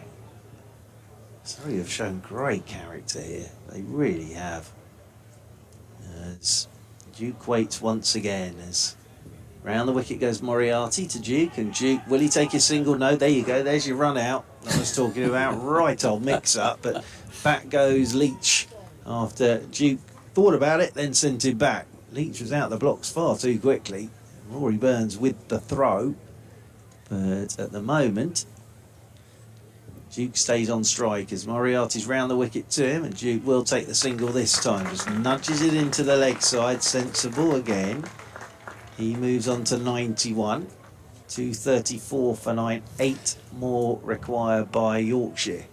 It's just, I mean, really, they've both played perfectly competently. They've put on 24 now for this last wicket, and they know they can do the job. It's just the fact that there's one mistake, isn't it? That's the thing. Do you tighten up because there's one mistake? Who's going to tighten up first? Is it the bowler, or will it be one of the batters? And as I say, if it gets down to 6, that gets very interesting. Because you sort of say to yourself, well, one big shot and we can all go home. Rory Burns, again, having a long chat with Dom Sibley. They're just moving Conor McCurry a little square, because as we've seen, he likes to sweep Leach, but he'd be going against the turn if he does. 8 needed. Round the wicket comes Moriarty, and this is a leading edge as he's flicking leg side, but it runs away down towards long off, and they'll get the single. I think it was aerial, but it was past Moriarty. 7 needed. Duke comes back on to strike. 235 for 9. They could just knock it around and walk singles here, but it doesn't often happen. As Moriarty round the wicket to Duke. Duke's forward, nudges into the offside. Massive shout of no from Leach there, just to let Duke know he wasn't coming.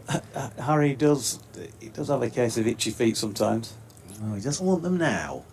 235 for 9, 7 needed by Yorkshire. Moriarty left arm round the wicket to Duke, and Duke is forward, and they will take the single on this occasion.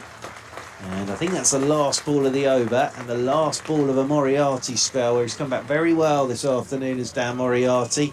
But it means that Duke stays on strike with 6 required off 4 overs. Duke has 92. Leach has 14. And Yorkshire are 236 for 9. And it looks as if it'll be Ryan Patel who is going to bowl again from the rugby ground end. So there's all sorts of discussions going on out there at the moment. Griffiths, Patel, Burns, Verdi. Blake's going to be up to the stumps. Key thing here for Yorkshire is that Duke is on strike. It's a good partnership from these two now. They came together with the score on 210 for 9 and still 32 required. They've got it down to 6 required now for Yorkshire, and Ryan Patel is coming over the wicket. And Harry Duke is dropping one as he does out to point, but there's a man perfectly positioned there in Cam Steele to do the fielding. And very good afternoon and welcome to listeners on BBC Radio 5 Sports Extra who join us for the denouement of a dramatic game here at York, with 6 required by Yorkshire and 1 wicket required by Surrey, and we're in the 47th over. Getting out the dictionary in a moment as Patel comes in, and Duke, dear me, has a flash at this one, just wide of off stump. And well, fortunately from Yorkshire's point of view, didn't get the tickle on that. Josh Blake keeping here today in the absence of Ben Foakes, who's not been able to do so for Surrey, having batted earlier on. And he's been standing up to Patel the last couple of overs from this rugby ground end. Harry Duke's batted superbly for Yorkshire, 92 not out. That could have been a miserable little end for him, but he's again getting one top of the bounce here from Patel. It's just diverted to Sibley at mid-wicket, no run. We've got that typical sort of tension that you get when the batting side needs just a few runs, the bowling side needs just the 1 wicket. This pair came together when the score was on 210, so they've done a pretty handy job of the 26 they've made, but it's the 6 more that they need now that are vital. And Harry Duke gets a ball just short of length and punches it out to the sweeping Concur to our left, and as you can hear, full of applause. The Yorkshire crowd here, predominantly Yorkshire crowd of course, there will be 5 runs needed, 237 for 9. 1 big hit. We said when it gets down to 6, 1 big hit. 1 big hit it could be for Mr. Leach. They've done it perfectly so far. We've had a few of those today, haven't we? Patel to Leach, who turns that into the leg side, no run. Just a quick summary of what's gone on here. Of course, Yorkshire won the toss and put Surrey in. They were none for 2 at the end of the second over, but recovered really well. And Ben Geddes, with an excellent knock, was the man who carried the innings through. 92 from 90 before he was finally bowled by Ben Mike. Chip-ins as well from Conor McCurr with 32, Dom Sibley, who'd opened with 30, and Ben Foakes with 25. 4 wickets for Ben Mike for 40. As Leach played quite firmly. A fair bit of bottom hand in that to Verdi at mid-on, but he's got away with it, and there was no run. 237 for 9 come the end of that 47th over. It's been a great game of cricket, this. It really has. Tough for Surrey early on. Ball nicked around. Benko bowled quite beautifully. Ben Geddes, though, fantastic innings of 92. And then Surrey, with really only 2 fit quicks in Conor McCurr and then Luke Griffiths in only his 2nd game. So it's been down to all the spinners. Now, Conor McCurr has 1 over left, and I think Rory Burns is going to take his chance now. He's going to go to his strike bowler now with 1 over remaining. So he's going to, of Conor McCurr, 3 in the game, 5 required. So he's going to his quick bowler. Conor McCurr is Rory Burns. Duke will be on strike on 93. Just going back to the one big hit we were talking about. I think Leach was thinking about it off that last ball from Ryan Patel. Threw the bottom hand into it, but hit it firmly all along the carpet, straight up to mid-on. So, Conor McCurr with his last over. It's the 48th of the innings. And this is Rory Burns going to his big quick bowler and saying, can you knock either Duke or Leach over for me? For Duke now, he's got some pace to work with. He hasn't had any pace to work with for quite some time. It's all been spin and a bit of the wibbly-wobbly stuff from Ryan Patel, but he now has a bit of pace to work with, and he's 93 not out. The field will be Ben Geddes down to our left at long leg, and we've got the fine leg as well, so they're backing up that leg side. This could be short stuff to Duke. Here we go then. 5 required. Conor McCurr from the city end coming in over the wicket to Duke. It is short stuff. He's pulling and it's straight down into the turf and just potters up to Rory Burns. They tested him early in his innings with this. He played it really well, kept rolling the wrists on it. But again, I'll go back to what I said. 1 big hit wins this game. A top edge into the pavilion for 6 would do it for Yorkshire. Now they're swapping Ryan Patel and Cameron Steele. So Patel goes down to fine leg. Steele, who's a bit more mobile, goes out to deep backward square. Oh, just to add to the tension, Harry Duke has just wandered off towards square leg. Just to add to it a little bit more, I may have a BBC Radio Leagues update to do in the next 2 minutes. Absolutely. Timing is of the essence. I'll get this ball done, then I'll hand to Jonathan Deutsch as Conor McCurr comes over the wicket to Duke, and short of length again. Duke's up on his toes, tucks it into the leg side, rolls in there to Dom Sibley, and there's no run. You crack on. You'll hear the cue on this one, so, right. So you'll know. Excellent. Just to mention, by the way, folks, for those who've just joined us more recently, I just said a little bit earlier, 237 matches. This is the 237th between these two great counties. There's never in any form of the game between them been a tie, and that is still a possibility. Very much so. 5 required by Yorkshire. We're in the 48th over. Harry Duke on 93 is on strikers. Over the wicket goes Conor McCurr. There's the short one. Duke's gone after it. Beats the edge. They're asking if it's no ball. They say it is. Ooh, that's a big call. It's umpire Mallender that's made it. Says that Duke can't reach that. Now, I'm not sure Rory Burns will be over the moon with this, but it'll be 2 more to the total, and that gets it down to 3 required. 239 for 9.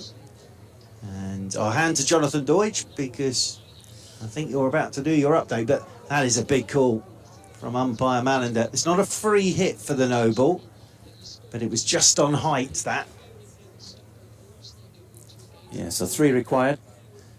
Just that Harry Duke is short, isn't he? I think that's clearly not helped Conor McCurr, but there was one earlier, I can't remember who bowled it now, from this end, the rugby ground end, which I felt was probably felt and looked more like a no ball, wasn't given. So it's clearly going to be some aggrieved members of the Surrey side, not least Conor McCurr himself. can't believe changes around in the field. I cannot believe the Yorkshire crowd want them to get on with it. Rory Bird, Rory Burns is clapping them along. But here we go with an update right on cue. Yeah, and you might be joining us, who knows, for the last hit of the game here. Catherine, it's is that a wide down the leg side? You join me in mid-commentary with Yorkshire needing 3 to win here, to win a second successive game in the Metro Bank Cup. 239 for 9 they are, with Harry Duke on strike on 93. There's just been a no ball, the ball before last, which Surrey were aggrieved about. So Duke on 93, as I say, Dom Leach on 14. This pair came together with the scores on 210 for 9. So Surrey needing just the 1 wicket. We're in the third last over of the match. It could be just one blow. It is very, very tight. There's never been a tie between these sides before, and that's still possibly on the table as Duke drives this latest McCurr delivery back to the bowler in his final over of his allotted 10. It's been an absolute humdinger of a game in the end, Catherine, a game that Yorkshire should really have wrapped up quite comfortably. They were at one stage 141 for 3, but have lost wickets steadily since then. 3 of those going to Cameron Steele. Can they get across the line? We're about to find out in the next couple of minutes.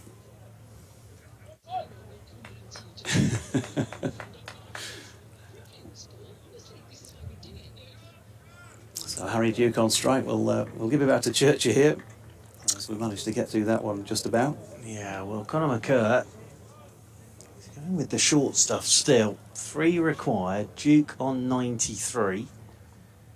The crowd are into this now. I cannot believe the Yorkshire faithful are shouting get on with it, because Rory Burns, this is the oldest tactic in the book, and we have got the rest of this evening to get through these 3 overs as Conor McCurr comes into Duke, and Duke is driving straight up the ground, won't get a run to Moriarty, stood up there at mid-off. This is the great thing, the crowd are in it now. 3 needed. Duke looks exhausted, walks off towards square leg to have a breather. 93 not out. He's been there since the start. At the other end, Dominic Leach has done a terrific job with him. They came together with the score on 210, their target 242, and Conor McCurr bowling the 48th over with 3 required by Yorkshire and a wicket needed by Surrey. Conor McCurr comes over. Harry, can't believe we've got this far. 239 for 9, so 2 to go, 3 required by Yorkshire. Gareth Batty walking down below us with a big grin on his face. And I think it's still going to be Ryan Patel. So it will be Ryan Patel to bowl from this rugby ground. It's 3 needed. It's there. Patel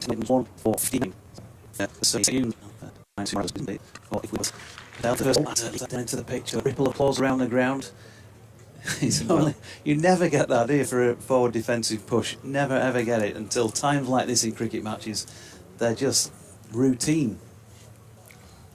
But match on the line, final pair at the crease. Yorkshire needing a bit of applause, if you like. Congratulatory little pat of the hand from Cameron Steele as Patel is in again. Right arm over the wicket. Leach has pulled that one away. Square on the leg side, and that will be that.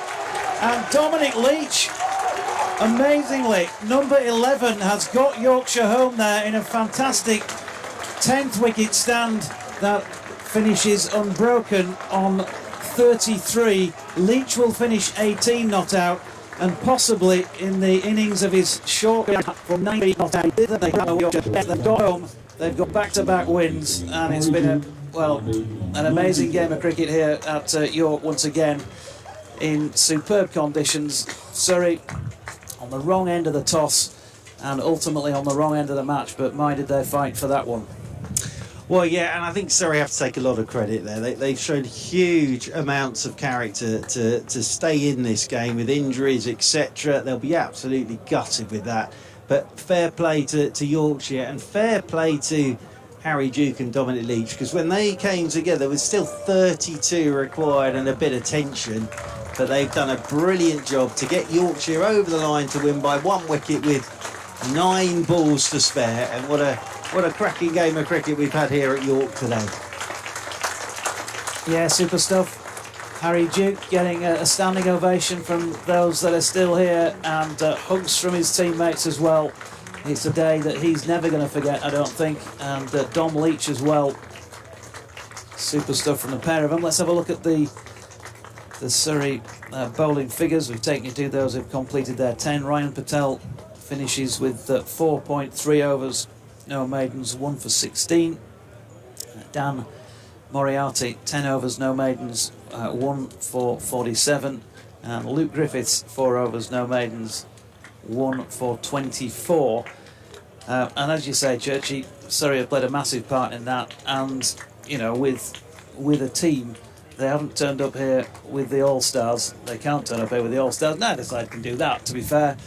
But they've done a great job with what they've got and almost pulled it off. They have, and I think their spinners take a huge amount of credit. I think Conor McCurr and Luke Griffiths, the only 2 fit seamers they had in the squad for this game, and Ben Geddes with that 93 was an outstanding innings. It really was. But terrific game of cricket, really great tension, and fair play to Harry Duke to carry a bat for 93 when, let's be honest, the rest of your teammates lost their heads at certain points, and to get your side over the line, he'll be very grateful to Dominic Leach. But no, terrific game of cricket, and many congratulations to Yorkshire.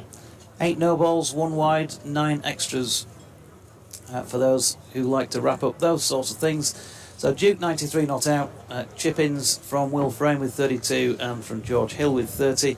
And also Dom Best 26, and notably Dom Leach 18 not out on the winning runs. So Yorkshire have made it back-to-back wins in this competition, and in context, probably seeking an exit final. Yeah, I think really that sounds done and dusted. All their remaining games, well, but I think they had a huge amount here today and took themselves a chance. To all around the losing edge. To 6 points by that lead. Probably will into 3rd place now on net. There's a chance that some get off there against St Hampshire. They're into their top finish on Tuesday on table. Middlesex will be on Tuesday. As Evan find out. Back in the York third view company for that one from David Townsend and from myself, Jonathan Deutsch. Thanks company today. Yorkshire have scraped home. They've got there by 1 wicket. We'll see you on Thursday.